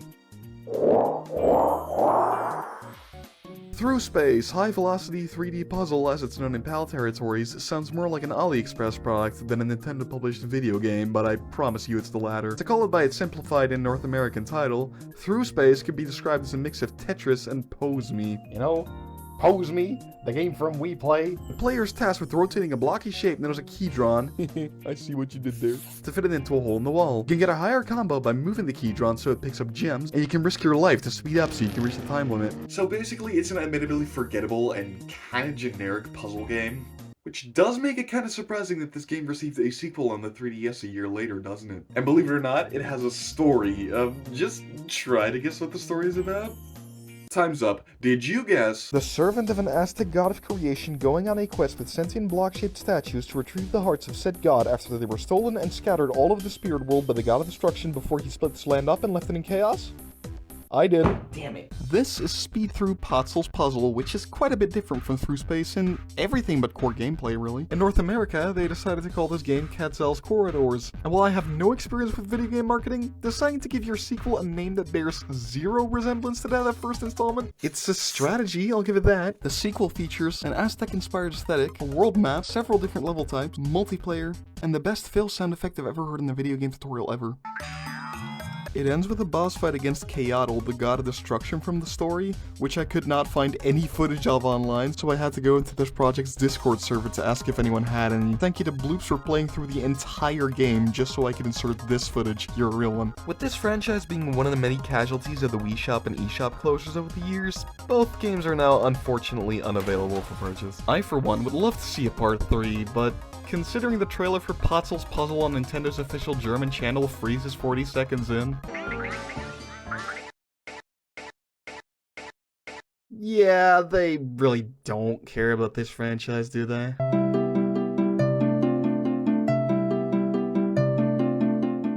Nintendo Art Academy is an art training software and drawing program developed by Headstrong Games. This game released on several consoles from 2009 to 2016. Originally, the software released in two parts, first and second semester, for the DSi in 2009. It later released as a game for the DS and DS Lite as both the first and second semesters combined into one game, featuring all 10 lessons. This was also later released on the 3DS under the title Art Academy, Lessons for Everyone, as well as on the Wii U under the title Art Academy Sketchpad, which allowed users to upload and share the artwork they made on the Miiverse. Art Academy does not feature gameplay familiar to that of a traditional video game. The goal of the game is to teach the player skills about art and painting that can be applied to real life. There is no story, and there are only two characters. Vince, who guides the player through art lessons, and Vince's dog Bacon, who shows up on Art Academy's title card and loading screens. The game does feature two game modes, however, titled Lessons Mode and Free Paint Mode. Lessons Mode functions similarly to that of games in which the player must beat a level in order to unlock and proceed to the next one. This game mode features Vince, as he guides the player throughout the stages of each lesson. The player does not need to create a masterpiece of art in order to proceed through each lesson, as there is no grading system. Rather, the player simply must go through each stage of each lesson. Free Paint Mode allows the player the freedom to draw anything they wish to draw without guidance. The player will have unlimited access to any of the tools unlocked throughout the game. These tools include 3 varieties of pencils, an eraser, paintbrushes, a water jar, and a painter's palette, which has a mixing feature that allows the player to create any and every color they wish to use, with there being hundreds of combinations to create. Also available to the player was an image gallery, featuring 89 images that could be used as reference. Since the release of Art Academy, the game has received mostly positive ratings. Overall, the skills that Nintendo Art Academy teaches are useful for anyone who is interested in art, both digitally and traditionally. It is a great game for artists, beginner or experienced, and anyone who would like to learn how to draw or paint might consider giving this game a try.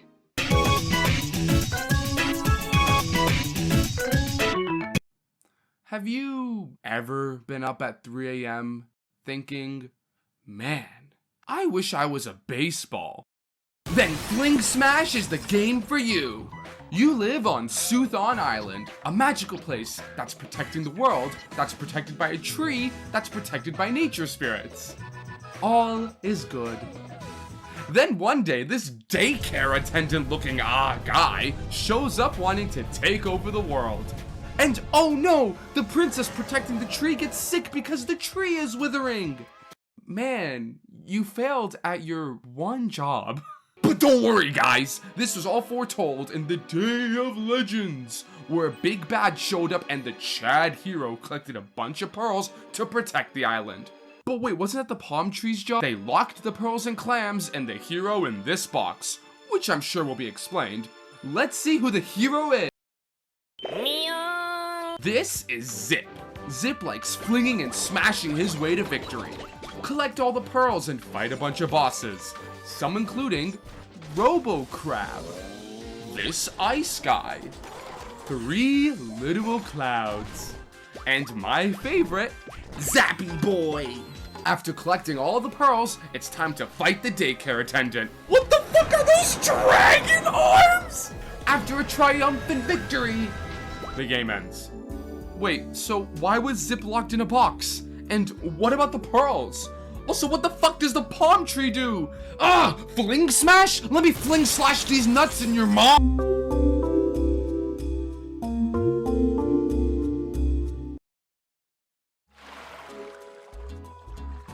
Fluidity. The game starts off strong, introducing its simple but unique plot right out the gate. The whole experience exists within the book you're shown at the beginning of the game. You play as a puddle of water, free to roam in a storybook, and that storybook is plagued by the effects of the spilled ink shown on the start menu. Now this game is a collectathon, so in a classic collectathon style, you solve environmental puzzles to collect rainbow drops as you unlock new abilities that further you deeper into the book. Explore beautiful Midwest pastures and city factories. Go back in time to desert pyramids and coastal theme parks. Each time you collect a rainbow drop, an ink stain will be cleansed from the chapter page. Now, control-wise, you use the Wii Remote to tilt the book left or right, allowing the water to flow where you desire. To jump, instead of pressing a button, you shake the remote, and you press a button to pull your water together, which will then, like, explode when you release the button, which I forget what button that is. This allows you to do many things in the game, like put out a burning house, or pressurize and release the puddle to force pathways open. Later in the game, you can turn from liquid to solid to gas. Each chapter introduces new creative ways to put your abilities to use. You really never get bored with the game, although the gameplay is pretty similar because you're always doing something fresh. Performance-wise, it sold well. A lot of people had fun with the game. The developers, Curve Studios, did a great job utilizing the Wii Remote sensor capabilities. The book was full of charming locations, and of course, the gameplay was fluid. Nobody laughed at that. A second and final installation was released for the 3DS in late 2012 called Fluidity Spin Cycle.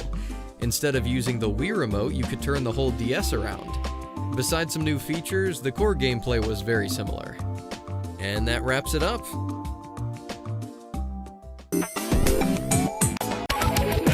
If you or a loved one own a Nintendo 3DS, then I'm sorry to break it to you, but there is a non-zero chance that you have one of these. That's right, dear viewer, these are what's called AR cards, and they were packed in with every Nintendo 3DS system. Well, what do they do, you're probably asking? I was getting to that, stop rushing me. AR Games was a little mini-game pre-built into every Nintendo 3DS. It utilizes a form of augmented reality, hence the AR in the title. For the uninitiated, augmented reality is what's used in things like Pokemon Go, for example, where digital stuff is laid over the feed of an actual camera to create the illusion that something is in the room with you. I didn't get him. In AR games, though, instead of just throwing up a Pokemon and letting you beat it to death with Pokeballs, Nintendo decided to make a whole damn game out of the tech, with, like, skill and gameplay and stuff. And you know, the best part is that sometimes it even works properly. To play AR games, you set up this AR card on a table or the floor, then you turn on every light in the room because the 3DS camera is terrible and doesn't recognize what it's looking at without the brightness of the sun, and sit exactly 14 inches away from the card. That part is the most important one. The game will not shut up if you're more or less than 14 inches away. The 3DS will project a little landscape onto the card to make it look like things are appearing in your living space, and you can interact with them in various ways. Most of the content of the game is just minigames, like, for example, one where you shoot at targets, or another where you fish using the 3DS as a fishing rod. However, the game also contains activities where you just kinda interact with stuff, like a clock, a globe, and of course the main event, a photo maker, which utilizes the other 5 cards included with the system that all portray various Nintendo characters, allowing you to position and pose them in many ways to create the perfect photo to send to your friends at inappropriate times. And although AR games never got any sort of sequel, this specific feature did get implemented into a few later 3DS titles, such as Tomodachi Life, with some games even getting their own cards for the feature. It's like Palutena's really in the room with me, this is incredible. All of this would be really cool if only the damn thing works the way I wanted it to. Even more than the 3D screen, there's one thing that made Nintendo 3DS different from any other console: the Street Pass system. With it, you could get info from other players you walk by in the real world, but very few games made extensive use of this system, except of course Mi Plaza. Mi Plaza was more than a minigame collection. It was more like a hub to collect unlockables and means, and in general a long-term project for any player to get invested into. I remember stopping by every so often at conventions to check what other means I had tagged with. At first, it featured only 2 games. Puzzle Swap, in which the means you add would give you random pieces of one or several Nintendo-themed puzzles, and Question its sequel, which was a simplified RPG, in which the means you found made up your party and had different spells depending on their shared color. But in 2013, a slew of new, more complex games were added as paid DLC. My favorite were Street Pass Squad, a space shooter in which collected means could be found through the stage and add weapons to the player's ship. Street Pass Garden, a gardening simulator that was deceptively deep, with different seed types and complex breeding mechanics, shops and event missions. And Street Pass Slot Racer, a simple but hard racing game in which only the throttle was controllable, making every turn a matter of race assessment. Though the rest included Battle, a rock paper scissors themed strategy game, Mansion, where you build and explore a dungeon, Fishing, Zombies, a battle-focused action game, Trader, a stock market simulator, Chef, a cooking sim, Explorer, a jungle-themed adventure game, and Ninja, another auto-scroller. I personally miss the Street Pass system, and I hope we get to see something similar from Nintendo in the future. Bye!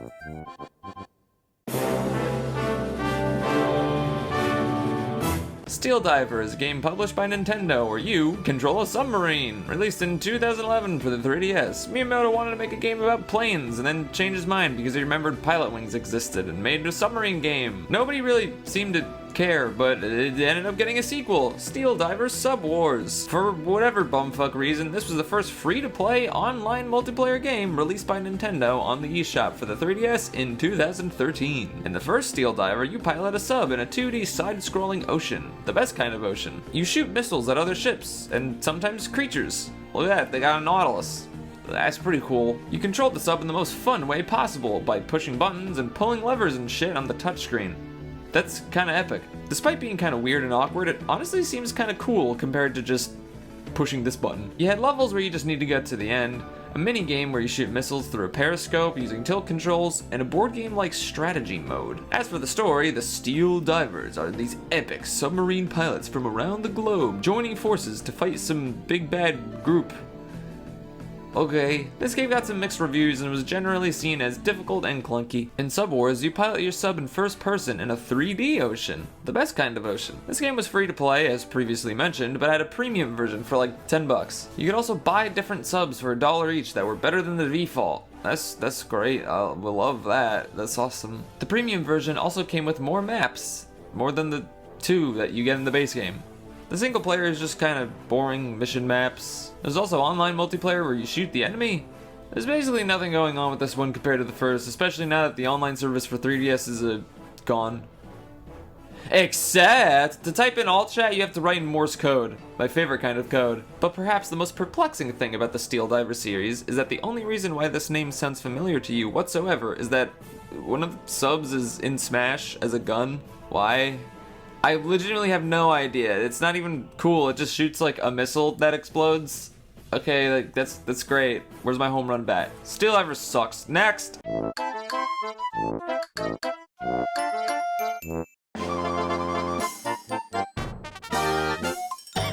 Welcome to the world of Freaky Forms, a title with a smaller budget in comparison to, well, all else on the Nintendo 3DS thus far, but a title holding the honor of being Nintendo's first fully featured digital exclusive on a handheld. Published by Nintendo and produced by their own Kensuke Tanabe, the actual development was handed over to the third-party company Asobism, although conceptualized by Hiroshi Moriyama, one of the original directors of Chibi Robo, who joined Asobism after completing the third Chibi Robo game. Quintessential Nintendo blood runs through every aspect of Freaky Forms. To talk about this world would be to talk about your world. You name the planet for this adventure and create the life that lives on it. Partners throughout the game known as Formies. With a pick a mix of parts, you can shape them in any geometric solution you can imagine, really. Make them as disjointed as you like, God won't care. You are the god in this game. Choose your favourite cassette to become its narration track and explore the great wide world. Tapping the far sides of the smaller plastic square encourages your bacteria to follow that tap. In practice, it's the same as any old left and right input, but the little visual flair that is this arrow immerses your hand into becoming a diegetic pointer to guide your Formie, rather than directly controlling them. Not only personifying your creation as a genuinely sentient creature, but it trusting you likewise forms a personal bond and making your creations feel alive. As the game progresses, you'll unlock additional parts for your Formie, such as wings and wheels to expand movement. Dungeons challenge your knowledge of movement mechanics, whilst occasionally sidelining the player to spectate automated turn-based battles where your Formie fends for itself, cutting off the umbilical cord that is your stylus. I'm not sure where that title comes from though, these things aren't freaky at all if you ask me. Although to be fair, I would hate to be cryptid hunting and find one of these things in the forest. Whoa!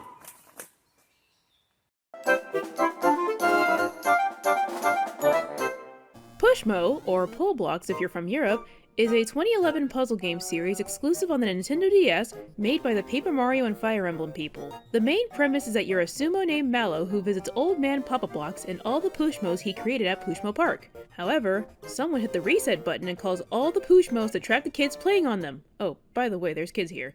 And because Papa Blocks is too old, it's up to Mallow to save the kids. You clear each level by pushing and pulling blocks of the Pushmo so you can create platforms for yourself in order to reach the child. You can pull out of the blocks 3 units out, and you can also push and pull them sideways. The gameplay is simple, which means that there's plenty of room to add gimmicks, such as manholes that transfer from one location to another on the Pushmo, and a button that will push a block of the same color all the way out. Like every puzzle game, Pushmo is easy to understand, but hard to master. This game challenges your spatial awareness, and will throw curveballs with multicolored manholes and buttons. The tutorials are very hand-holdy, but it kinda needs to be in order to make sure you're ready for more challenging Pushmos, like the ones based off of retro pixel art called Murals. This simple puzzle game was so effective that it gained 3 more titles to the series depending on how much you want to scratch that Pushmo itch. If you want Pushmo with more physics-based puzzles and blocks pushing other blocks, there's Crashmo. If you just want more Pushmo and new gimmicks that affects the blocks, there's Pushmo Whirl. Or, if you want Pushmo but something new, but nothing too crazy like Crashmo, there's Stretchmo. All of these can be attained on the Nintendo eShop. Oh. Well, damn.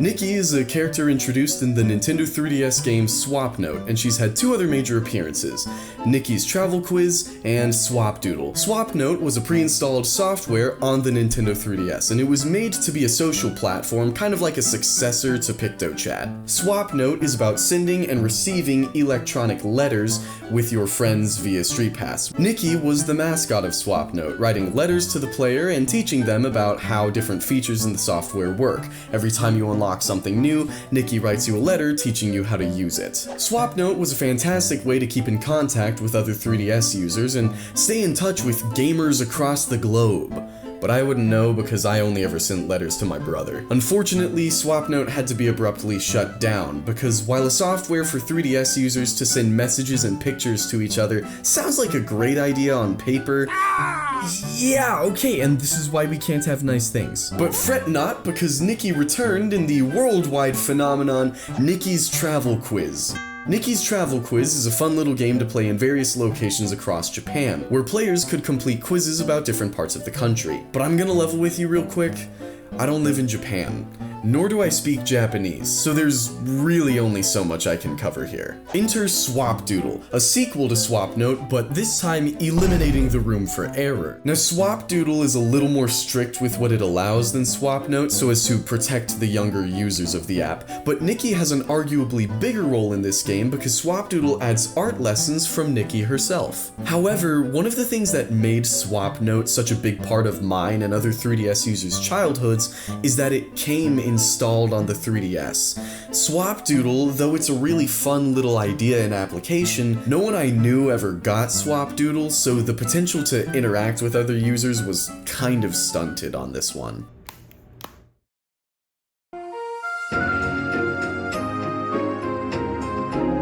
The people who make Dark Souls are a bunch of rad bastard thieves. Nobuto Hotan made Sakura Samurai in a cave with a box of scraps and the same budget as Luigi's Mansion. The game tells you right off the bat it's not like other stupid baby games for the 3DS. This game is Dark Souls before the people who made Dark Souls even knew what a computer was. For a seasoned gamer pro like myself, some boss battles took like 3 tries, but for a baby Mario gamer like you, I'd give it 20 tries minimum on easy mode. In Sakura Samurai, you're Kenji Samurai, and you have to save the Flower Petal Princess from the Dark Evil Country Club and their Shadow King. A weird little turtle guy tells a random kid with a sword he's the chosen one and imbues his blade with pink.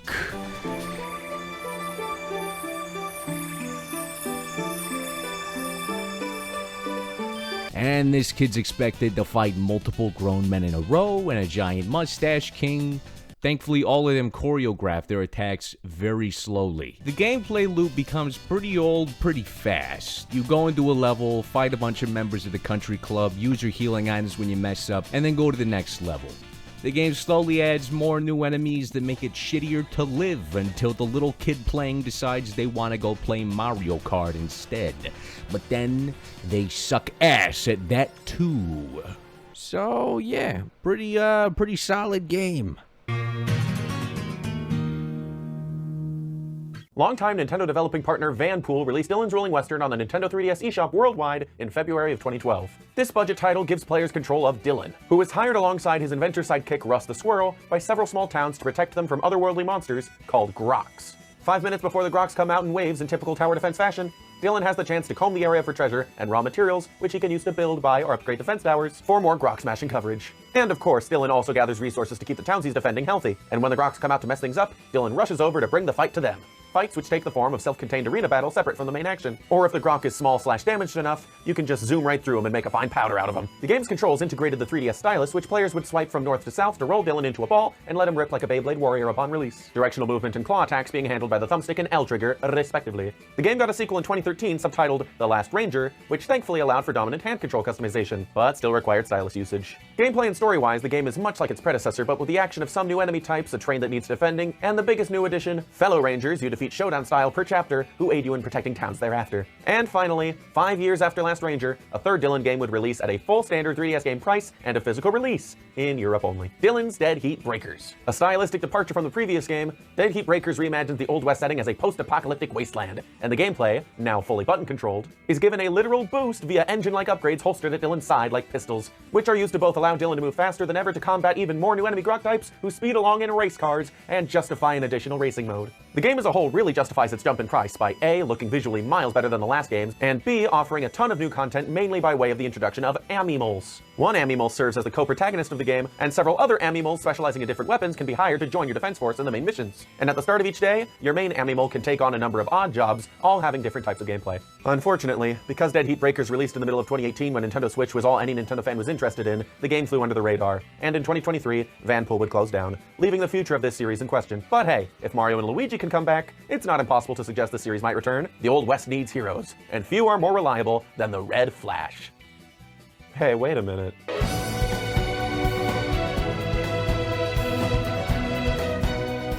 Xenoblade Chronicles initially released in Japan in 2010 and later came to other regions after Operation Rainfall, a campaign to bring RPGs overseas. In the first game, you play as Shulk, aiming to take down the Mechon after they kill his childhood love Fiora, but the story gets so much more complicated from there. You meet Melia of royalty, Ricky who somehow has like a dozen children, Charla the medic, and are accompanied by Shulk's childhood friend Ryan and Fiora's brother, the wounded Dunbin. You explore beautiful and sprawling worlds on the Bionis and the Mechonis, two dead titans interlocked into war. The combat is real-time sort of, but it's incredibly complex, and you can use Shulk's Monado to intercept divisions. This game considers this ability the principal theme of the game from a gameplay and story perspective, and you do have to consider its ethical purpose in the world as you play. Xenoblade X would release on the failing Wii U in 2015. This game is not related to the direct trilogy though. X is an open world game that focuses on mechs more in combat and feels a bit more like an MMO at times. Xenoblade 2 would release in the first year of the Nintendo Switch. This game follows Rex, who dies early on, only to be revived after a promise to take the blade Pyra to Elysium. Pyra can transform into Mithra, who's mean. Traveling alongside you is Gormati Nia, who goes through her own arc discovering her identity, as well as Team Rocket impersonators, Tora, who's sus, and Morag, who serves as the voice of reason. The game is completely different to Xenoblade 1, from everything down to the controversial anime art style, to the combat system which revolves around drivers and their blades they respectively hold. It's arguably the worst game in the franchise, though not everyone thinks so, but it's honestly extremely confusing, with tutorials that are misleading and a bit too short, and the story's pacing is infamous for how slow it takes to get going. Still, some people love this game dearly, and there's a lot to it that is still done very well. A big complaint among fans was that this game didn't really make sense, which was rectified in DLC releasing the following year, Torna the Golden Country. Xenoblade 1 was re-released on the Switch in 2020 with a remake. This is a much better adaptation of the game that came with various quality of life changes, along with a side story DLC being future connected, which took place on a cut area from Xenoblade 1. This story is probably the weakest in the franchise, but expands Melia's character and provides context to enemies who would appear later in the franchise. Finally, Xenoblade 3 would release in 2022. This game is considered by many to not only be the best in the series, but one of the best RPGs ever made, and it was nominated for 3 Game Awards. This game basically takes the worlds of the first 2 Xenoblade games and merges them together as Ionios. 2 nations are at war.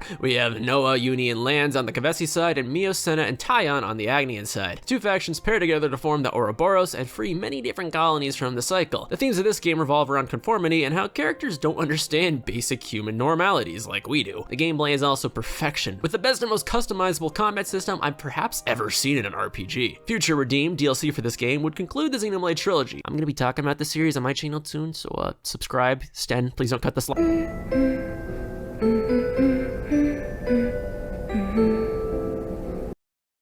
Fatal Frame is a Japanese survival horror video game series published and developed by Tecmo, in which your only means of defense or attack is the camera obscura, a vintage camera that exercises spirits when they are photographed. The series stayed on PlayStation and Xbox consoles for its first 3 entries. After 11 years of releasing on anything but Nintendo in the US, the scariest part of the latest Fatal Frame release was that it was coming exclusively to the Nintendo 3DS. Spirit Camera: The Cursed Memoir was a Fatal Frame spin-off co-developed and published by Nintendo and launched exclusively on the 3DS in 2012. In this game, rather than the in-game character using the camera obscura, this time around your Nintendo 3DS is the camera obscura. In classic Nintendo fashion, Spirit Camera makes use of a bunch of the features found in the 3DS. A combination of the 3DS's gyro sensors, dual outer cameras, and augmented reality capabilities allow you to scan in full 360 degrees around your real-world environment to hunt down and attack spirits by taking photographs of them using the L and R buttons. The game switches between taking place in the in-game fictional world and actually putting the in-game characters in your real-world environment using the 3DS's cameras. And of course, being on the 3DS, you'll have spirits popping out at you in 3D on the top screen. This is quite a different and interesting experience that, unless Nintendo ever decides to bring back cameras on their future system for whatever reason, will most likely stay on the 3DS, for better or for worse.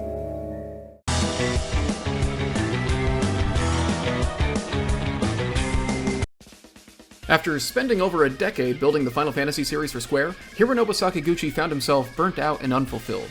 His morale hit rock bottom after directing The Spirits Within, a Final Fantasy film that was extremely expensive and extremely unsuccessful. After leaving the company and mulling things over in Hawaii for a few years, Sakaguchi realized he wasn't tired of game design, he was tired of working for a large corporation. So he started all over with Mistwalker, an independent studio focused on small-scale, intimate game design. Mistwalker initially focused on making very traditional turn-based RPGs, similar to the work Sakaguchi had done at Square. When critics lamented that Blue Dragon and Lost Odyssey's gameplay was behind the times, Sakaguchi decided he wanted to create a new kind of RPG. This would become The Last Story, which saw Sakaguchi in the director's chair for the first time since Final Fantasy V. When you look at The Last Story, it's extremely clear that it came from the mind of a man responsible for classic JRPG tropes. You play as Zale, a mercenary longing to be a knight who falls in love with the princess Callista. The king is secretly evil, the planet is dying, Zale is marked by destiny. There are very few elements here that you won't see in other RPG storylines. However, they're genuinely well done, with some clever reveals and good character writing, so JRPG fans will probably like what it has to offer. Now, the gameplay is where The Last Story gets really interesting. It's an active combat system built around strategizing and issuing commands to your party. Zale also has a special ability, Gathering, that draws all enemy attacks toward him while buffing the rest of the party. Everything is built around you managing the flow of battle. Many fights start with your team scoping out the area and talking about what types of enemies there are, where they are, and if there's anything in the environment you can use to your advantage. Enough thought is put into the areas these fights happen in that the combat feels fresh the whole way through. It should also be noted that the graphics are some of the most impressive on the Wii. The music is stellar, and the voice acting is better than you'd expect. Despite The Last Story feeling unfinished or underdeveloped in some areas, there's a surprising amount of polish and love, and it results in a pretty unique little RPG on a console that didn't get many of them. If you're a fan of the genre, consider checking it out.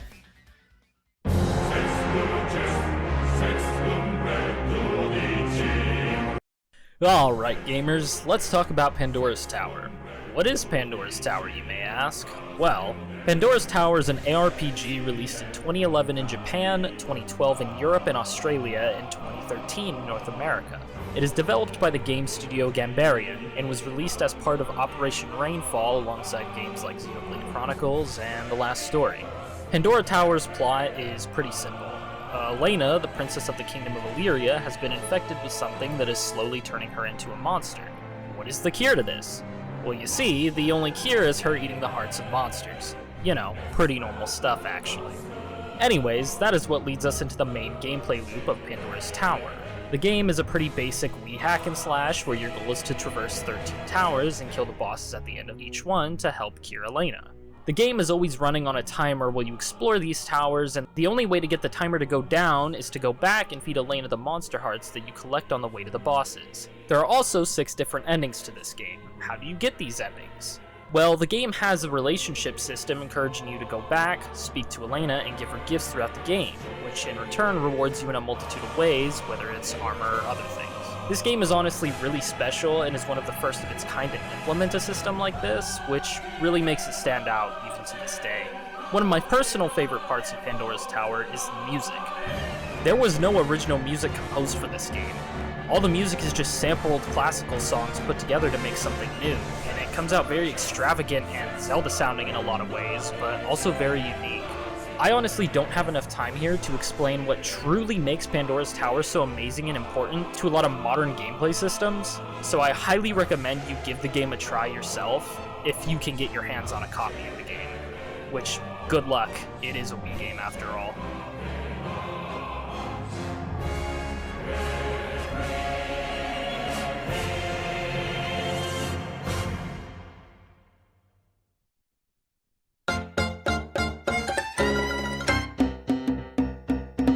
When you think of Nintendo games that bring iconic franchises together, what comes to mind? That's right, Nintendo Land.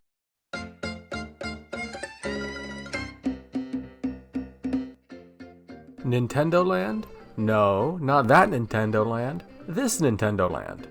Released on November 18th, 2012, the game came packed with the Wii U as a launch title to get players familiarized with the gamepad and get an idea of what they could expect from the newest member of the Nintendo family.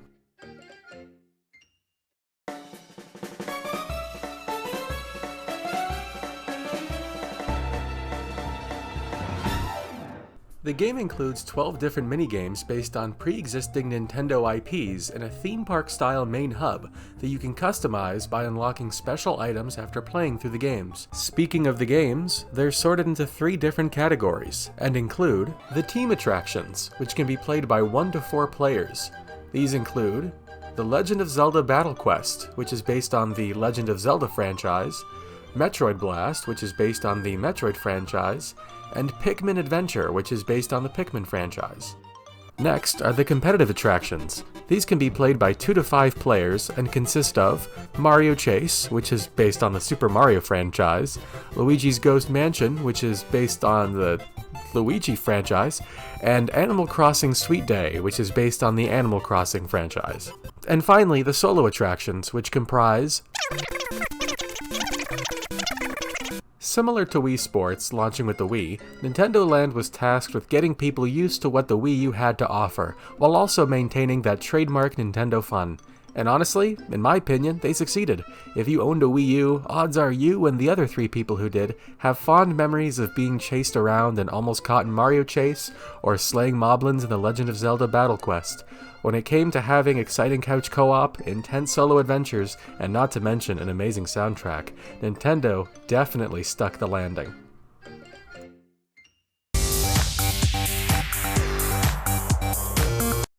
Oh boy, can't wait to see what game I'll get. Let's see. Sing Party is a game which you can play with your friends. Oh, darn, kind of missing this. Developed by Freestyle Games in 2012 for the Wii U, where you can sing karaoke. Wait a minute. Karaoke? Sing Party is a game in which you sing for fame together with a friend or alone in your bed. In 2 would have to play. Press go and sing away. And for the high score and the dancers you will slay. The Wii U might get brought. The songs there were a lot. You'll open up the game. Decide which tracks to play with 50 different names like the YMCA. Justin Bieber, baby. Also call me maybe. Fun to play when rainy. On girls' night with ladies. Get the party started. No need to get startled. Come now, don't be tardy. Go and play Sing Party. That's pretty much it. There's nothing else to say about this game. Like what do you want from me? It's a karaoke game. You sing. That's it. So after creating the legendary Sing Party, Nintendo went ballistic. They teamed up with Visual to bring us the 3DS eShop classic, Tokyo Crash Mobs. And no, I don't know what they were smoking when they made this, and yes, I wish I had some of it. You follow 2 protagonists, Grace and Savannah, as they, for lack of a better word, exist. They are portrayed in these live-action cutscenes, doing whatever this is. But then you go to the gameplay and you realize everything is all pre-rendered. It looks like Mortal Kombat or Street Fighter the movie, the game, where they use the likenesses of real people as the sprites. Because, I don't know, it was 2012 when this game came out. Kind of figured the pre-rendered in live action gimmick faded out by like the late 90s, but no, here it is. Alive and well on the 3DS, Nintendo's greatest console. The gameplay is basically Zuma. You throw people at other people instead of balls, and if they match up, they disappear. You want to keep the line from filling up, essentially, unless you're playing through one of the stages, which involves you trying to get yourself to be 10th in line by throwing people ahead of you. It's pretty interesting, actually, but once I got to the boss stage, I kind of gave up. Here you're supposed to be fighting this ninja dude by using the gyro controls or the touchscreen as well, but the way it works is that you're given a random rollout and you have to kind of clear all the dudes out. You have to do this while trying to avoid taking damage, and you don't want them to get too full. It's a bit too much to juggle for this kind of game. As an aside, I did like the music, but you're probably wondering why I'm talking so much about this game, because like a lot of the series here, Tokyo Crash Mobs isn't really a franchise, never got a follow-up. In fact, after doing some research on I found out they shut down like 4 months after this game came out in Japan. In fact, I also found out they made a game called Puzzle Loop. Hey, wait a minute, this is just Zuma. Hey, wait a minute, this came out before Zuma. That's right, I lied. This game is a Puzzle Loop ripoff, except it was made by the same devs, so it's not a ripoff. Zuma's the ripoff. Gonna go with Wii Express on this one. Tokyo Crash Mobs gets a 7 out of 10 from me.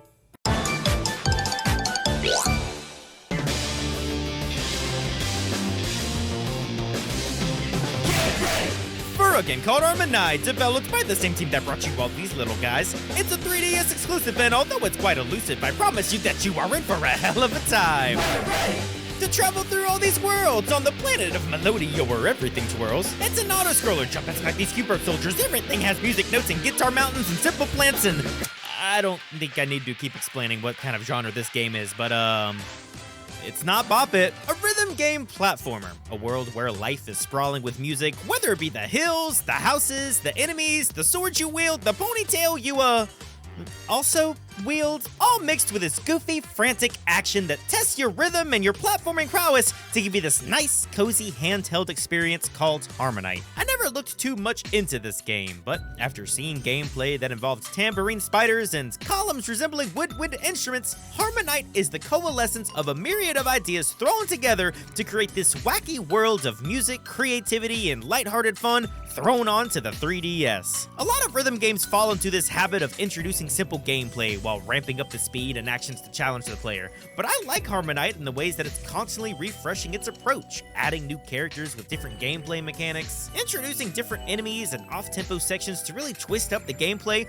while also not punishing the player by creatively incentivizing the player to discover what wacky songs and enemies are up next. And the soundtrack is great. It starts out a bit slow, but with a team responsible for some of the best soundtracks in the Pokemon series leading the mantle, it's hard not to bop to the rhythm of the Harmonite tunes while you're hiding under the covers at 2 a.m. before school starts the next day. As a studio that redefines portable gaming as a whole, typecast into the monster-collecting powerhouse they've become today, Game Freak rarely breaks the mold and experiments with new ideas. But in the few times they do, Harmonite as a standalone title feels completely natural. That was a music pun.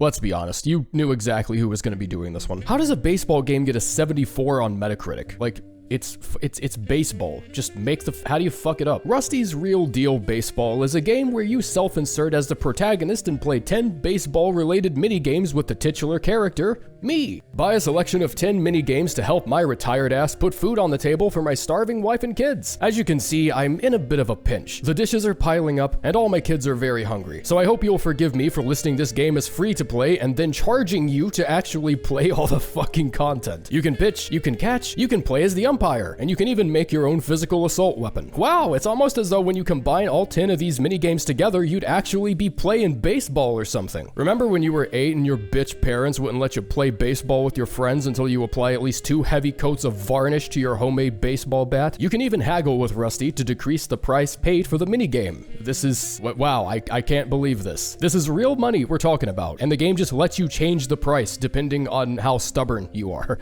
That's, wow, that's a new one. And all the bad guys are in business suits. That's how you know the game is legit. God damn it, this game is so cool. Each minigame starts at $4, but his own kids will undermine his efforts to try to sell them to you at his initial price. I thought you guys were hungry. Why is everyone trying to bust this guy's balls? He's just a dad trying to make his wife fall in love with him again. You can even earn discount tickets by playing through the minigames that come at around 50 cents each. And in addition to the haggling, you can cut down your final price to less than $20, which is still quite a bit for 10 minigames. Like, why the fuck wouldn't I just play baseball? Just go to, like, just rent an MLB game or something. Or how about you go outside, maybe? Yeah, maybe that's a good idea. Hold on, I'm sorry. Is that $88 for a thermos? And how is it $30 more than the giant bucket sitting right beside it? Well, it's free to play, so if you'd like to try it out for yourself, then you can... Oh, yeah, that's right. They delisted the shit out of this game.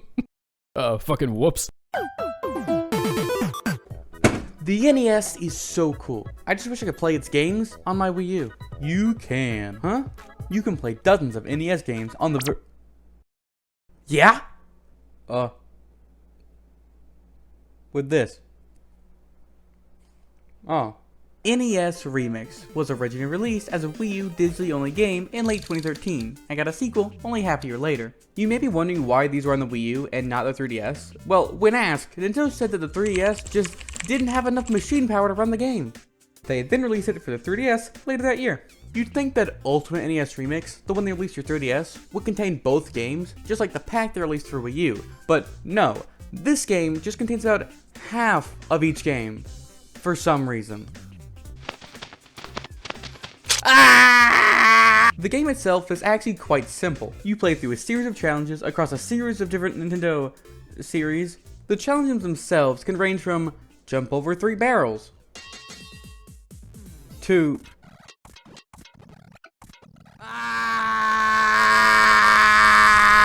However, with all the boring challenges, there are some remixes, if you can believe it. The remixes are the real meat and potatoes here, being edited versions of these classic games. These can be the screen zooming out, or the screen zooming in.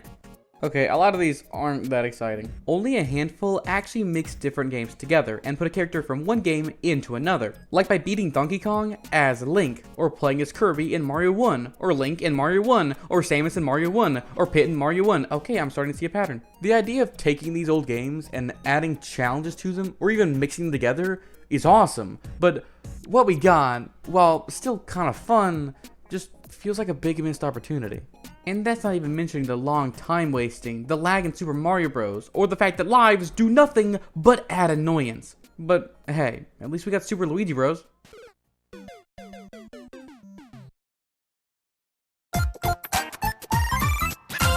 The Nintendo Badge Arcade was a 3DS game released on December 17, 2014 in Japan and November 2015 worldwide. The game allowed players to play different types of crane games in order to earn badges. You could then use the badges you've collected to decorate your 3DS home menu. These badges were based on many Nintendo franchises and games, such as Super Mario Bros., The Legend of Zelda, Pokemon, and more. Around 8,000 badges were released for the game, with some of the badges having multiple pieces to them, or being able to launch 3DS application and software. While the game itself was a free download, you could spend real money to buy credits for the crane games or obtain a few free plays every day through a practice catcher. The Nintendo Badge Arcade was regularly updated until June 22, 2017, when Nintendo announced that no more badges would be coming to the game. Instead, it was going to rotate through a selection of old badges. When the 3DS eShop closed down, the ability to purchase credits was taken away, and the game stopped rotating its badges. The final nail in the coffin for the Nintendo Badge Arcade came on April 8, 2024, when the 3DS Online Play was discontinued. Attempting to play the Nintendo Badge Arcade now will result in an error message, officially marking the end of the service. While you cannot play the game anymore, the Nintendo Badge Arcade still lives on through references in other Nintendo games, including the mascot of the game, the Arcade Bunny, being an assist trophy in Super Smash Bros. Ultimate.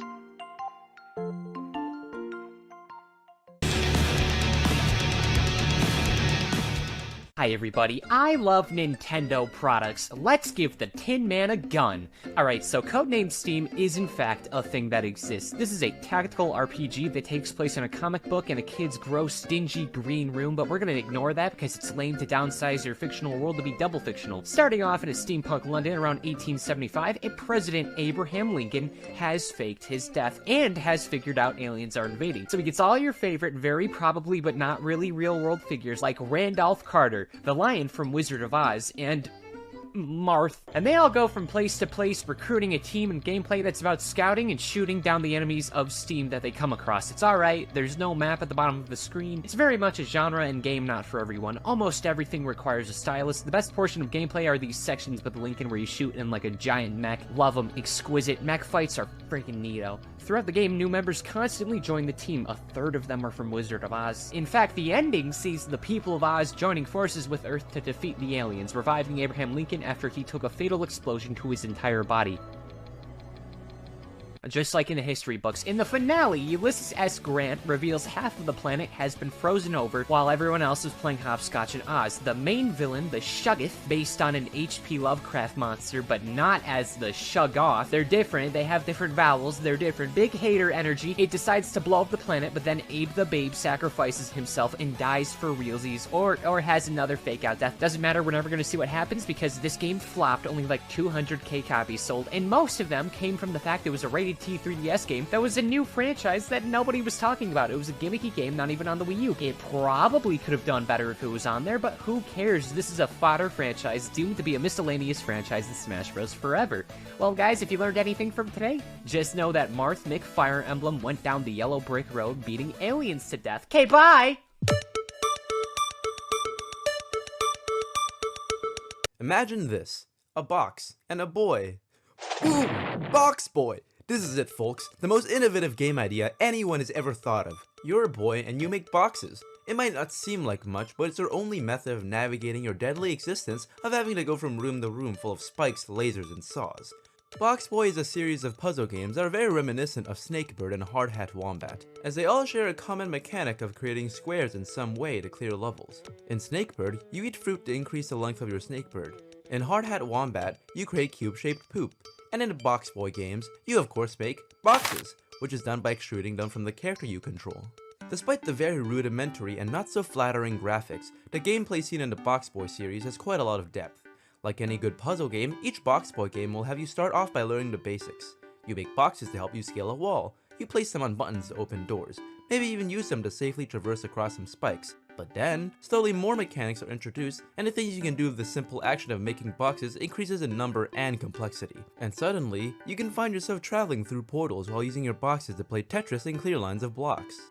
The games in the Box Boy series are quite similar to each other, as they share the same gameplay loop and there aren't really many changes when it comes to the art, with each game keeping the usage of very basic graphics. However, each game does indeed introduce new mechanics, most notably in Box Boy plus Box Girl, where they added multiplayer, and a character who has a unique appearance of not being a square and the ability to rotate. Now the final thing I want to say is that there's a dark secret about the Box Boy series I haven't told you about. You see this guy here? The main character we control throughout the series. Well, he's a boy and he makes boxes, but he's not even called Box Boy. His name is QB. What a scam! 0 out of 10 series. Welcome to the wondrous world of Amiibo Tech, a collection of 30 popular retro games by Nintendo that you most definitely already own. Using state-of-the-art near-field communication with an extra $30 of plastic and paint stuck onto it, you can play these tireless entries in Nintendo's vast catalog. Whoa! Now I know what you're thinking. Wow, I already have a few Amiibo. Does that mean I get full access to some of these classic titles for free? Not a damn one, you stupid prick. Here at Nintendo, we'd rather do a keg stand with Vertigo than give you anything for free. Fuck it, we'll do it regardless. It's how we came up with the idea of splitting these already rudimentary games into spaced out segments with a 3-minute timer for each one. Holy wow! That's right, if you enjoyed Masterpieces mode from Brawl, then this is the title for you. Also, we know how much you all fucking hate Nintendo 64 games, so we didn't fucking add any this time around. You're welcome! But we do have such classics as Super Mario World, The Legend of Zelda, Kirby Superstar, Punch-Out, and many more. So place that poorly painted figure on the pad and watch as you get some shit like Clue Clue Land instead. Whoops, better buy more characters if you want the good stuff, asshole. And we know in this year of 2015 there have been complaints about a mass shortage of Amiibos in stores. But rest assured, we are in no hurry to make more, because we already know if we keep releasing them in small waves, then they're all guaranteed to sell out in minutes by scalpers, so good luck finding any. Bitch, so spend over $100 on figures of characters that remind you of how much better your childhood was compared to your current sad, pathetic piece of shit consumer life. Tap them on your $300 console. Try out some 30-year-old games in brief segments like where your parents setting a curfew. Then, if you find them fun, surely you'll be enticed to spend even more money on the full thing via Virtual Console today. It's our next greatest idea since the year of Luigi. But wait, if you call now, we'll double the amount of nothing included with this game. That's right, a whole 2 times 0. That's math, bitch. So what are you waiting for? Act soon. Act now. Act before you even watch this. Travel back in time if you have to. Advance human technology by 1,000 years so you can buy our shit. Games spelled separately, Amiibo not included. Ask your parents' permission before buying anything. They're too tech illiterate to know what a scam is anyways. Nintendo. We know what we can get away with. Splatoon is a more recent franchise by Nintendo, with its first game releasing on the Wii U in 2015. The games are third-person shooters consisting of playing as squids and fighting using a bunch of ink guns, from rollers all the way to this slow gun I don't know the name of, but I hate using it. The campaigns in all the games are a lot more unique than the average Nintendo single-player campaign. You usually just have to run around and properly explore each stage instead of just walking and jumping to the right. The bosses are kinda difficult, yet all very creative. And this franchise, I believe, was Nintendo's first major attempt at an online shooter. Honestly, one of Nintendo's better use of online multiplayer, if you ask me. The maps shuffle around every 12 hours, though it is a bit weird there are only 2 to play at once. Though I believe private lobbies do fix that issue. The normal 4v4 multiplayer mode just consists of you having to ink more of the map than the other team. Take this from someone who has an ADHD diagnosis, great way to keep me entertained. Kinda funny to think, well, did I win? And then guess what?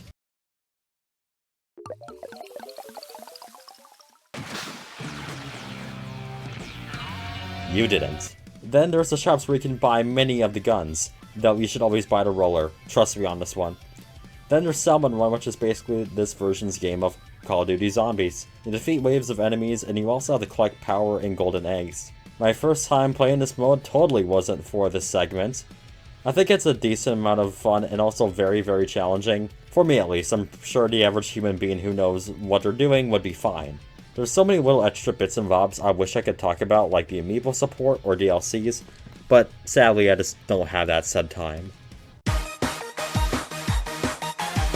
Alright gamers, it's the funny guy here, and we're gonna talk about Tokyo Mirage Sessions FE.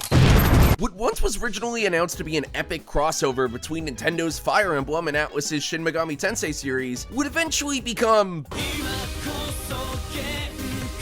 How the fuck did we get here? Yeah, so if you know anything about either of these series, this looks kind of bizarre. Most fans upon this project's announcement were either expecting Fire Emblem characters in an SMT-styled game, or SMT characters in a Fire Emblem grid-based tactics game. Some hopeful fans thought the project might lean into the Persona side of things with the SMT franchise, and have a campaign similar to those games. But instead of dungeon crawling, it would be chapter-based missions. Well, sort of all of these ideas were equally correct and incorrect. What the project actually ended up being was a semi-Persona styled adventure as far as tone and environment, with Fire Emblem characters serving as the party's summons, with the gameplay loop way more close to the SMT games. Also, if you didn't notice, Tokyo Mirage Sessions FE is actually SMT backwards, with FE representing Fire Emblem. You are Mr. Gay. Despite how bizarre of a concept and execution this project ended up being, it seemed to score pretty fair with critics, no doubt getting second chance of life after it attained its port to the Switch. A song sung with just about every Wii U exclusive. Alright, we're running out of time here, and I just talked about Persona, sort of. I feel like we're missing something here. Oh, dude, there it is! Hello, troopers! Are you ready to destroy your enemies? Or are you ready to die trying? Welcome to Tank Troopers, a 3DS title that launched in the ancient times of February 2017. Remember those? Or December 2016 if you happen to be from Japan. The premise of the game is very simple. You pick a tank and you destroy. Don't be fooled by the chaotic looking gameplay though, as the actual gameplay loop works the best when you're trying to play slow and tactical, annihilating your friends over long distances in a very calculated manner. The core gameplay is very simple, but it's that simplicity that gives the game its old school arcade-like charm. And you do all of this in 3D, which you know, makes sense because it's a 3DS. Don't be fooled though, I know everyone's first question when it comes to a co-op game. Can you play it on your own? Yes, you can. The game also works really well as a single-player experience because it comes with 30 unique campaign missions for you to try, and completing them unlocks you new tanks with unique abilities. Keep in mind though, Tank Troopers at its core is best enjoyed with friends, as a multiplayer experience. Anyway, you can take your unlocked tanks from the single player into multiplayer and battle it out against PvP with your friends, either in local play or download play, whichever you fancy. Up to 6 players can battle it out if you can find 6 people with a 3DS. But hey, don't worry, the game can also be enjoyed just as well on a 2DS, so you can go fetch grandma. If PvP crazy tank battle is too much, you can also join forces with your friends into co-op, offering a more chill laid-back experience of you destroying AI with your friends. The game also features a banger soundtrack. You can listen to it by watching the trailer, and it also focuses on some features like timed levels and high scores, giving you an incentive to go back and replay previous levels with better tanks and adding to that old school charm. However, the game is no longer available to purchase on the 3DS eShop because Nintendo shut it down.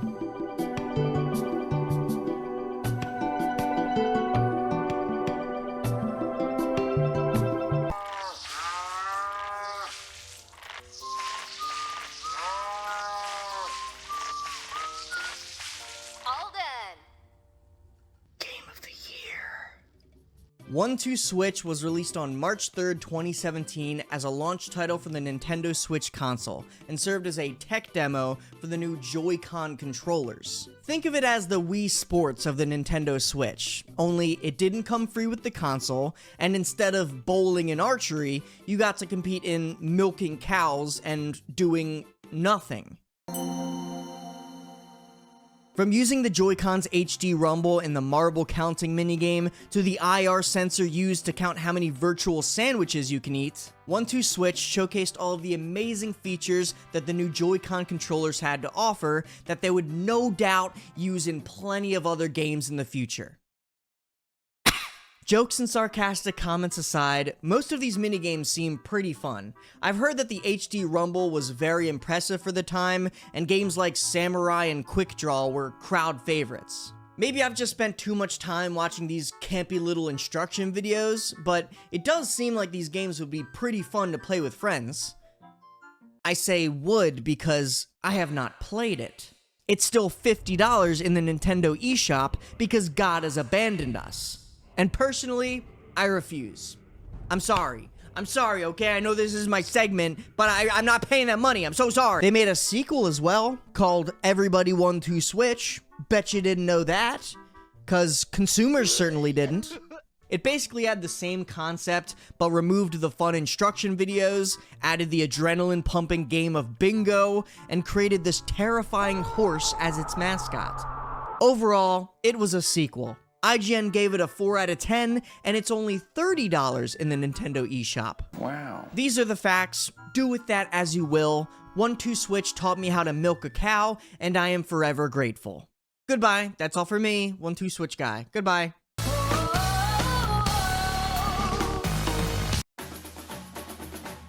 Released on June 16, 2017, ARMS was released in North America, Europe, and Japan. ARMS was a fighting game released early on the Switch's lifespan to kind of demonstrate the motion controls of the Switch. But we know Nintendo, they can't just make a regular fighting game. Where's the catch? Well, it's in the title. That ARMS is no exaggeration because these fighters have the ability to stretch their arms across the battlefield. Each character had their own unique passive ability, like Ribbon Girl. She can jump multiple times in the air, Min can kick away incoming fist, Helix can stretch his body to dodge attacks and get an advantage, and so on. In ARMS, there were multiple modes, like Fight, the default. Fight as one player or 4 players against your friends or against a CPU. Team Fight, just like Fight, but it's 2v2. V-Ball, it's volleyball, with a bomb! Hoops, it's basketball, but instead of there being a ball, the ball is your opponent, so get a hold of them and dunk them. Skill Shot. Aim for the targets going across the screen. The more targets you hit, the higher your score. Headlock. Grab that helmet on the battlefield and now you're a killing machine. This mask grants you the power to have 6 arms, so try and get that helmet quickly before your teammates so you can destroy them before they do. 1 on 100. Fight waves of 100 fighters. And then there's Arms Test, basically a testing room. Also, special mention to Get Arms, one of the most unique ways to get new arms in a fighting game I've ever seen. But then there's Story Mode. Kinda. In Grand Prix, you fight 10 matches against CPU opponents. How Grand Prix can be considered a story mode is because this is where you can actually get the most lore besides the gallery. Like if you're playing as Ribbon Girl, a famous pop star, and if you're fighting against Mechanica, you learn that Mechanica is actually a huge fan of hers. Aww. When you're finished fighting 10 matches, you'll fight the boss at the end, which is usually max brass. But if you're playing Grand Prix above level 4, the max is level 7. You can encounter special fights and bosses at the end. Overall, ARMS was a pretty fun game. It was a nice kind of launch title for the Switch at the beginning of its lifespan, and honestly, I suggest giving it a shot if you have the money.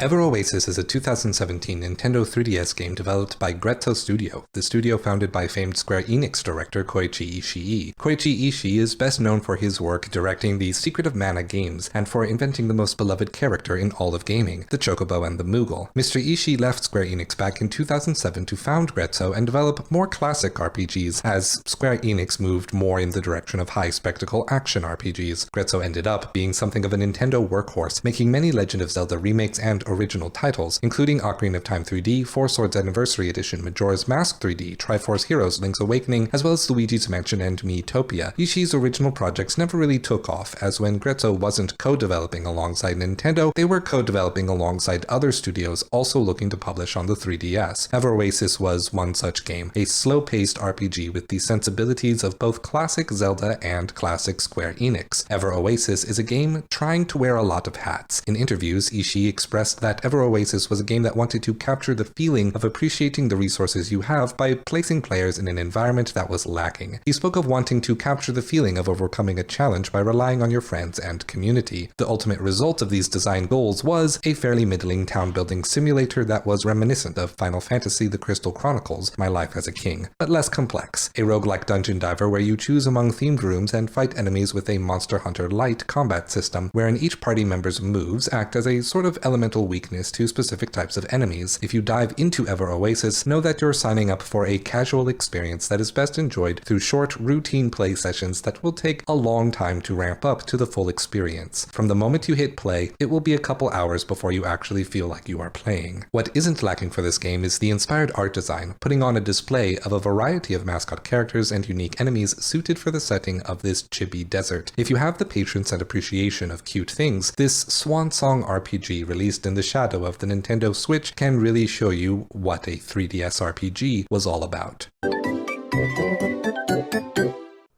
Hey, you there, in front of the screen. Do you want to insert yourself, your friends, or your loved ones into a fantasy world? Additionally, do you want to lead the story as a knight, thief, flower, or an actual cat? Especially that last one?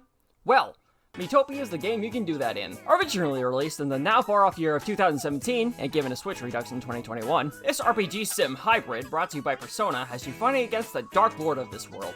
You can cast them with such people in your life as your boss, your ex-lover, or your mother-in-law. Either way, they easily gonna steal people's mugs and put them on a monster such as this, or... oh god, this! Your main objective, outside of babysitting these randos who keep finding you all over the world, outside of the Great Sage, who, because he's the Great Sage and nothing bad happens to the Great Sage, is to save folks' faces. The world. Obviously. Jump into such classes as the Sword One, Fireball, Generic Healer, Stabby Stabby, Ed Sheeran or Taylor Swift, Gordon Ramsay, Meow, Henchman Cuphead, Frankenstein, Bastion, Fly with the Flower, Distressless Damsel, Dracula, and Slurp. But if you want to go the extra fabulosity mile, go for the Switch version. It's got stuff like hair and makeup to make all your wildest dreams come true. And it comes with the added benefit of a horse in battle and the Tower of Dread.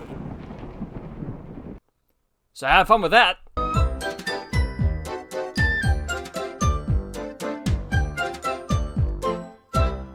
Hi, my name is Brian, and the project I got is Snipper Clips. It's Snipper Clips. What else do you want me to say? That was easy. What's next? Nothing. College work? Oh, no. I don't know. What? You don't know about Snipper Clips? Like the game Snipper Clip with the two paper? Okay. I hadn't thought of that, to be honest. Snipper Clips is a Nintendo game that was originally a flash demo that Nintendo scooped up and gave the rights to the Switch. It's a puzzle game for 1 to 4 players. It was originally released digitally on March 3rd, 2017, same day as Switch release, so this game is as old as the Nintendo Switch, which is a weird thing to think about in 2024. And it was re-released physically on November 10th of the same year with more levels and more game modes. There is both a world mode as well as a party and a blitz mode. In world mode, you play through the stages of the game, my personal favorite. In blitz mode is just mini games for you and your friends, like hoops, basketball, and dojo. Murder. The main mechanic of the game is when 2 players overlap, they can snip in that section off of the other player. This snipped player can now use their body to help them complete puzzles, like making them poke a button. Mind-blowing. I know. Players can also rotate their body, jump, and stand on top of one of each other. While I myself have never completed world mode, Snipper Clips always has a place in my heart as one of the first games I ever played on the Switch, and a good standalone party game to this day. Alright, now you know about Snipper Clips. So go out there and snip those clips!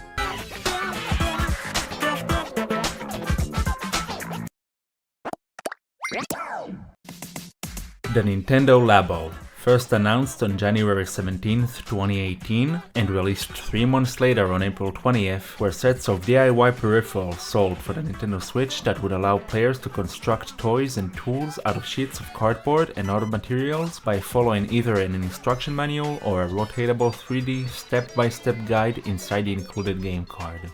Nintendo labeled those constructions as Toy-Cons, and after the player finishes constructing one, they can slot their Joy-Cons and a Nintendo Switch console inside a Toy-Con to play a variety of minigames. It's kinda like one of those accessories you would attach to the Wii Remote, just with extra steps and its own game. For any Toy-Con you build, there will be a minigame accompanying it in the game card. You've got stuff like an RC car that lets you control a small cardboard car using nothing but the vibrations from the Joy-Cons, which only takes around 10 minutes to construct. At the other end of the spectrum, you've got much more complicated builds like the piano, which can take multiple hours to complete. The amount of stuff that you can do with this thing beyond playing music is honestly kinda wild to me. Inserting extra parts into the piano can alter its functionality, and the creativity some people showed with this thing is super interesting to me. Nintendo released 4 Labo kits, the Variety, Robot and Vehicle kits in 2018, and the VR kit in 2019. As for the VR kit, they even pushed new updates to some of their first-party titles that would allow compatibility with the VR toy. However, it seems that the reception to Labo in general wasn't as warm as Nintendo expected. The Variety kit was the one selling the most units, but subsequent kits seemed to have fared way worse. The sales were even lower in Japan, and I think that's what led Nintendo to go quiet on anything related to the Labo. We've heard pretty much nothing after 2019. You would also be hard pressed to find a kit at a decent price these days. The Labo sounded cool and interesting at first, however I think the novelty wore down pretty quickly after the first few hours of playing. I would even argue that the most enjoyable part was just assembling the parts for the first time, but once they're already constructed, they are pretty much faded to gather dust in some corner of your house. There's not much for it in terms of replayability, and that was probably the final nail in the coffin for the Labo. Sushi Striker, The Way of Sushida was a game that happened, released on June 8th, 2018 for both 3DS and Switch, and it cost $10 more on the Switch because, I don't know. The game opens up by telling us this is a world where fish do not exist. Long John Silver's in shambles right now. Instead, sushi is a delicacy created by beings known as sushi sprites. Many years ago, people fought and died over possession of the sushi sprites, in a war known as the Sushi Struggles. I mean, hell, I kinda get it. I'd probably kill a guy if he was holding onto a cat that could spit out infinite Panda Express orange chicken. But now, the oppressive empire has taken over the land and banned sushi for the common folk. Enter our protagonist Musashi, a starving orphan who's never even gotten to try this food of the gods known as sushi. That is, until they stumble upon a mysterious member of the resistance movement known as the Sushi Liberation Front, and a sushi sprite in hiding known as Jinrai. Now equipped with the ability to create sushi at will, it's up to Musashi to defeat the empire and make sushi available for all once more. How, you ask? Simple. Stuffing their face full of sushi and hurling the leftover plates at the soldiers until they're all beaten into submission. Ouch! So how's the game actually play? Well, you and your opponent both have conveyor belts of sushi constantly running back and forth across your side of the screen, and your goal is to link together as many plates of the same type of sushi as you can to create as long of a chain as possible. The longer your sushi chain is, the more plates you accrue, and once you've filled your table with stacks of them, bam! Send those plates flying like a Karen at an Olive Garden. Whoever depletes their enemy's HP first wins, presumably because you flung so many plates at their face they don't have any teeth left to eat any more sushi. There's also the sushi sprites. You can have a team of up to 3 of them, and each come with their own special ability, such as supercharging your plate stacks with electricity, or filling the field with one type of sushi to allow you to build a massive chain. As you play, their abilities charge up, and you can unleash them once their meter is full. But be careful, your opponents have access to sushi sprite abilities too, from making your lanes go out of control to filling your field with big lumps of wasabi that stun you if you eat them. Sometimes when you beat a member of the Empire, one of their sushi sprites will want to join your team, so you can collect sushi sprites and mix and match their abilities to see what playstyle works for you. Overall, while this game is definitely not deep enough to warrant that initial $50 price tag, considering that now you can get it for cheaper than actual sushi, I'd say it's worth it. It's got a charming little story, some cute animated cutscenes, and it's pretty fun. I think it's an underrated gem. Go check it out if you can. Hi, I'm Charlie, I'm back, and Dragalia Lost was the very first and only original Nintendo IP made for mobile phones. The game was developed by C Games, known for their work on Princess Connect Redive, Shadowverse, and more, and published by Nintendo. The game, however, sadly got lost in 2022. and the servers have been dead ever since. With Dragalia Lost being a mobile game, it doesn't really have that much going on gameplay-wise. The game is very much focused on touch gameplay while telling an original story. I never really got to play this game while it was active, but looking over at some gameplay from the game, it's seemingly got a gameplay style very similar to League of Legends, while also being a level-by-level linear experience, at least at the beginning. The game takes up a chibi art style, one pretty similar to the Pokemon Diamond and Pearl remakes on Switch, but it honestly works on a mobile game. As you get further and further into the game, you start to learn more and more about the story. Without completely reading what the Wikipedia article says exactly, the story of Dragalia Lost is actually quite complicated. It starts in the town of Alberia, which apparently there's dragons. The dragons, of course, have a power and the royals want to have it. They manage to work things out with those dragons, and if they form some sort of special bond with them, they can also gain their powers. That's the basic idea behind the entire plot of the game. But then the story just continues and goes on and on. There's 26 chapters. I can't sum that up in 2 minutes. And then each chapter contains multiple parts, with each part being its own unique level. The levels aren't long at all, but they do help to tell the story of Dragalia Lost. The game also managed to have several crossovers with a random selection of franchises. It crossed over with Fire Emblem, Mega Man, Monster Hunter, and Persona 5 Strikers. What? The game sadly shut down in late 2022, and it's not stated as to why, but the game didn't really get fantastic reviews, so it may have seemed like it was just bleeding Nintendo out of money.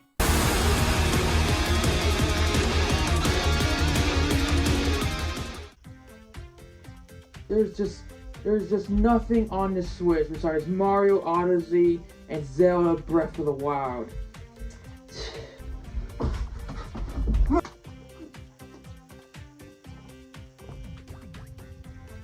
So you want to play something different? Well, play Platinum Games' most expensive game ever made. Astral Chain, bud. What is it, big man? Whoa, Bob, I'm glad to ask. The year is 2078. Humanity's on the brink of destruction by interdimensional creatures known as Chimera. And you, a cop, you get to choose between one play as the brother or the sister sibling you see on the front cover. You will protect the last safe haven of humanity. Well, don't worry, little Bobby, because you're gonna have a slave chimera. I mean, a chimera that you captured and brainwashed. Totally not your slave. That's gonna help you in your fight against the chimera. Wow, that is cool. And that the coolest thing is, little Bobby, that you get control at the same time as your character. Your own brainwashed, totally not slave chimera. You will use your chimera to shoot enemies like a real American. And then when they're down on the ground or they're weaker than you, use your baton so you beat them to death. Yeah. Soon, little Bobby, you will go into the astral plane where you can take the fight in your own lands. But if you get bored of that, you can just do side quests as a detective. Wow, I can't wait to play the game. Thanks for just giving it to me, big man. Silly little Bobby, I didn't give you that game. I'm Nintendo. You have to pay for it, bud. Yeah, Nintendo.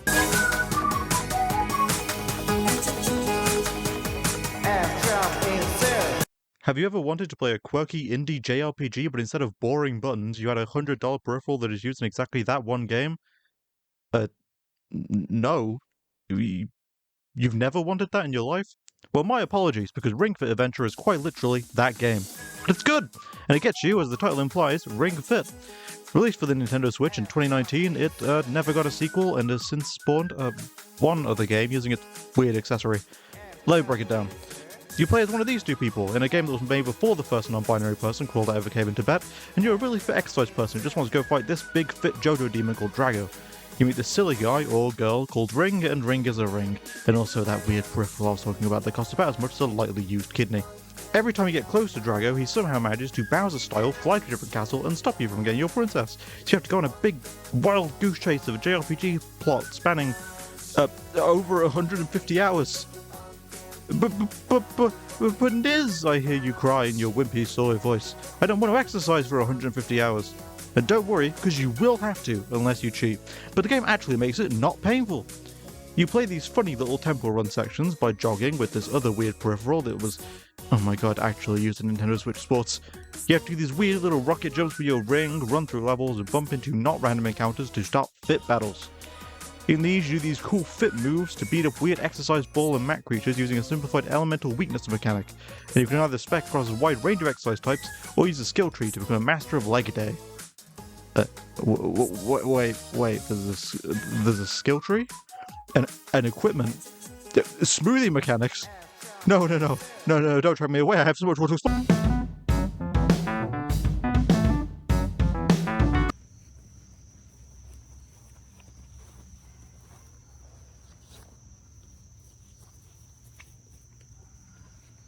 Have you ever heard the game The Stretchers? The Stretcher is a puzzle game developed by Power Steer Studios and published with Nintendo. The launch trailer would drop on the same day as the release for the game The Stretchers, which was November 8th, 2019. As of right now, the game was never published in any physical stores. It was only published on the Nintendo eShop on the Nintendo Switch. The game literally opens up with the title Stretching. I play as a medic and I have to pull people out of a stretcher like my friends just did to me. For some weird reason, when I press the R button, the other medic just starts singing.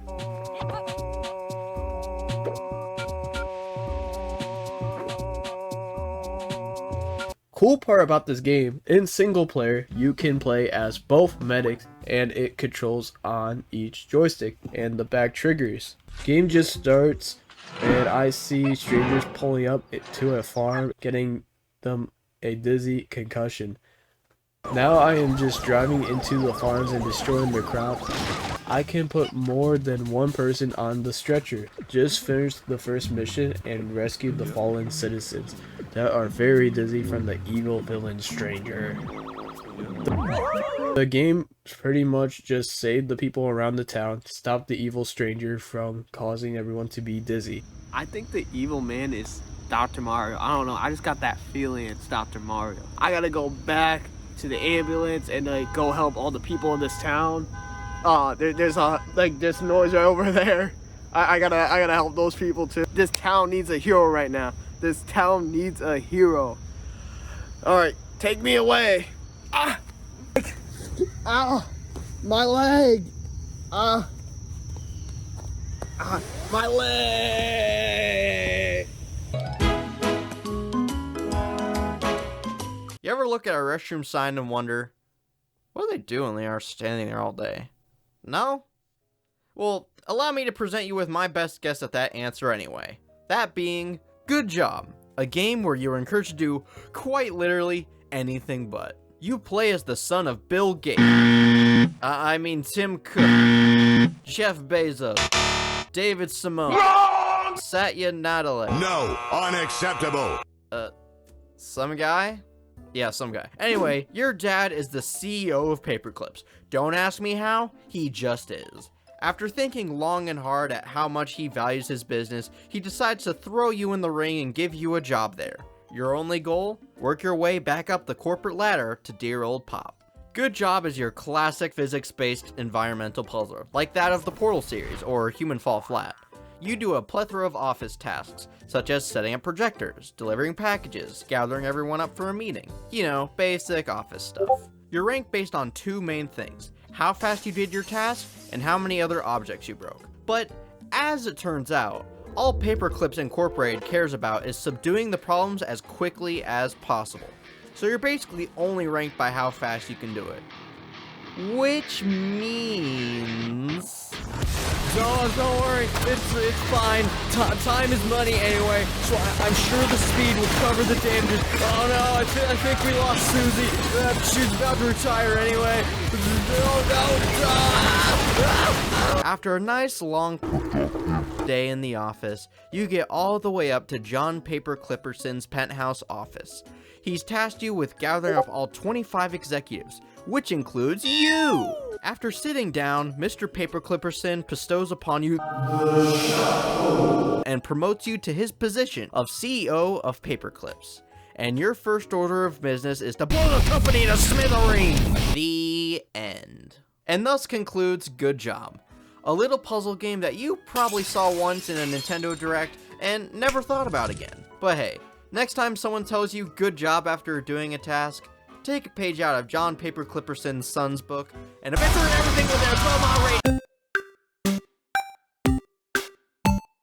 The year is 2020. We're all stuck inside and the world is on lockdown. Toilet paper is scarce and people are shooting each other for Pokemon cards. But here comes Nintendo with a small development studio based in Japan to release a game called Jump Rope Challenge, a free, simple fitness game to help people stuck at home break a little sweat in times of lockdown. The game released digitally on June 16th, 2020 on the Nintendo Switch eShop for free. The game was originally planned to be a limited time game and to last in the eShop until September 30th, 2020. But when Nintendo announced the game will stay up until further notice, they also announced that within the first 3 days of the game's launch, over 200 million jumps had been performed, and 2.5 billion after only 3 months. So Nintendo saw people liked it, and there was no point to remove it, so they kept it on the eShop, and it's still there to this day. The game is a simple jump rope game where you play as this little rabbit character and try to hit at least 100 jumps a day and fill up this little plant meter until the plant sprouts and grows. Use the Joy-Cons and swing them around in a jump rope fashion. You can easily cheese this game, like with most Nintendo games that use motion control, but it's very simple. You just jump in place and swing your arms around all together to form what looks like you're swinging an invisible jump rope. The main end goal of the game is to hit 100 jumps a day, and you can go past 100 jumps and the limit is 1,000 jumps. The game also has a lot of character for a simple little free game, the Nintendo charm, if you will. When you get past 100 jumps, the background turns to cats and every jump makes a cat sound. There's also a button on the bottom left where you can change your outfit and give the bunny a new fit. And with a free update, they also added Nintendo characters and suits, with even a badge arcade outfit. And another cool thing, the Mario outfit makes a Mario jumping sound when equipped. With that update, they also added the ability to double under, aka double jumping. The game also has local 2-player co-op, and the score is shared between y'all, so you can reach that 1,000 jumps goal in no time. The game is simple, but also has a nice message and meaning since it came out at the time where going out and working out was harder or just not doable. But that is the Jump Rope Challenge, a simple, fun, effective little game for a time where we needed it the most.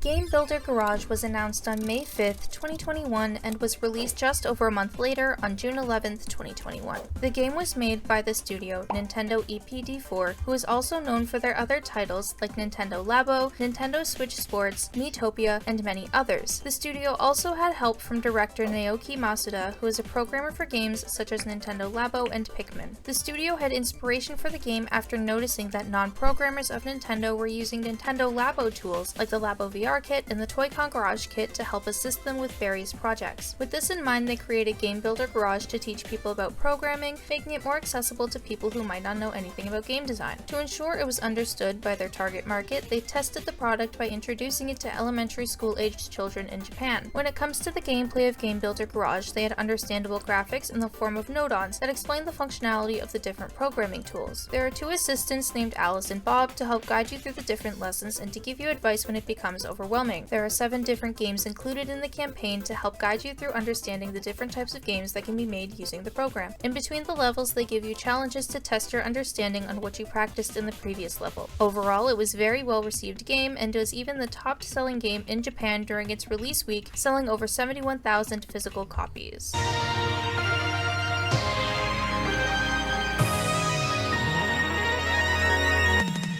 As of 2024, Nintendo World Championships is Nintendo's newest franchise, which is interesting considering how far back NWC goes. Nintendo World Championships was the name of a special competition Nintendo hosted in 1990, which gave way to the iconic Gold cartridge. There were following events called different things, and over the last decade, Nintendo has hosted a handful of more World Championships events, but Nintendo World Championships was never anything more than competitions.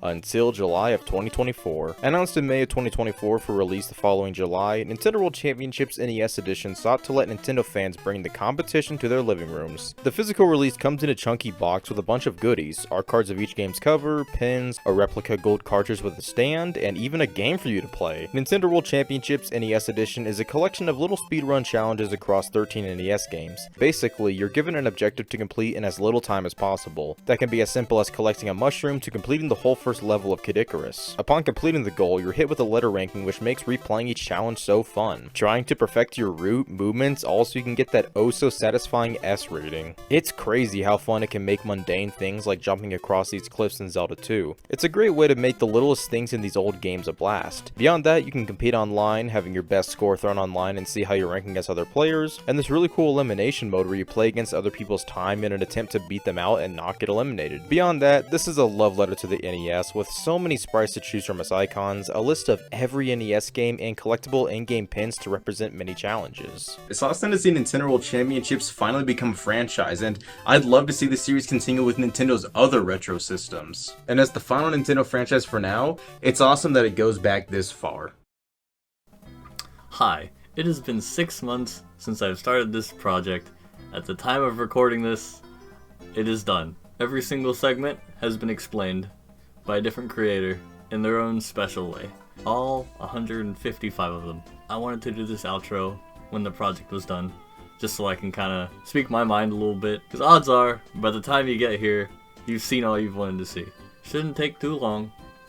Just want to have something at the end here to let you go with from me. This year has been a little crazy for me, especially during this project. Life's been a little stressful. Been a lot of things going on. Don't really want to get into it. It's not the place for this. But I bring this up because the main primary thing that has helped me push through it all was this project. It has given me something to look forward to and has helped keep the stress from getting to me, I guess. Met a lot of people and did something I never would have imagined I would do in a million years, especially at my size. You probably don't even know who I am, if I were to guess. I say this because through all that, I've made it out in the end. And if there's anything I've learned, it's that no matter how small you think you are in this world, you can do anything you put your mind to. And this project has proven that to me, time and time again. My reach is smaller than I ever would have imagined, and about as small as I would have expected it to be. And yet, here I am, with a project that is impressive, in my eyes, personally, with 155 people, most of which I never would have expected I would meet. Everything in this project has gone against my expectations from the very beginning. When me and my co-organizer started it, named Loganiel, we were like, okay, we'll go ahead and start this server, and we'll just slowly build up all the people we need over time. Next thing you know, like, less than a month later, if I remember correctly, we have everyone. Every single person that we need. I couldn't have done it without everybody involved.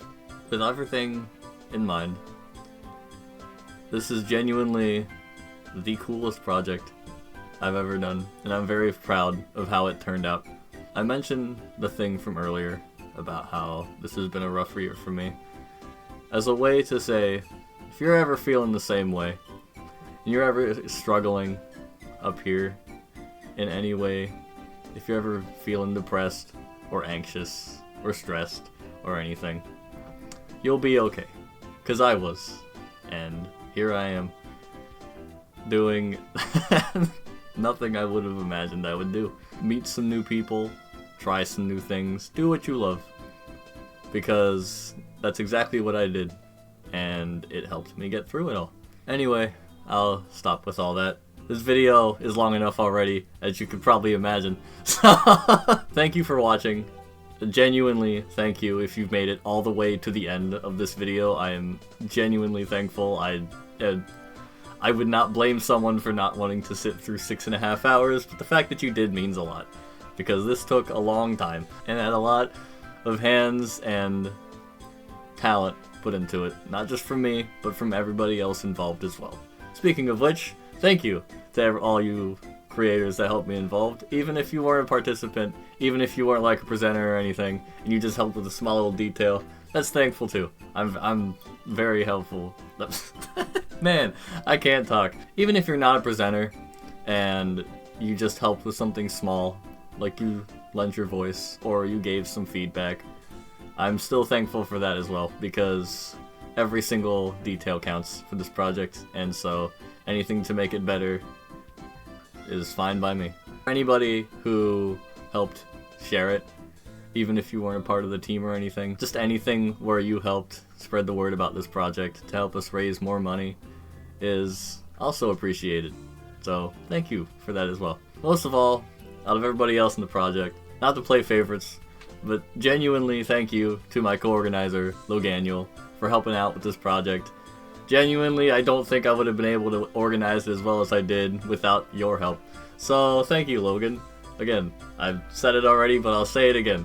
Thank you. That being said, this has genuinely been one of the best experiences in my life, and I would love to do more videos like this. So if you want to see more of those, you know what to do. This is YouTube.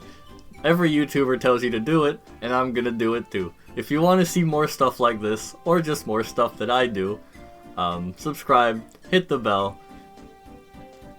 Yep. I genuinely just finished the video like 20 minutes ago, so I'm still